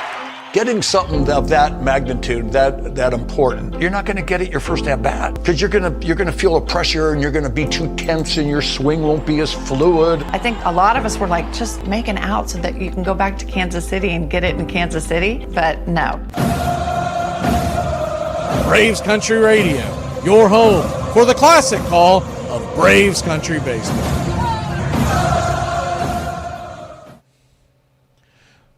Welcome back to Braves Country Radio. Good throw. Good tag, by the way, by Sean Murphy. He had to dive towards Alonso as he was aiming for the back of the plate. First pitch on the way is a ball from Blackburn to Nacho Alvarez. It's 1-0. 1-0, righty-righty matchup. Blackburn throws the cutter up there. 1-1. Blackburn, we saw him as a starter earlier in the year and kind of smacked him around a little bit, but when you don't expect to see the guy, there's not the game plan that gets put into place. The 1-1 swing, slaps it over to third. Leaping catch by Brett Beatty. L5, 1 down. 1 up, 1 down. Braves lead at 9-6. If you're just joining us, we were down 6-0 heading into the fourth, and 9 came across, including a grand salami by Michael Harris. First pitch on the way is a sweeper off the plate. It's 1-0.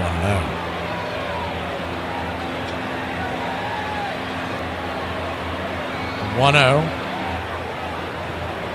13 players came to the plate. The 1-0 swing bangs it over to first. Line drive into the glove of Alonso, 2 down. So 2 hard hit balls to start the inning, both of them finding the defensive gloves of the Mets. They're getting good swings on this guy as the top of the order comes to the dish. Profar was still serving his PED suspension the first time we saw Blackburn in this 2025 season. First pitch swing, hammers that down the first base line, but foul. It's 0-1. I was a little surprised to see that they were putting him back in the rotation, but Frankie Montas has been a disaster. The 0-1, down and in 1-1. And they're planning on putting him in the bullpen. And honestly, if they hadn't spent so much money on him, I think they just would have kicked him to the curb. 1-1 count. Righty-lefty matchup. The pitch. High and out of the zone. 2-1.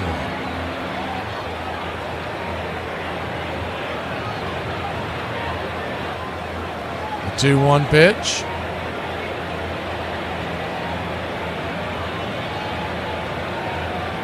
Brings it. Pops it back foul. Let's stay in play, giving chase. It will not be caught. It hit the top of the railing that's over there by the on-deck circle on the third base side. Profar will live to tell the tale. He's 3 for 3, 2 singles, a double. Racked up 3 RBIs. Raised his batting average to 248 tonight. The 2-2 in the dirt, 3-2. So a full count to Profar. Braves trying to tack on some runs.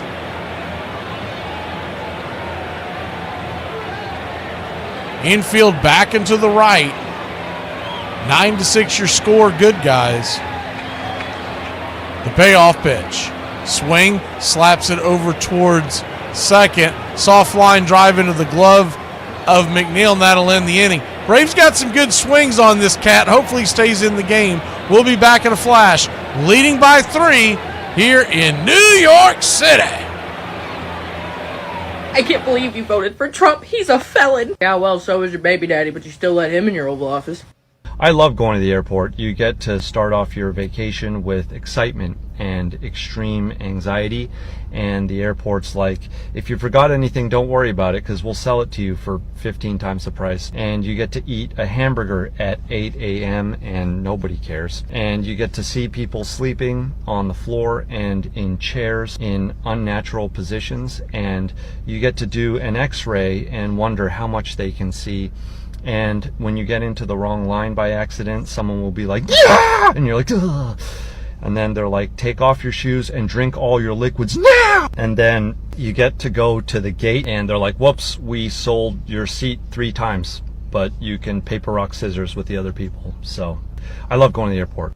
Comes to Atlanta, blends in, and just continues to do his thing. It's just ground ball after ground ball after ground ball. Greg was one of those guys, when he pitched, it was fun to watch. It was intriguing to watch, to see what he did and how it worked and why it worked. How could the Cubs let this guy go? Got it. What a job. He's the best, folks. He is the best. I'll tell you what, the Braves made a big investment in him, but he is quickly paying dividends. He's pitching at the top of the rotation for one of the best teams in baseball. He was the stopper of losing streaks. He was the extender of winning streaks. There is the best pitcher on the planet. He is a treat to watch operate. He was completely magical on the mound in the sense of he was throwing the same baseball as everybody else, but it did different things for him. I'll still recall the 19-2 season. Nobody could touch him. Line drive back to Maddox. In the era that we pitched, he was almost perfection.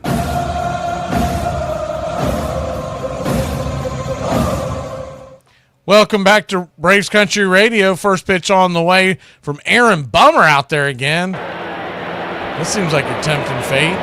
Mullins drops the bunt. It's 0-1. Likely to be his last batter. You've got right-hander standing on deck, but we'll see how they go. Aaron Bummer, 45 pitches into the game. I can see it already. People are going to be on X saying it's going to be a starter next year. The 0-1. Right there for a strike. It's 0-2.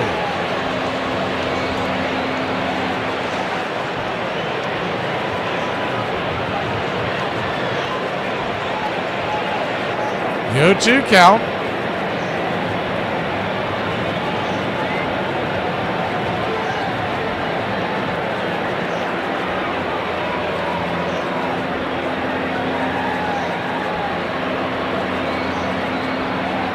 A little bit of a problem with the pitch comm. Sean Murphy gets the new pitch comm device from the ball boy. Braves lead by 3, bottom 5. Lefty. Mullins digs back in. The 0-2. Outside wide sweeper, 1-2.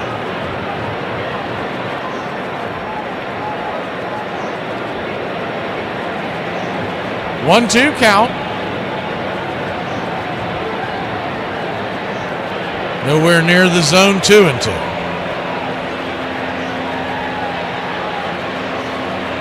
He looked tired in the last inning. I'm really surprised they sent him back out there. The 2-2. Outside wide ball, 3-2. Same thing that happened to load the bases in the last inning. Got the 2 strikes and then couldn't find the zone. He's about to throw his 50th pitch, and he's a reliever that normally throws around 15, maybe 20. The payoff, swing, hammers it down the line.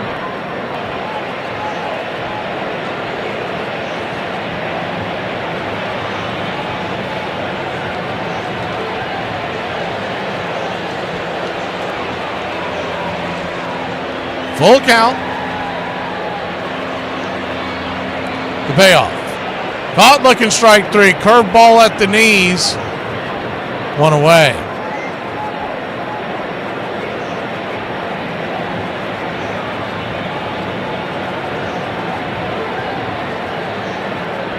Good bender. Just grabbed the bottom of the zone and locked him up. Snicker's finally going to come out there and get him. Bummer's going to have to reattach his arm when he gets in the dugout. We'll get the right-hander when we come back. Braves lead it 9-6. Not a lot of people hate on Bummer, but he did some yeoman's work right there. We'll be back. Ain't a whole lot I'd do for a Klondike bar, but I'd do some questionable for a boat. Hi, ma'am. I'm Gibby. She doesn't speak English. I'm still Gibby. Another victory for the Irish. We get 15 minutes more sunlight in winter than the English. The UK gets dark at 7 minutes to 4. What a joke. We're all laughing at you. Whereas in lovely Ireland, it's 8 minutes past 4. I'd say on a sunny winter's day, it could even stretch to 9 or 10 minutes past 4. You literally don't even need the sun after this. When have you ever done something at 11 minutes past 4? It's dangerous to be working hard that late. Alright then, Ireland, what are you doing then? We're grinding for another few minutes. Get into bed and eat your Savoy sausage. And look at Sweden. They don't even make it to 3 o'clock in the day. All the tax you're paying and you can't even get a bit of sunlight. Typical Spain, hogging all the sun. 9 minutes to 6. That's practically the middle of the night. That's no time for sun. How are you supposed to sleep? I remember one time he spoke to our pitchers in spring training, and he looked at them all. He goes, "You know why I'm a millionaire?" He said, "Because I can throw my fastball where I want to." He says, "You know why I got beachfront property in L.A.? Because I can change speeds." So then you looked at the pitchers and you said, "Fellas, it's not rocket science here." He saw baseball in a way that other players and pitchers never did. He had a great line that the job of a pitcher, make the balls look like strikes and the strikes look like balls. Nobody ever did that better than Greg Maddux. That is clearly not a strike till about 5-6 feet in front of the plate. He wanted your catcher to align his body, the center of his body, on the corner. If it's a borderline strike, they're going to call it a strike. He said, so we need to create an illusion.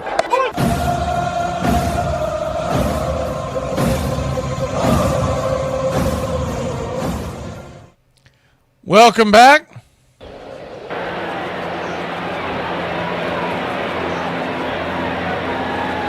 Right-hander Tyler Kenley comes on to face Alvarez. First pitch is a slider.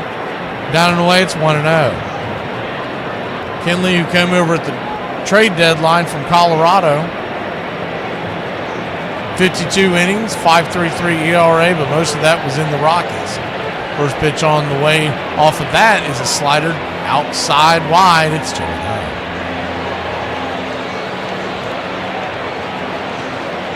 2-0. Count. Swing. Dribbles it over towards short. Allen's got it. He'll fire it across the diamond. Laser precision. 2 away.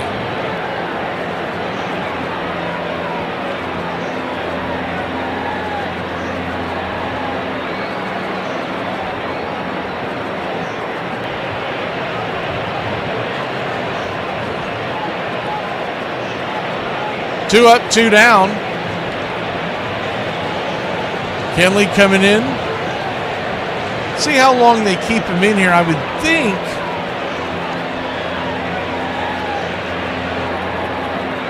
the idea would be to get him out of there after this inning. The 3 lefties due up in the 6th. If we can get the out here. First pitch 95. Up top just misses high. It's 1-0. I do not know why tonight the ball is not showing up on your screen. 1-0. Swing and miss. 1-1. Noticed that earlier, and I thought maybe had something to do with the length, but we've tried it on a couple of different other devices and still doing the same thing. 1-1. Swing, lifts it into center field. Gooden over there, cutting it off before he gets to the wall is Harris. Harris fires it into second base and is going to keep Beatty to a long single. And Francisco Lindor will come to the plate.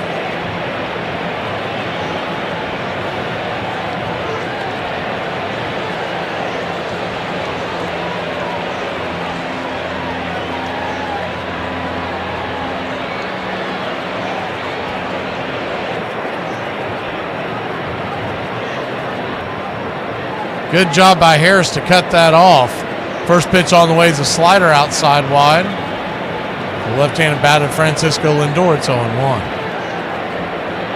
If he doesn't cut that off, Beatty's going to be able to get to second and into scoring position with 2 outs. The 0-1.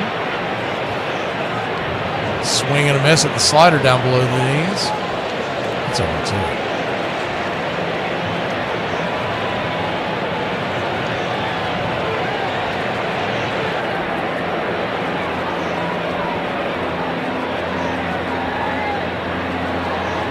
Oh, 2 count.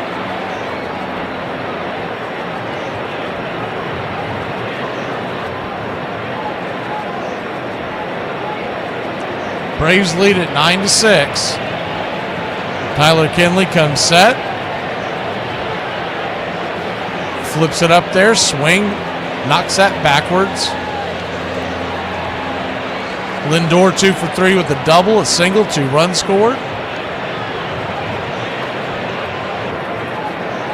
Back when the Mets enjoyed a 6-0 lead in the fourth, Braves came roaring back to score 9 in the fourth and retake the lead. That's where we sit, 9-6. The 0-2 in the dirt, 1-2.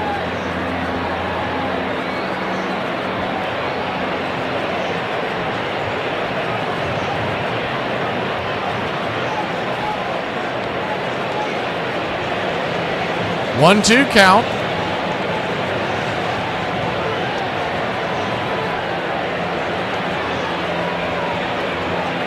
Kicks and fires. Swing, pops it up. High in the sky. Who wants it? Foul territory, third base side. And Smurf can't handle it. Nacho had a long way to go. That's probably his ball if he calls off Smurf. They had the shift on. Smurf, trying to fight the lights and everything around him, overran it. I don't know if Nacho could have gotten over there. He was running pretty fast. He might have had a chance of Smurf's out of the way. He probably thought that Smurf had a better angle on it. So that'll leave the door open here.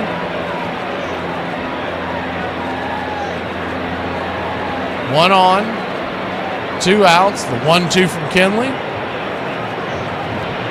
I mean, come on now. That's a strike. He called it a ball. That was top of the zone. He's been giving those pitches all night long and nothing from the dugout.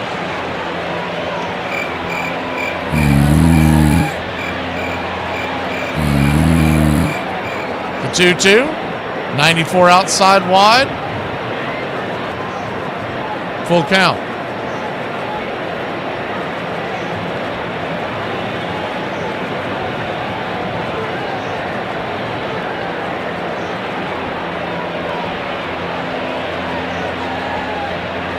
Payoff pitch, runner goes, swing, belts it over towards first base, but it's foul. We'll do it again.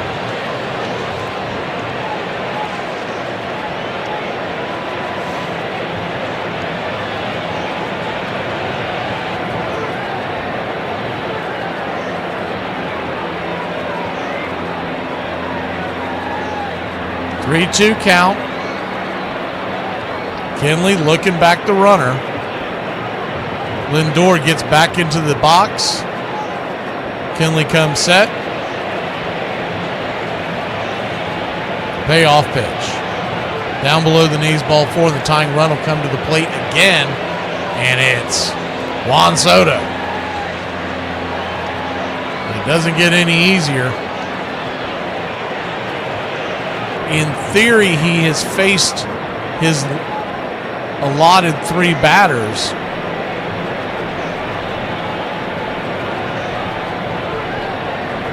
But I don't think they have anybody ready in the pen.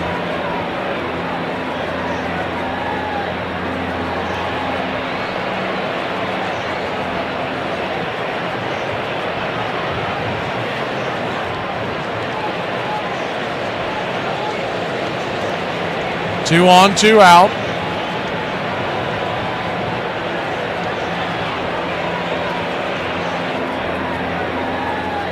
First pitch on the way is a slider at the knees. It's 0-1.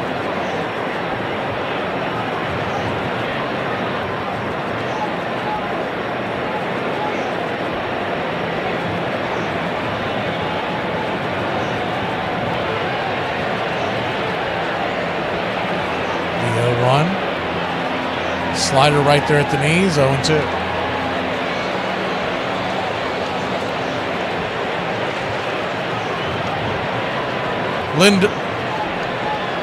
Soto didn't like it, but honestly, I mean, that was all over the zone on the inside. He's going to take his time out.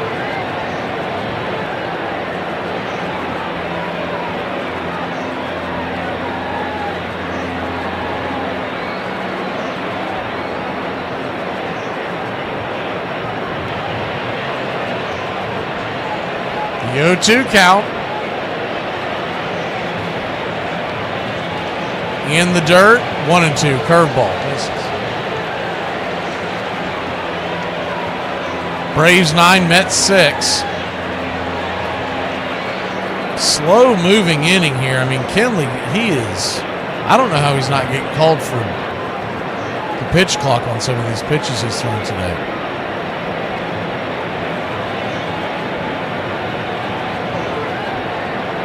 1-2 in the dirt, almost gets him in the foot. That would have loaded the bases, just missed him. 2-2 count.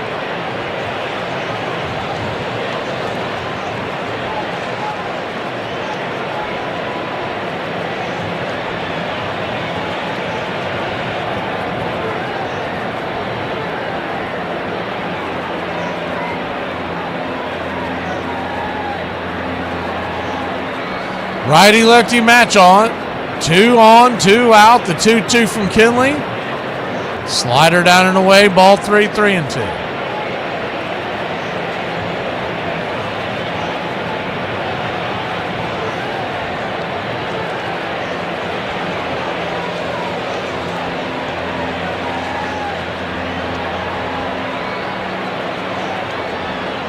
The payoff pitch. Swing, chops it off his instep, will do it again. Runners on the go with 2 outs. Had it 0-2 and then continues to nibble.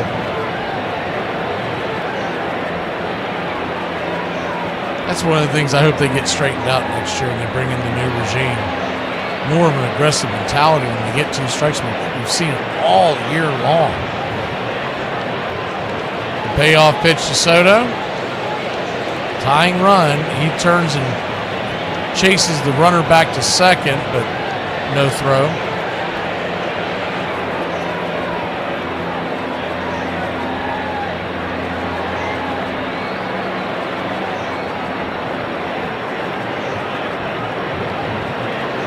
Payoff pitch.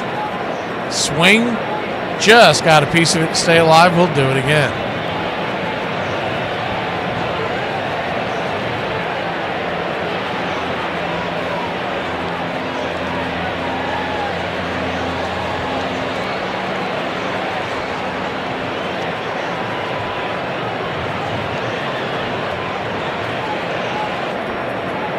Runners on first and second. 2 outs. I mean, this is an at-bat from the 1980s. I don't know how is the clock not working? The payoff pitch. Swing and a miss, strike 3. And just like the 1980s, Charlie Lee Brandt gets us out of it. We'll be back in a flash here on Braves Country. Suspect pretends to be allergic to pine needles so he can never have a real Christmas tree. Suspect insists having the AC on in the car even though it's snowing outside. I get car sick. Suspect continues to tell dad jokes even though nobody laughs at him anymore. Yes, they do. Suspect goes and buys more Christmas tree ornaments even though we have 2 full bins full. They were on sale.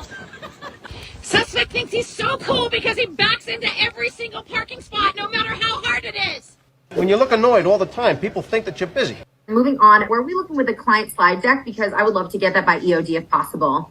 Yeah, no, we should be all set for end of December. I just talked to the team and we should have it by New Year. Yeah. No, I'm going to stop you right there. EOD means end of day. It is imperative that we get that by the end of day. Yeah, they emailed me about that this morning. So, okay, end of day, end of December. You see how that's confusing, right? I mean... No, I explained this in the HR memo when...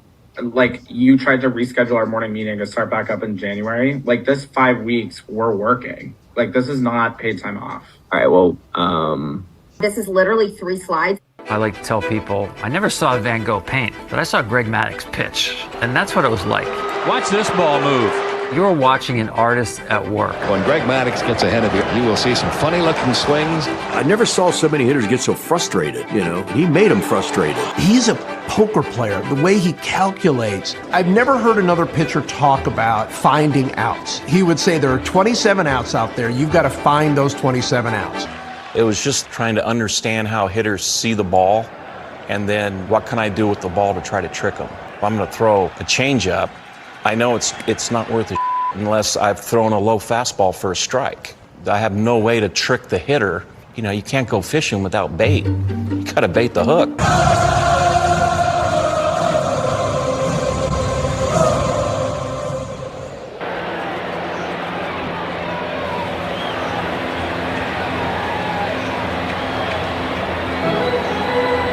Welcome back. First pitch on the way to Matt Olson is right there. Down below the knees for a ball. It's 1-0. Blackburn is back out there to pitch, so maybe we can get a hold of one here. Righty-lefty matchup, the 1-0. 90 up top for a strike. 1-1. That was right where that pitch that I was complaining about in the last inning was at. It was right in that little to the left, but in the zone. 1-1 count. Up top, just misses high. 2-1. Braves lead at 9-6, but we've had another shootout again, another barn burner. Mets jumped out to a 6-0 lead. The Braves scored 9 in the 4th, and that's where we stand. The 2-1. Changeup misses high. 3-1. Mets scored 3 in the 1st, 3 in the 2nd.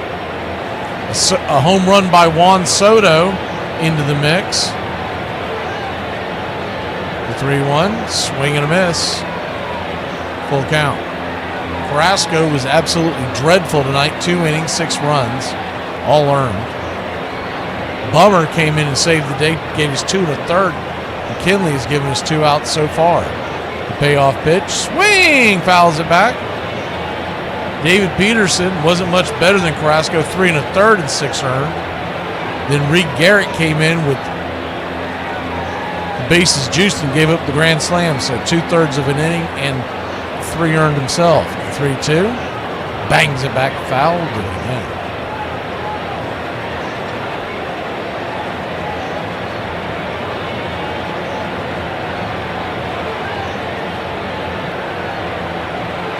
Full count.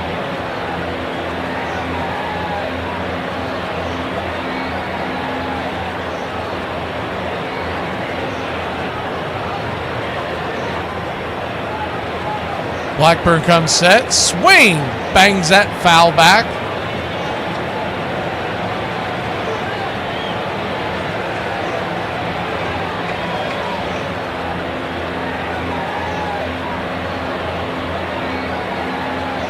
Full count once again, outside wide, ball 4. So Matty O will head on down to first. 1 on, nobody out, and let's keep it going, Braves country. This is not watered down. This is Ice House. Ice House. Smooth as it gets.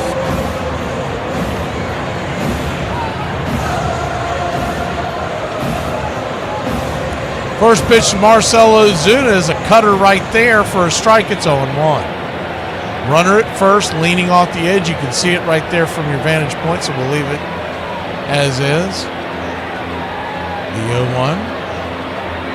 Change up in the dirt. 1-1. Blackburn, soft tossing right-hander, really known as an innings eater. He's coming off of injury, but had a pretty good run out there with the Oakland Athletics at the time. The 1-1. Swing! That ball's belted high and deep. Get up, get up, get up! Zip, boom, bam, it's gone! Ram-a-lam-a ding-dong! A 2-run shot, baby! And your Atlanta Braves have broken it open to a 5-run lead. A mighty smack over the track. Marcell Ozuna clocks his 20th home run of the lead of the year, 59 RBI, takes the team lead. 369 happy feet over the left field wall.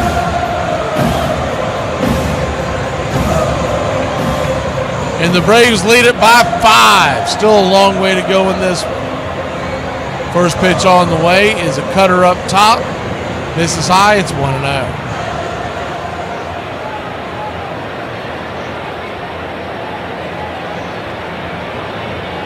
That was a hanger. 1-0. Bang down the right field line. It's 1-1.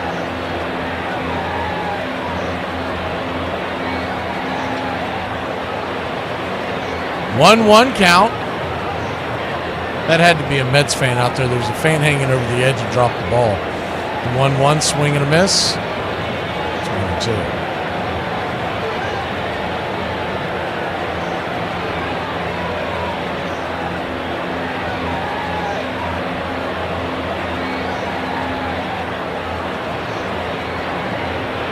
The 1-2 inside. Ozzy has to dance out of the way. 2-2. Ozzy's 0 for 3 on the night. Got a bum call on his strikeout his last time up.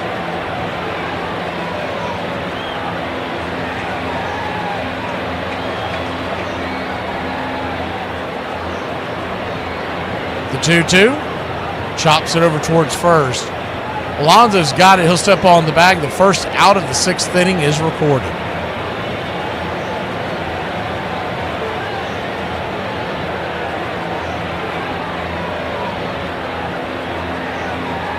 One up, one down. Ozzy now 0 for 4 on the day. It'll bring Sean Murphy to the plate. He's 0 for 1, but he has walked twice.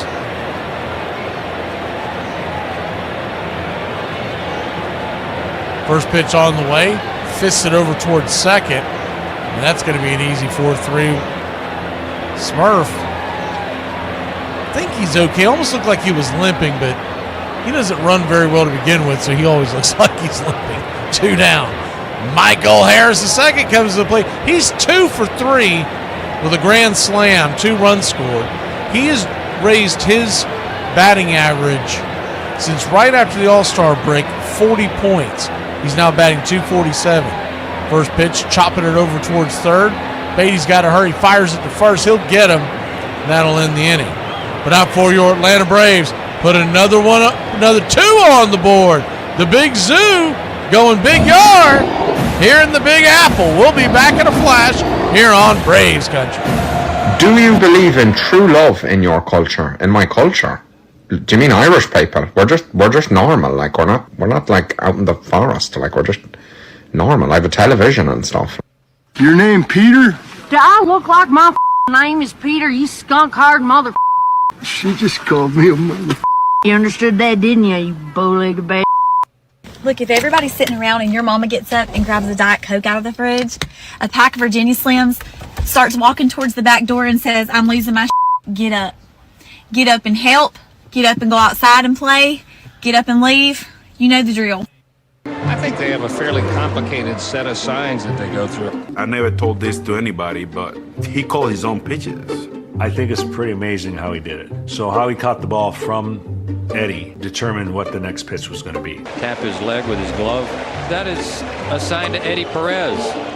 Nobody ever knew it. I mean, it was kind of brilliant. They don't call him the professor for nothing. It was a regular season game, and Bobby sent Leo out to tell Maddox that he wanted to walk Gonzalez. Louis Gonzalez hit Maddox pretty good. Doggy's like, nope, not going to do it. He goes, what? He goes, give me 2 pitches. I think I can pop him up to third base. He goes, I'm going to throw him a changeup down and away, first pitch. Then I'm going to throw him a cutter, middle in, and he's going to hit a pop-up and a chipper. And we're going to get out of this inning. Leo just kind of looks at him, and he looks at the rest of us, and he goes, okay. And he turns around, and he walks back to the dugout. And I mean, you can hear Bobby's just pissed. So sure enough, he throws him changeup down and away, ball 1, cutter in. Got under this one a little bit, pops it down the left field line. And I'm standing underneath the pop-up, just thinking, you have got to be kidding me. Caught it, inning over. Bobby and I looked at each other and went, unbelievable.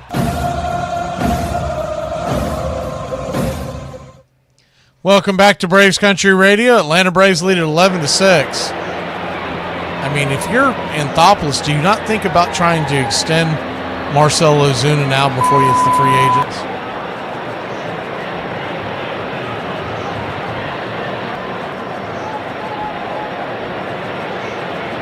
I don't know what that sound was. I don't know if y'all heard that beeping, but that's news to me.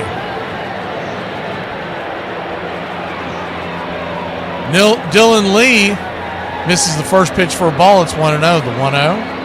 Outside wide 2-0. 2-0 count.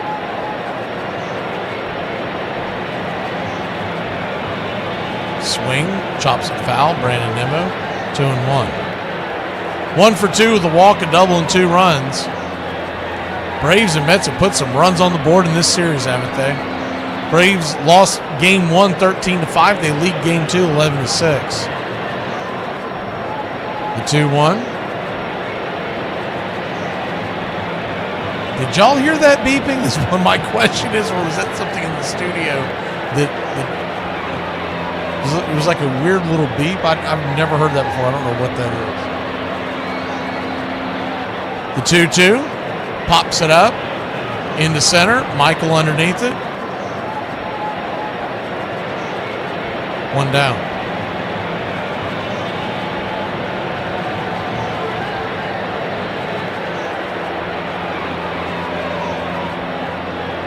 Okay, you heard the beep. All right. I have no idea what it is.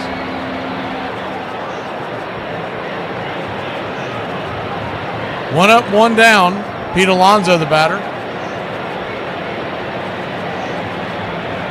Swing. That ball's hammered towards left field. It's going to get down for a base hit. Kind of a looping smack into the deepest part of left field. Alonso doesn't run that great, so he'll be stuck to a single as Profar cuts it off quickly. And the Mets are back in business. That was a hanger.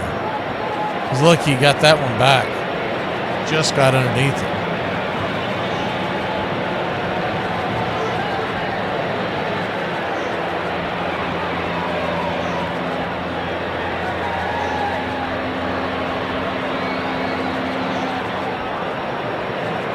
First pitch on the way is four-seamer to McNeil. It's 0-1.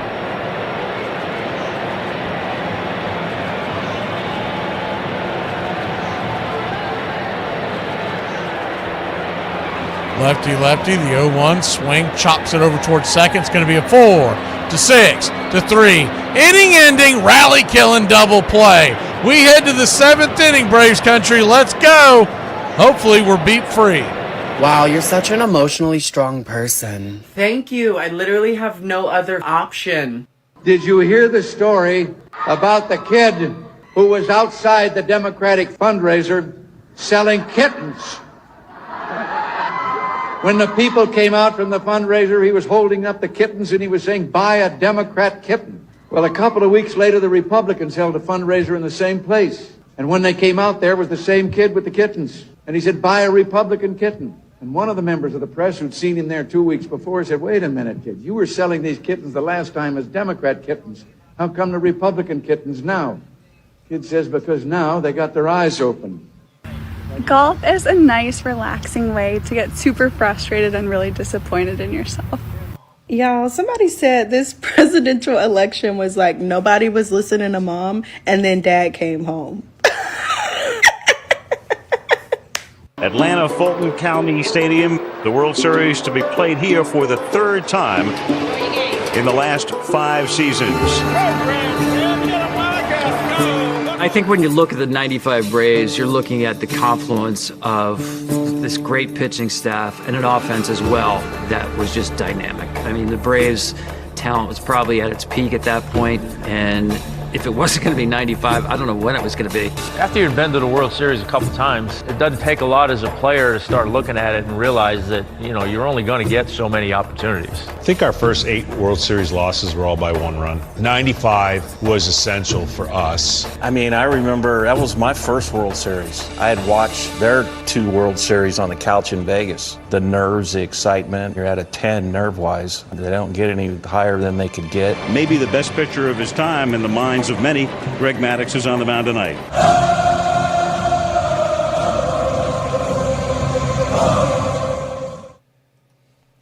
Welcome back to Braves Country Radio. We go to the top of the 7th inning. Eli White, who's 0 for 3, comes to the plate. Chops the first pitch off his foot. It's 0-1. Eli White, who has struck out all 3 times, but he has made a couple of really good plays in the outfield, including saving a run to throw to home. The 0-1. Sinker at the knees. It's 0-2.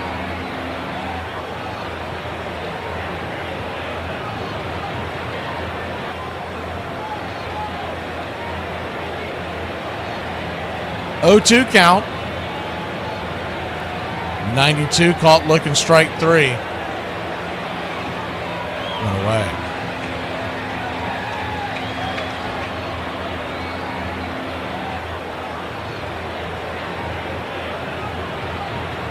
Might have been a touch below the zone, but at this point, 7th inning, and you're talking about a long rain delay, you're not going to get a ton of those calls your way, especially in an 11-6 ball game. First pitch to Alvarez. Nacho takes it up top for a strike. It's 0-1.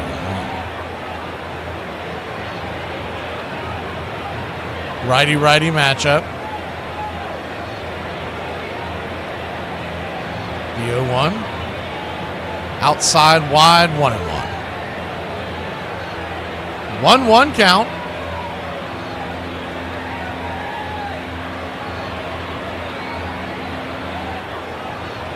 Right there, top of the zone, 1-2.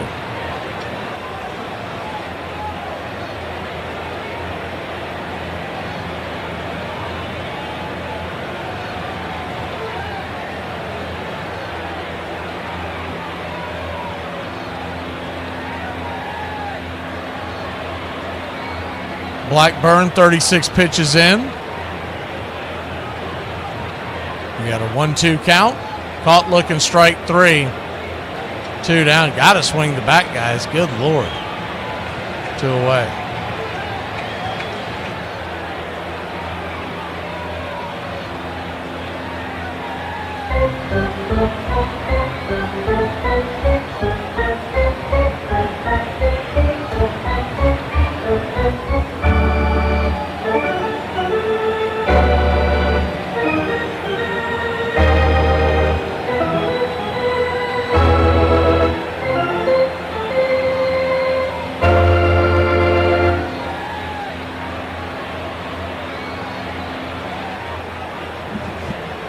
One-0 pitch to Allen. Pops it up. High in the sky. Shallow center field. Calling everybody off is the center fielder Mullins, and that'll end the inning. Braves go down in order, but they've got a 5-run lead here in the Big Apple. We'll be back in a flash.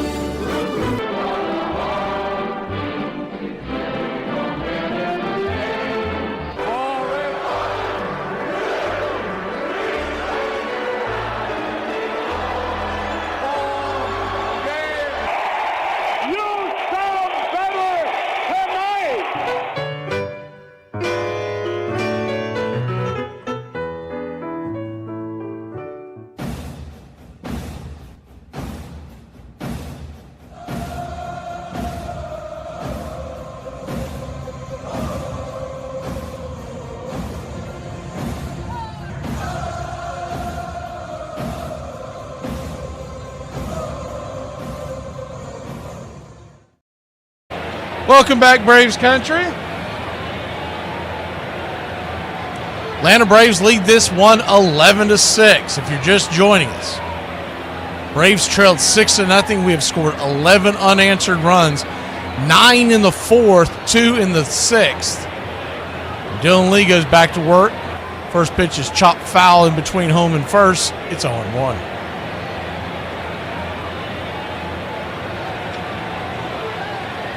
It wouldn't surprise me if they DFA Cookie Carrasco. He's looked progressively worse every start. Pulling for Cookie because he's been through a lot, but I don't think he's got it anymore. The 0-1, outside wide, 1-1. And they could always DFA him and see if he makes it back to them. And they could send him down to AAA for a week and bring him back up for whatever. He's 1-1, misses outside 2-1. They could just move him into the bullpen.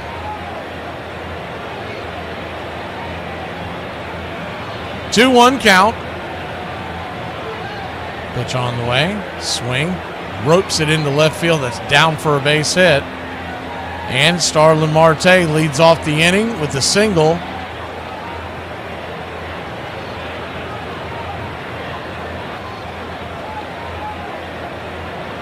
Mets, who trail by 5, have life.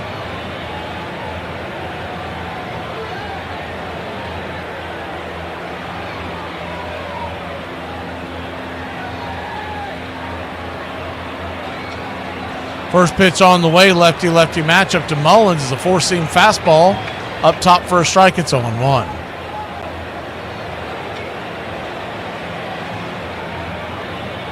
The 0-1.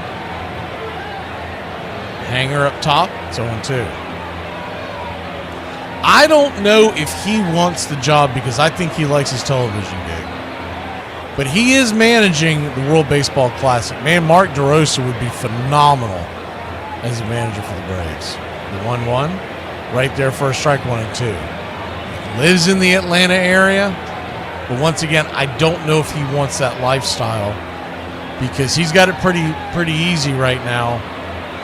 Unless it's a big enough contract for him not to turn down. The 1-2. Outside wide, 2-2.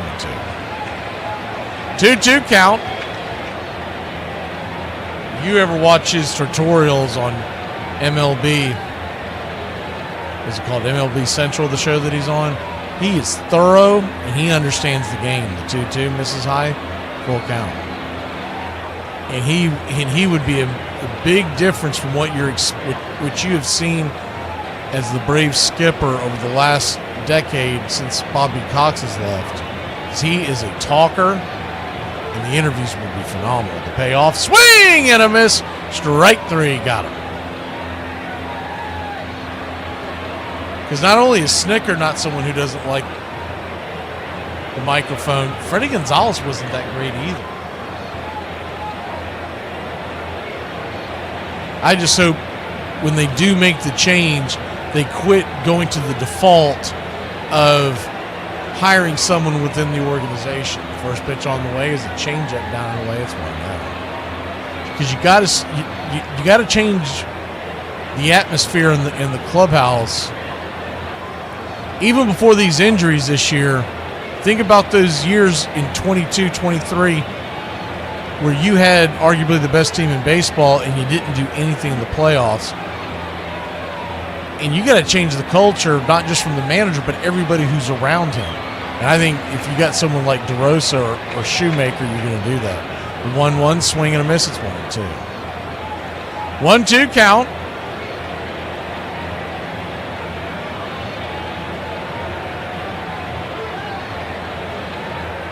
Lefty-righty matchup. Alvarez 0 for 3 on the night. He would be my top choice. Would be DeRosa, but I wouldn't be unhappy with Shoemaker either. The 1-2, swing and a miss, strike 3, 2 down. Dylan Lee. They get him through this 7th inning here. He'd probably come out, and you would think they would let him sit for a few days. maybe be eligible to come back out of that pen once again. That's going to be it for them. They're going to go ahead and make the change now. I thought they might let him get through one more batter, but we'll be back in a flash. 1 on, 2 outs. The Braves lead by a nickel. We can't Urban Dern your frazzle dazzle. Braves country is AFC South country all season long. Drive starts at the 1 and looking for a little breathing room, and they get that and plenty more. Derrick Henry still going. Stays in bounds. He might go. 99 yards for the touchdown. Unbelievable. Touchdown. Slant caught. Touchdown. Marquise Lee. And he punched the ball into the stands.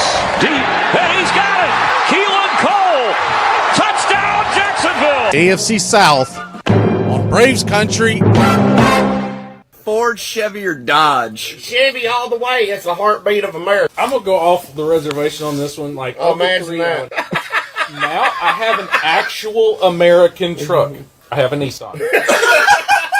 You laugh. My truck is made in Tennessee and it's going to spend most of its life in Alabama. That's American.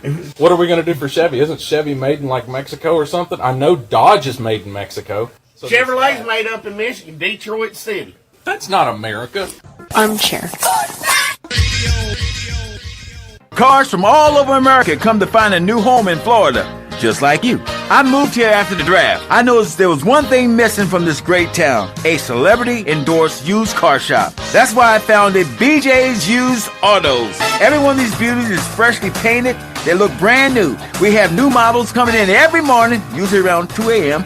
We can get you anything. I've taken the skills I've learned as a pro football player to the used car business. Smash, grab, and run like hell. The bat is made of turn dash, less than 42 inches long, not more than 2 3/4 inches in diameter. You're listening to Braves Country Baseball. Please like and subscribe today. YouTube.com/@Braves Country.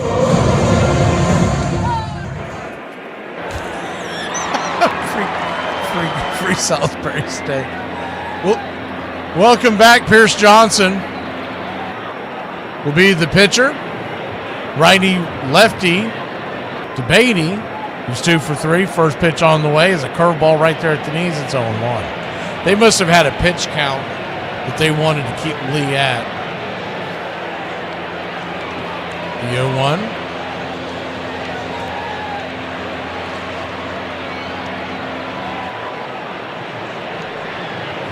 PJ pops it up. Can of corn. Nick Allen, he'll make the fair catch around the 48-yard line. That'll end the inning. Mets go scoreless. We go to the 8th inning. And you know what that means in Braves country. Let's get busy. 106 miles from Chicago. We got a full tank of gas, half a pack of cigarettes. It's dark, and we're wearing sunglasses. Hit it. It's happy hour. When wins become losses and losses become wins. You guys going to happy hour? Yeah? Yeah, I'll come for a couple. Just a couple, though. Not like last time. Okay. Let's get it! Hey! Have dinner, buddy. I put my pants on, one leg at a time. Guess what? I got a fever, and the only prescription is no... Ladies and gentlemen, we interrupt our program of dance music to bring you a special bulletin from the Intercontinental Radio News. You're in Braves country. Salute!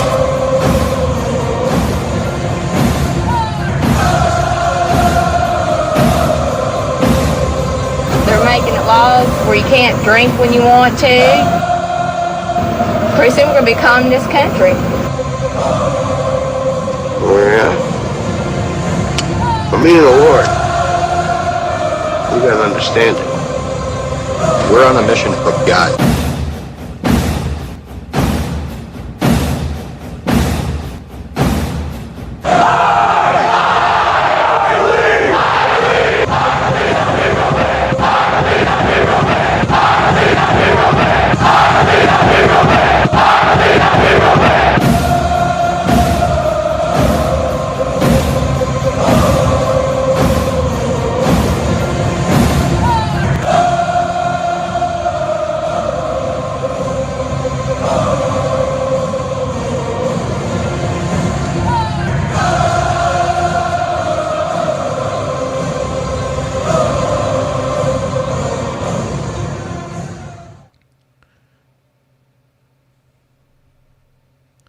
Welcome back. First pitch on the way to Jerkson Profar is swung on and banged deep back towards the warning track, making the catch for a loud out number 1 is Nemo. F7, 1 away. It's a little off-speed pitch changeup. He went down and got it and almost lifted it far enough to make a difference. Matt Olson, 0 for 2. He is now second on the team in home runs after Big Zoo's home run. First pitch is a sinker right there at the knees. It's on 1. Righty-lefty matchup. The 0-1. Inside, cutter misses. 1-1. 1-1 count. Matt Olson 0 for 2, 2 walks, 2 runs scored. Swing, slaps it back foul. We'll do it again.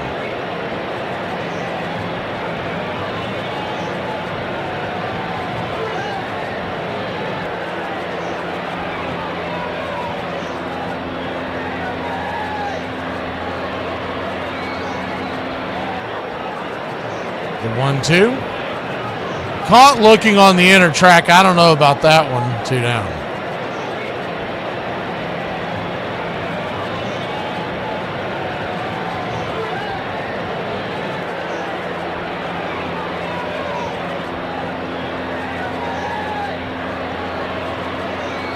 Two up, 2 down, and Marcelo Zuna.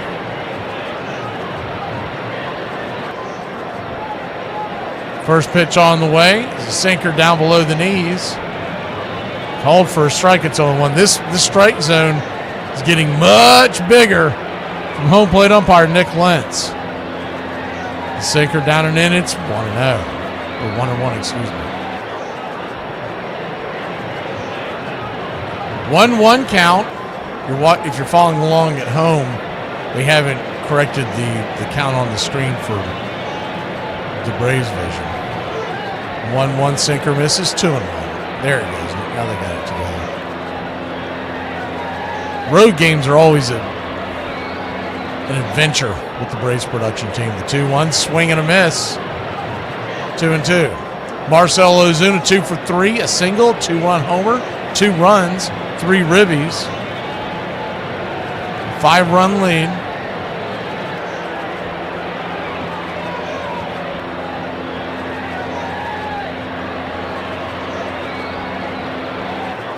The 2-2.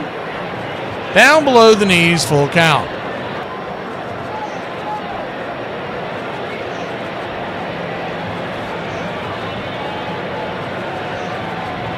Three-two count. The payoff pitch from Blackburn. Chops it over to third. Should be an easy play. 5-3. A little bit of a low throw, but Lonza sticks with it. And that'll end the inning. We go to the bottom of the 8th. The Mets grab the sticks, trailing by 5. This generation is you guys. Boomers look back and go, holy crap, I can't believe I burned the flag and just stopped wearing a bra. Gen X looks back and we say, holy I can't believe I wore MC Hammer pants and curled my bangs. Millennials look back and go, holy cow, I cannot believe I went through a goth phase. This generation, when they reach 40, they're gonna look back and go, holy I can't believe I cut my wiener or my tits off. Suspect took an everything shower but forgot to shave her mustache. Talk to me! Suspect hates to spend money but DoorDashes every single meal. Suspect complains about my DoorDash spending yet she burns water. Man, you ever get stuck working with the woke on the job? There's always complaining about the white man holding them down, talking about he can't get ahead in life. Like, you've been washing dishes for 12 years. Who fault that is? I'm just gonna put this out there. If you're a celebrity, I don't give a hot, steamy, corn-textured turd who you're voting for. If your biggest struggle is which red carpet event to attend this year, you don't make the list of informed sources for politics. Shut your mouth, go back to your movie set. The rest of us have to go to work.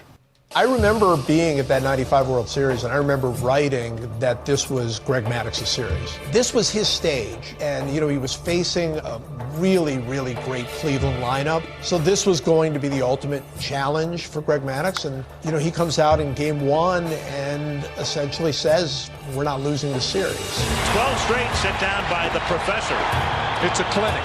The Braves win Game 1 on a superb pitching effort by Greg Maddux.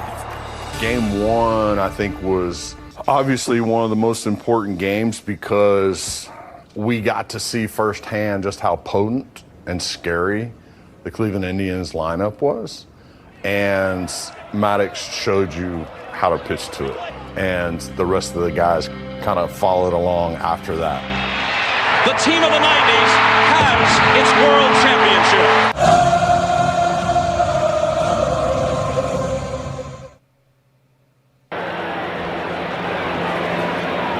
Pierce Johnson will remain in the game to face the top of the order. First pitch on the way to Lindor is a curveball, smacks the knees. It's 0-1. Braves 11, Mets 6.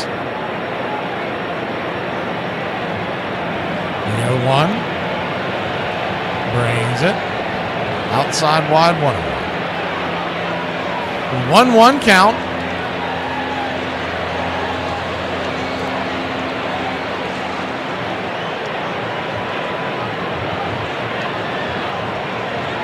Kicks and fires. Right there, grabs the outer edge, 1-2.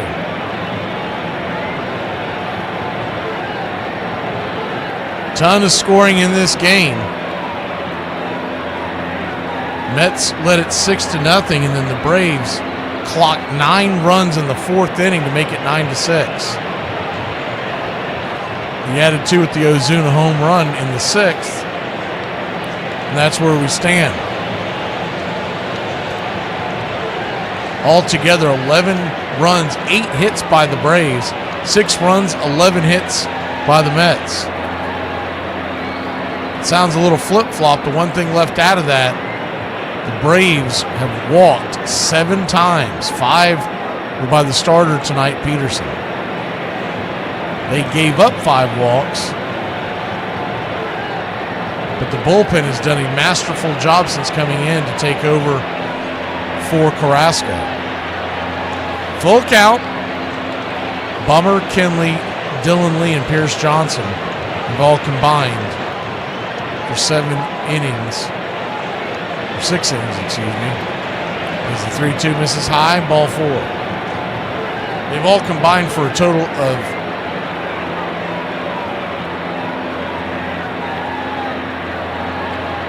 5 innings. My math is wrong. 5 innings of no-run ball. During those 5 innings, they have given up 5 hits and 3 walks.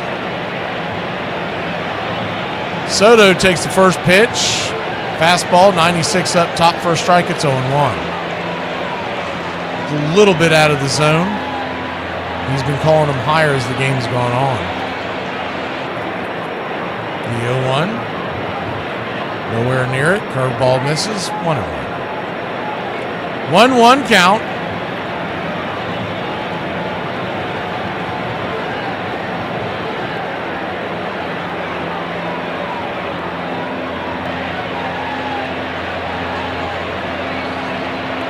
Flips it over to first real quick to keep Lindor close by.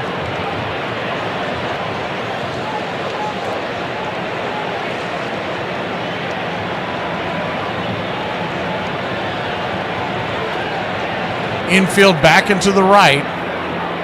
The 1-1. Drops a curveball there on the outer edge. 1-2.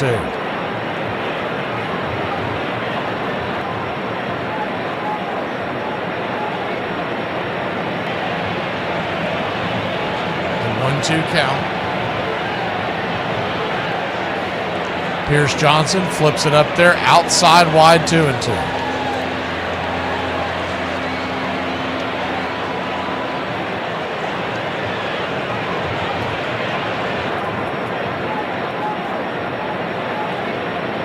The 2-2.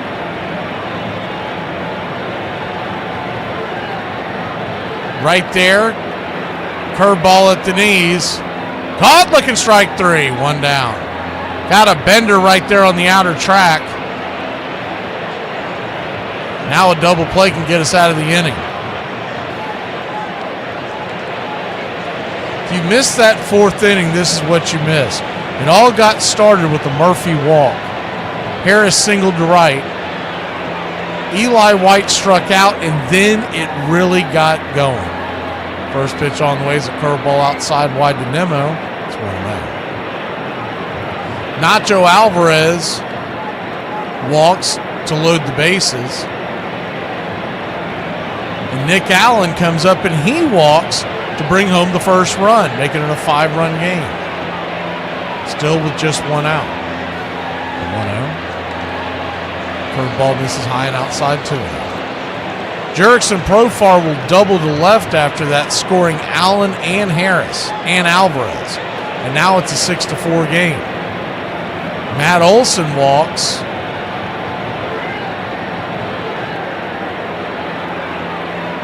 As the 2-0 misses high, 3-0. 3-0 count.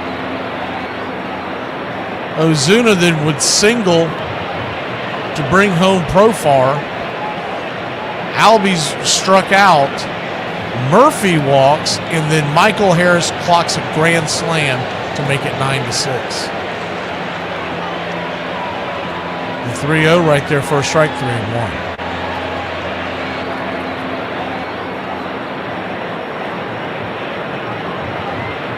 Three-one count. Right there, good curveball at the knees. Full count.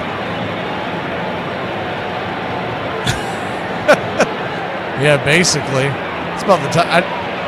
Heck, this game may go longer than the doubleheader. This is ridiculous. The payoff pitch. Swing, dribbles it up the middle. Allen will step on second. Fire it to first. And it is a 6-3 double play. We'll head to the 9th inning. Ozzie Albies leads us off. Let's get him a base hit, Braves country. One thing I remind myself of every single time I want to put somebody above or below me is that we have all been sitting on the john out of toilet paper and considered looking in the bathroom trash for secondary wiping options. Keeps me humble. Hey, Braves country, I'm Mac McGee. Join us for Pitch by Pitch, Play by Play, the classic call of Braves country baseball. We're bringing you Atlanta Braves baseball all year long. Jump into our pregame show, Braves Country Today, just before first pitch, where we will react to your comments all year long. That's Braves Country Radio, pitch by pitch, play by play, your home for the classic call of Braves Country Baseball. So what is your name as a group? The Click. Click or Click? Click. Man, I hate this job for real. I do too. When you gonna quit? I'm gonna quit the same day you quit. Matter of fact, when you put your 2 weeks in, let me see the paper so I can write on the back, me too, these jobs. Everything good over here? Yes, sir. Sir. All right. Verse 2. They have been baseball's best team over the last 5 years. And finally, the one missing piece is in place.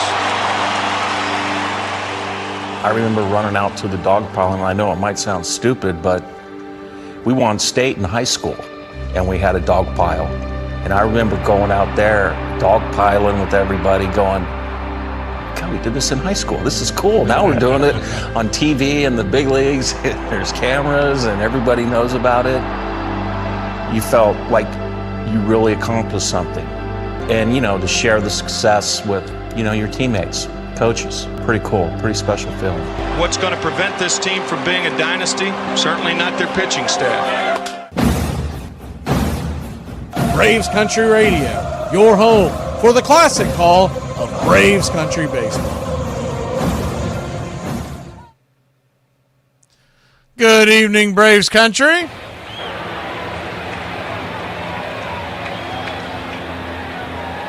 First pitch on the way from Blackburn to Ozzie. The sinker at the knees, it's 0-1.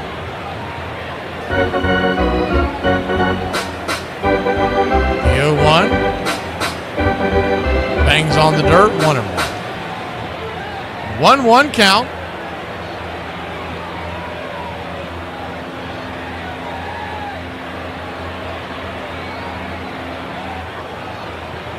Pitch on the way, outside wide.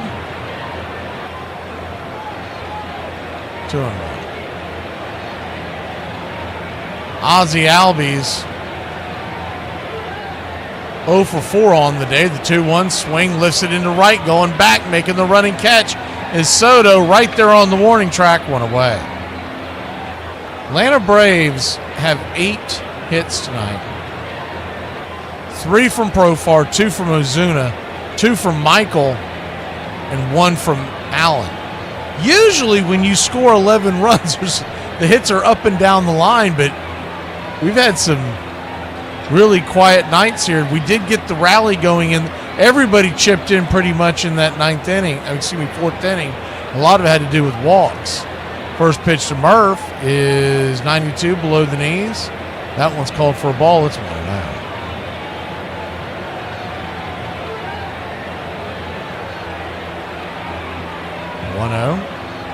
Cork screws it over towards first. It's going to be a 3-1 put out. Alonso to Blackburn, 2 down. Second time tonight he's had that weird swing and it saws off towards the right side of the infield. He's not swinging the bat well at all. That'll bring Harris to the plate. Michael Harris. 417-foot grand salami.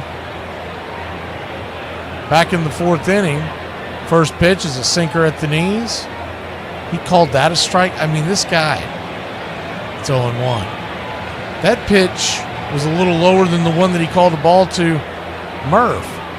0-1 outside wide, 1-1. Just be consistent is all we ever ask of these umpires. 1-1 count.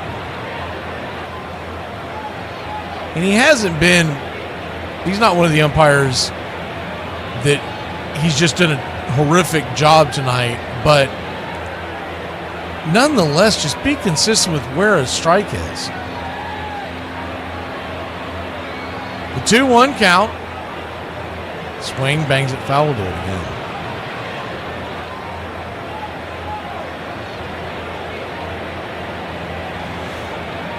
Those in the Fantasy Baseball League, we're going to pull. Still crazy from the blind eye. They keep showing that grand slam. And I when they have the long-away views, the 2-2's banged on the ground over to third. Michael's trying to bust it down the line. He will not beat it, and that'll end the inning. Good hustle by Harris. Braves lead by 5. I'll try to remember to finish that thought when we come back. One of my favorite toxic traits is telling myself I can be ready in 15 minutes when I have consistently proven that I cannot. Hey, Braves Country, I'm Mac McGee. Join us for Pitch by Pitch, Play by Play, the classic call of Braves Country Baseball. We're bringing you Atlanta Braves baseball all year long.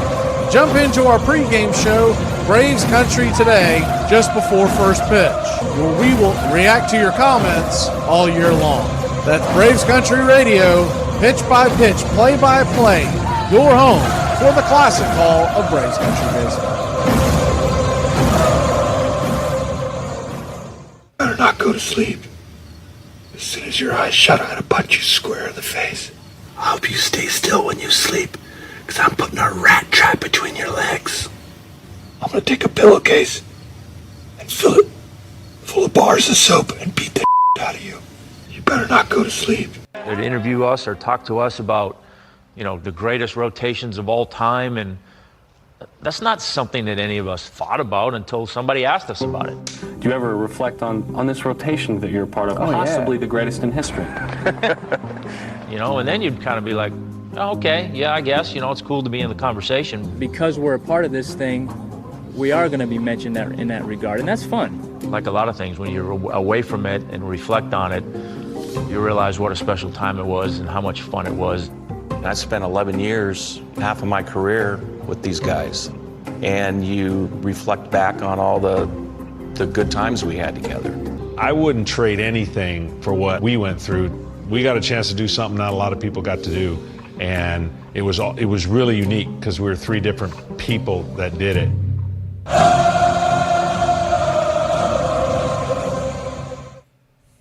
Welcome back, Braves Country. Eyeglasses is coming on. Try to slam the door here.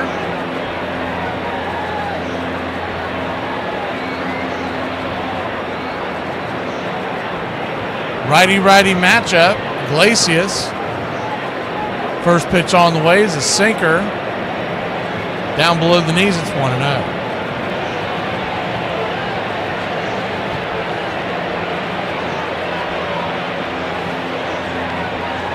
1-0, four-seam fastball misses. Ball 2, 2-0. 2-0 count. You got the 4, 5, 6 batters due up in this inning. 2-0, pops it back foul. Do it again.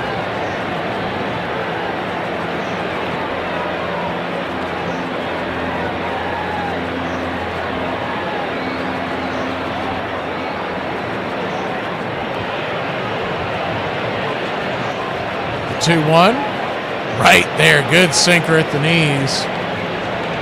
2-2. Braves lead at 11-6. The 2-2 bangs it through the hole. It's going to be a hard hit single. Grabbed the changeup and ripped it past the diving attempt of Nick Allen. 1 on, nobody out. Anybody was going to get to that, it would have been Nick Allen. When he comes up with that, he's probably going to throw out Alonso because he does not run well. We know Nick is quick as a cat if he can get the ball.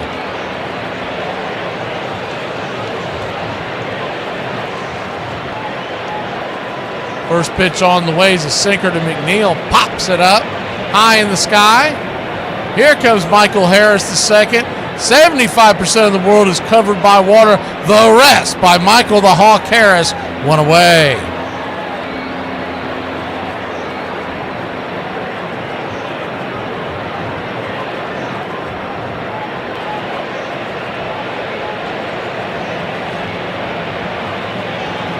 One down, and the first pitch is a sinker down below the knees. It's 1-0.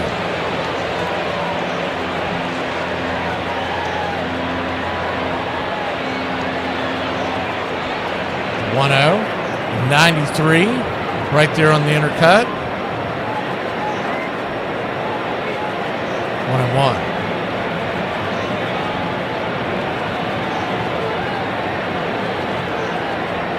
One. Pitch to Starlin Marte is right there. So a 1-2 count.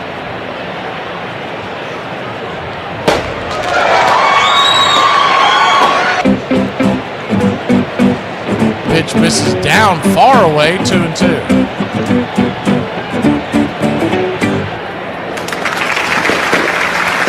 Braves 11. Mets 6. The 2-2 bang foul down wide. We'll do it one more time. Thank you for the contribution, Iron Lung.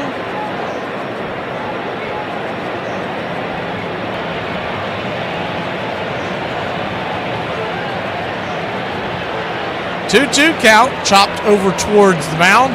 It's going to be a 1-4-3. Could not turn the double play. Marte hustling down the line.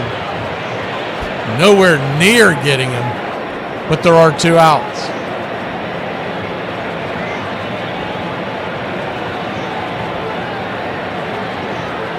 Mets down their last strike. The last out. Cedric Mullins coming to the plate. First pitch on the way. Pops it up. High in the sky. Who wants it? Jerickson Profar. Profar, pro good. He'll make the catch, and that'll end the inning. That'll end the game, and that'll end our 1-game losing streak. We're back in the win column, baby. Braves win. Braves win.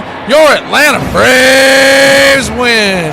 Whiskey for my men, beer for my horses. And the player of the game tonight for your Atlanta Braves, we're going to give the game ball to Michael Harris II.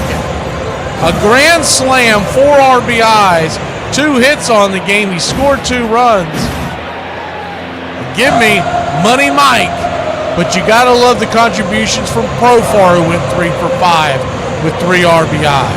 Ozuna 2 for 4. He goes big yard again. 3 RBI. And the bullpen, don't forget about that bullpen. They go 7 innings of no-run baseball. They scatter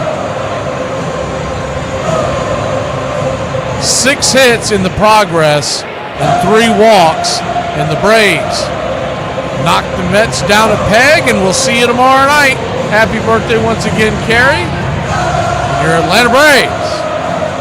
If nothing else, playing spoiler down the stretch and giving the Mets the business. We'll see you tomorrow night. Have a great one, Braves Country.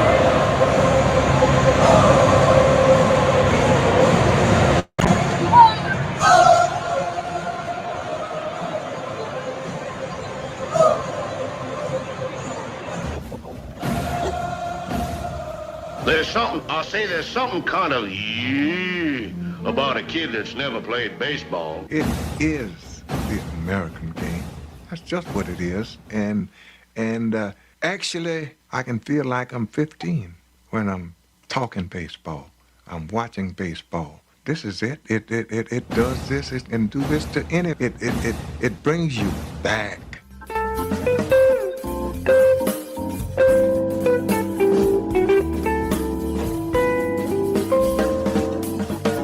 Take me out to the bar.